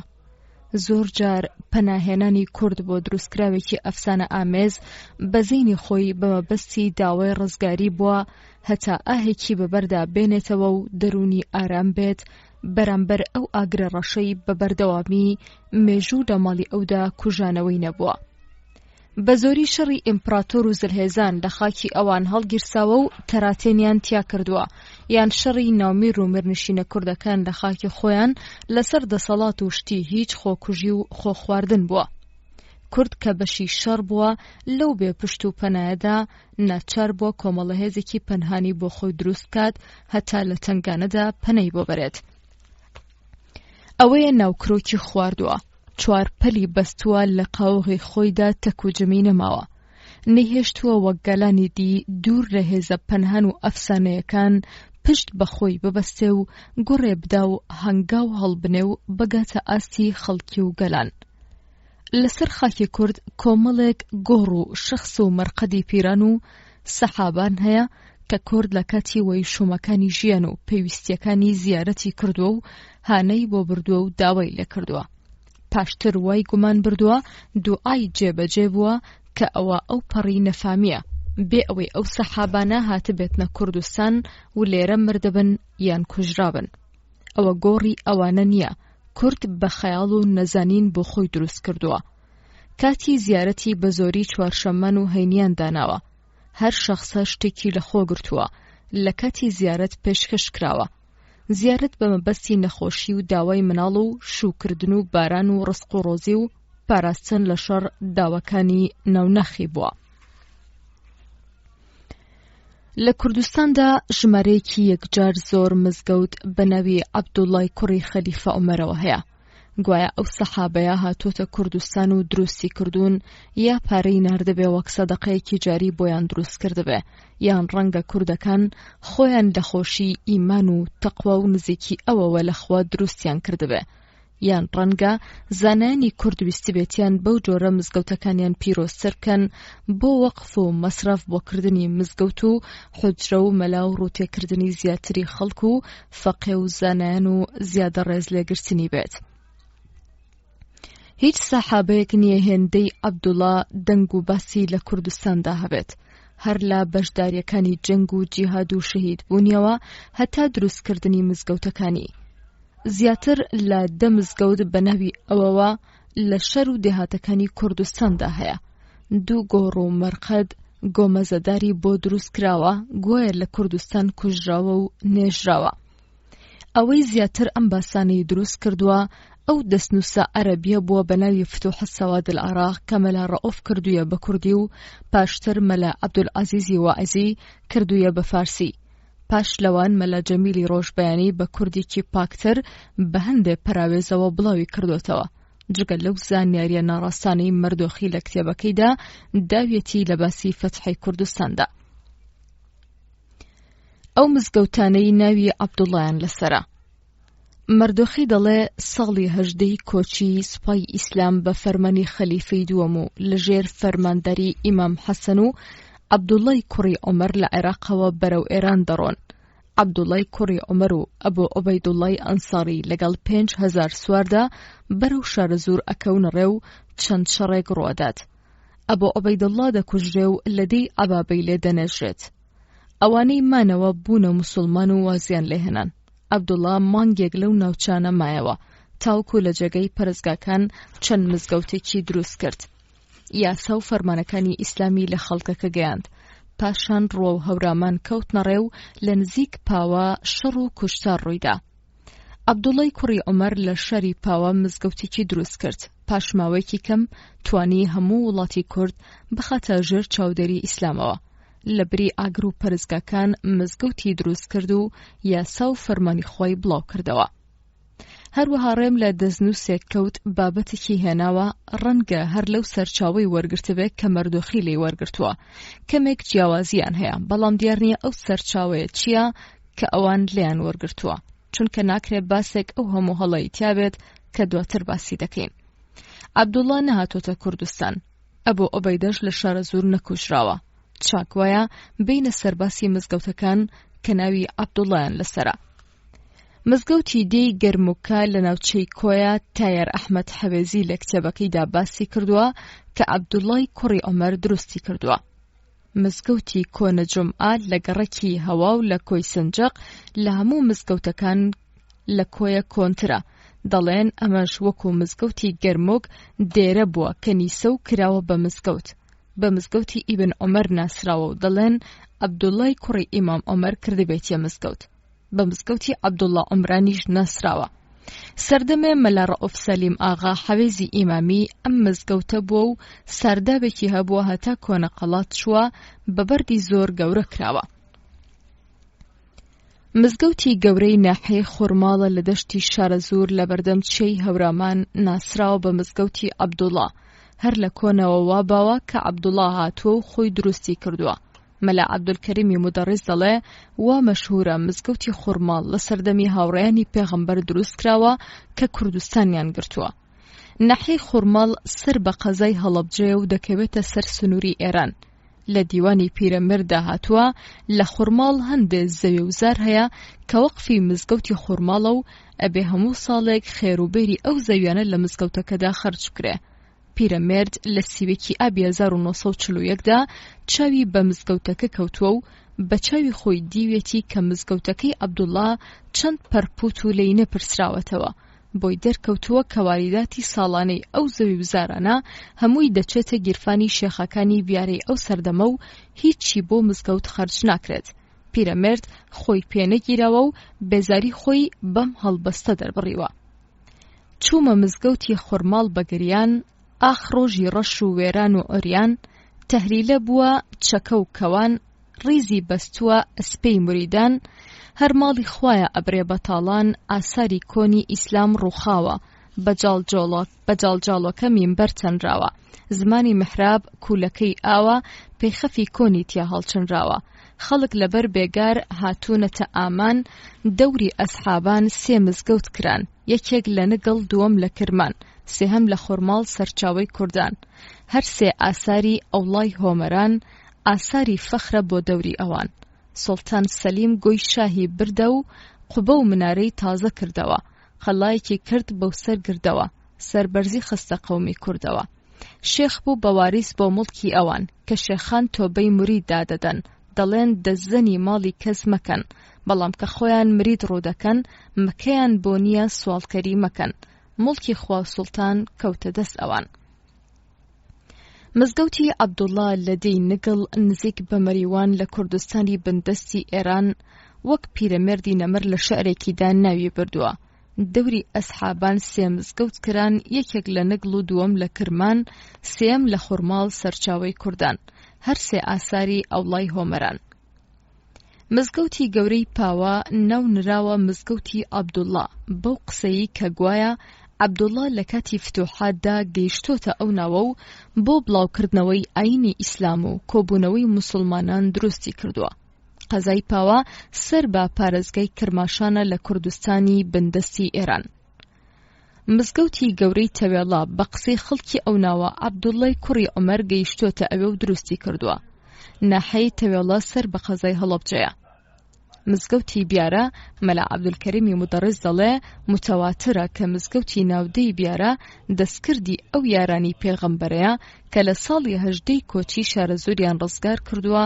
لە ناو کووردا بەو جۆرە مزگەوتانە دەڵێن عەبدوڵڵاهی واتە عەبدوڵڵای کوڕی عومەر دروستی کردوون. لە مێژوودا نەماندیوە عەبدوڵڵا فەرماندەی سوپا بوو بێت، بەڵێ عەبدوڵڵا لەو سوپایەدا بووە کە هاتن ئەربیلیان گرت و بەرەو خۆشناوەتی و پشدەر سەرکەوتن. مامۆستا مدەڕیس لێرەدا کەوتۆتە هەڵەوە، دیار ئەویش بڕوای بە قسەکانی حەوێزی و واعیزیە بۆیە ناوچەی هەولێر، بەڵام پاشتر دەری دەخین کە عەبدوڵڵا لەو سوپایەشدا نەبووە. مزگەوتی دێی پاڵانیا لە شارە زۆر سەر بە هەڵەبجە، ئەویش وا باوە کە عەبدوڵڵا گەیشتۆتە ناوچەکە و دروستی کردووە. مزگەوتی دێڕوان لە نێوان ئۆردوگای سەریاس و ناحەی باینگان سەر بە قەزای پاوە لە بەشە کوردستانی دیوی ئێران مزگەوتێکی زۆر کۆنە، گوایە عەبدوڵڵا گەیوەتە ئەوێ و ئەو کارەی ئەنجام داوە. مزگەوتی عەبدوڵڵای عومران لە دەی هەڵاوێژە، چۆنێتی دروستبوونی بەم جۆرەیە. حەوێزی لە باسی فەتحی کوردستاندا لە کتێبەکەیدا دەڵێ ئەنجا سوپای ئیسلام بەدەم زی بچووکدا هاتنە خوارەوە تا گەیشتنە دەربەندی پشدەر، لە زێکە پەڕینەوە و گەیشتنە دوگمان، بەرامبەر سوپای کوردوەستان و عەبدوڵڵای عومەر لەی ڕۆژئاواوە دامەزرا. شەڕ قەومە و پاشای کورد مەلیکی ئەژدەر کوژرا. کوردان هەڵاتن و دوگمان و ناوچەکەش گیرە.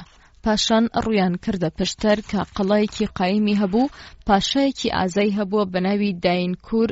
دوای شەڕی قورز قەڵا گیرا و مەلیک دانیکوور هەڵهات، بەڵام شەو لە دەیەک کوشتیان. چوونە ناو قەڵا و خەڵکی کورد موسڵمان بوون. مزگەوتێکیان لەو دێی کە دانیکووری تیا کوژرا دروست کرد. ئێستا دێیەکە ناوی هەڵاوێژەیە.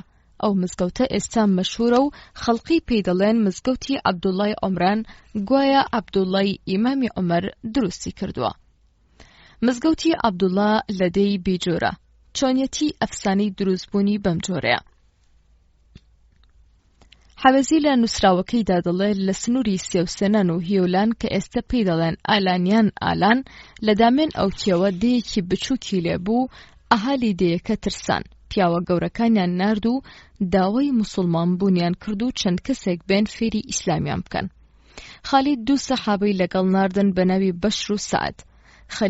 خالید سوێن دیدان کە خیانەتیان لەگەڵ نەکەن، چوون بۆ ئاوەی بێجوورە و نەسیحەتیان کردن و 4 ڕۆژ لەوێ بوون. شەوی پێنجەم ئەهالی بێجوورە چوونە سەریان و کوشتنیان و لە سەلوێنگاکەدا شاردیانەوە. عەبدوڵڵای ئیمامی عومەر ئەو شەوە خەوی خراپی بینی، فەرمووی خەڵکی بێجوورە خیانەتیان لە سەحابەکان کردووە. خالید وتی ئەی کوڕی خەلیفە، تۆ لەگەڵ 500 نەفەر بڕۆ. چون دەوری دێیاندا و داوای سەحابەکانیان کرد و تیان هەڵاتون. ئەبا سێری سەلوێنکی کرد، بینی نور بەرز دەبێتەوە. بانگی عەبدوڵڵای کرد و هەڵیاندایە هەردوو لاشەکە دەرکەوتن. ئەنجا بەربوونە خەڵکی دێکە و زۆریان لێکوشتن. ئەنجا لاشەی دوو سەحابەیان لەوێ بە خاک سپارد. عەبدوڵڵا لەسەر خاکی ئەوان مزگەوتێکی دروست کرد و ئێستاش ئاساری قەبری ئەو دوو سەحابەیە ماوە، ئەکەونە ڕۆژهەڵاتی مزگەوتەکەوە. ئەفسانەی لاشەی سەحابە لە سەلۆنیک و دروستکردنی مزگەوت لەسەر سەلۆنیک دروستکراوی دەستی دوژمن بە ئیسلامە، پاشان ڕوونی دەکەینەوە. گۆڕی عەبدوڵڵای کوڕی عومەر کە بووەتە مزگەوت و گوایە لە نێوان هەولێر و مووسڵدا شەهید بووە و لەوێدا ئەسپەر دەکراوە، مەلاوائیزی بە درێژی ئەوەی بەم جۆرە گێڕاوەتەوە. خالید و عەبدوڵڵای کوڕی عومەری کوڕی خەتاب بەم خەم و خەفەتەوە، واتە خەفەتی کوژرانی سەحابەکان لە سمەقوڵیان، ڕوویان کردە نینەوە. لە نێوان هەولێر و مووسڵدا تووشی ڕووبارێک هاتن و دەیانویست بپەڕنەوە. لەم کاتەدا پیرەژنێک لە کەناری ڕووبارەکە داما بوو، داوای لە عەبدوڵڵا کرد بیکاتە کۆڵ و بیپەڕێنێتەوە. عەبدوڵڵا سواری پشتی خۆی کرد کە گەیشتە ناوەڕاستی ڕووبارەکە، پیرەژنەکە تۆزێکی کرد بە لوتی عەبدوڵڵادا و کە گەیشت ناوبەری ئاوەکە عەبدوڵڵا ڕەنگی زەرد بوو و مرد. خالید بە کارەساتەکەی زانی و پیرەژنەکەی دایە بەر شمشێر و لە توپەتی کرد. ئەنجا یاران کۆبوونەوە عەبدوڵڵایان نوێش کرد و ناشتیان. پاشان چوونەوە بەرەو شام. پاش ئەوە خالید لە شاری حۆمس مرد.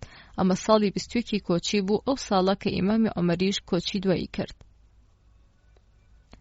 ڕۆژبەیانی دەڵێت گۆڕی عەبدوڵڵا لە قەرەچۆغا بە عەبدوڵڵای عارەبی بەناوبانگە کە مزگەوتەکەشی لەسەرە.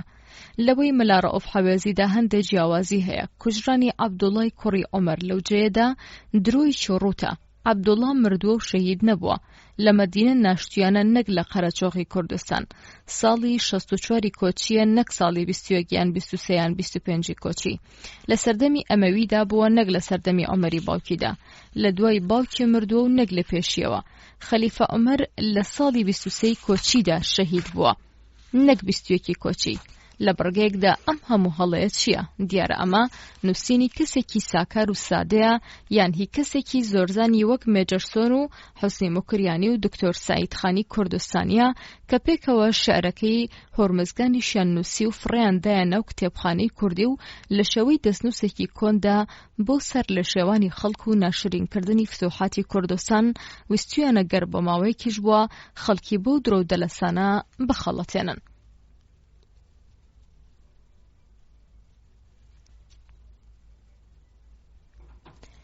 لێرەدا کورتەی ئەو بەشداریانەی عەبدوڵڵای کوڕی عومەر دەگێڕینەوە کە لە کتێبەکەی مەلا ڕەئوفدا هاتووە.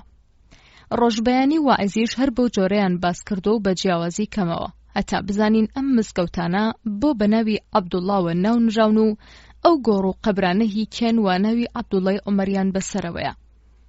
حەوێزی دەڵێ ڕاوی ئەڵێ وەختێک یارانی پێغەمبەر درودی خۆی لەسەر بێت وڵاتی شام و ئەرمەن و تەرەفی موسڵ و هەرچیما بوو لە وڵاتی ڕۆم فەتحیان کرد، قائیدی جەیشی موسڵمانان ئەبوو عوبەیدەی جەڕاح هەموو سەحابەی کۆ کردەوە و وتی چۆنە بەرەو شەرق بڕۆینیان بەرەو غەرب.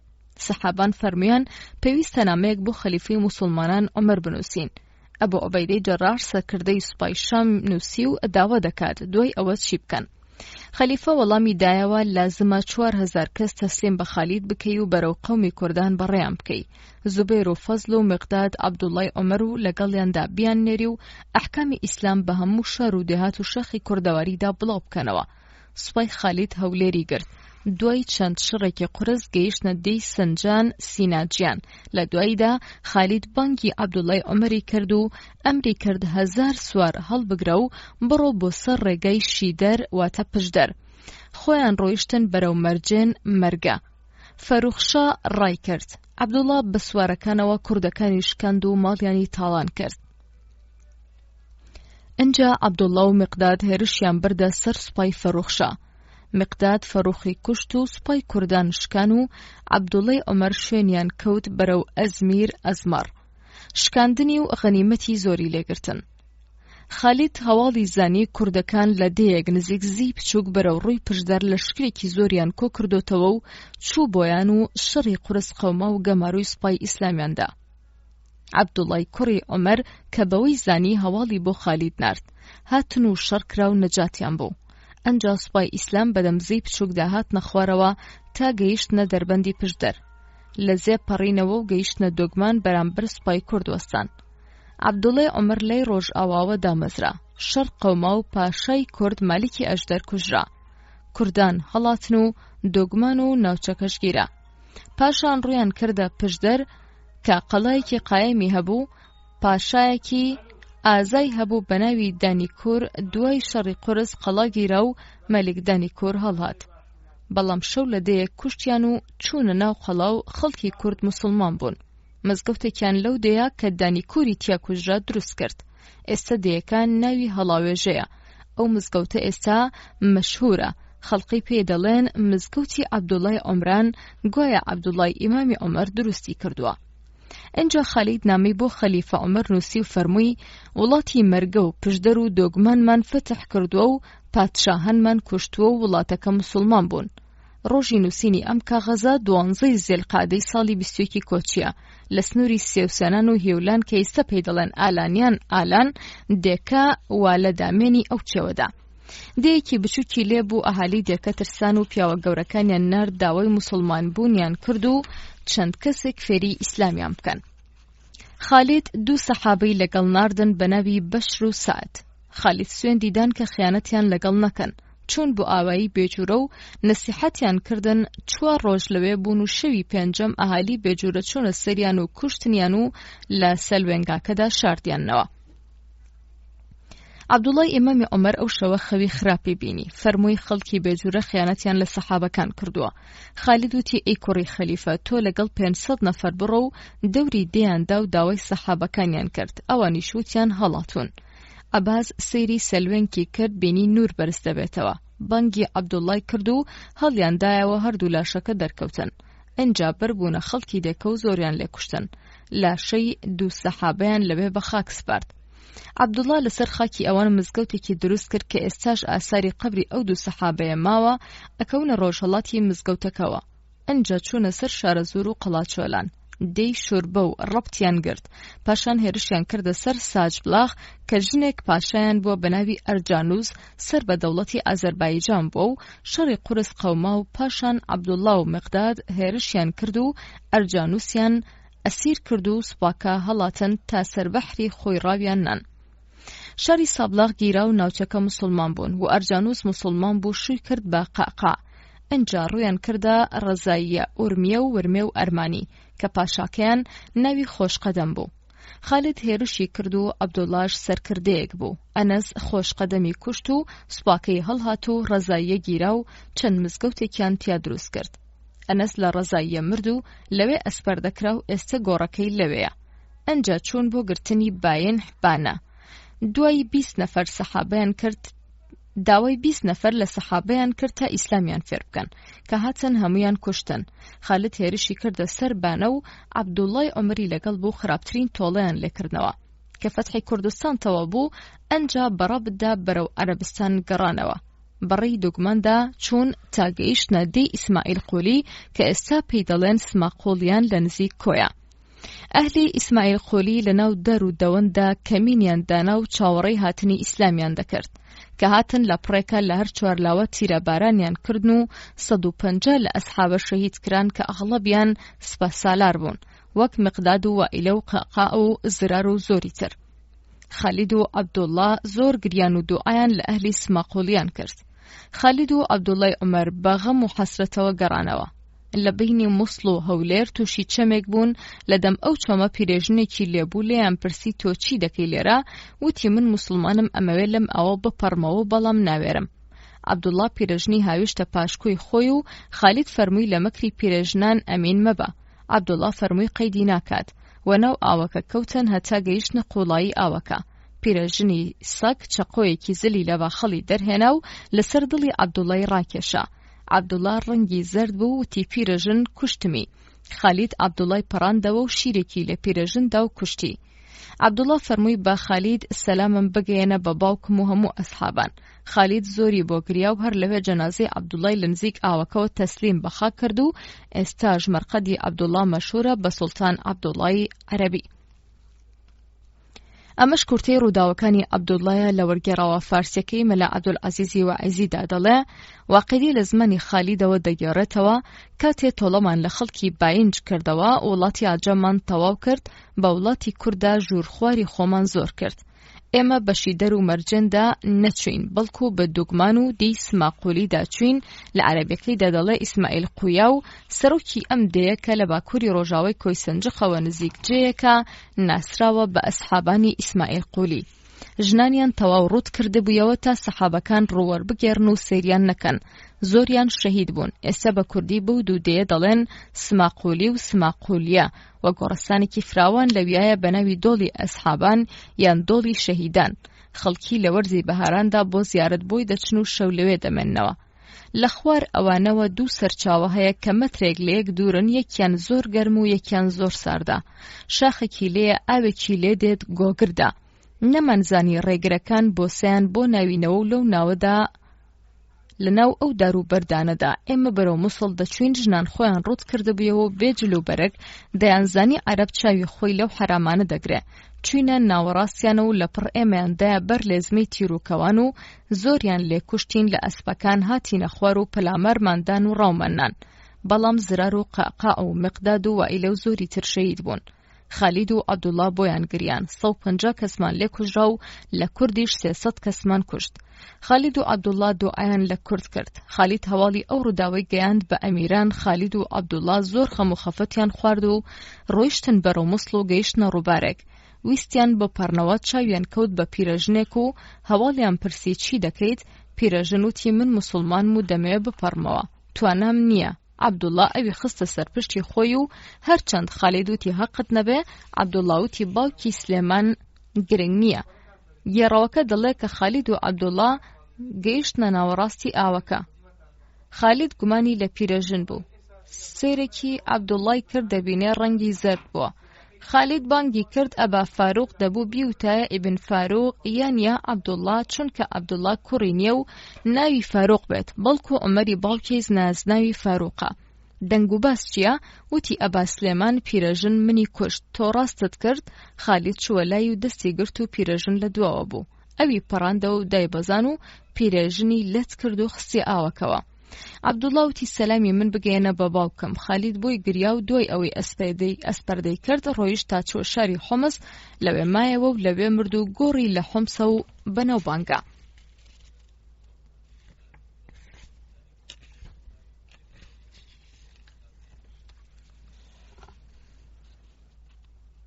عەبدوڵڵای کوڕی عومەر بادەستی پیرەژن لە کوردستان لە ساڵی 21 یان 23 یان 25 کۆچی لە سەردەمی خەلیفە عومەردا شەهید نەبووە، بەڵکو لە سەردەمی یەزیدی کوڕی معاویەشدا زیندوو بووە.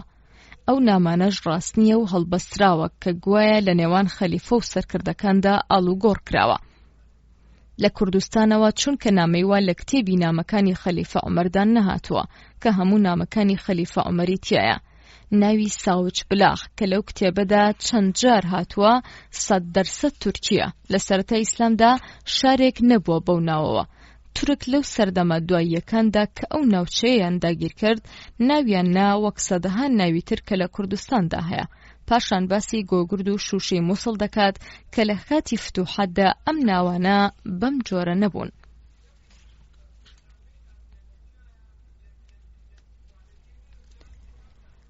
کوردستان لە بەردەم فتوحاتی ئیسلامیدا بەردەوامە.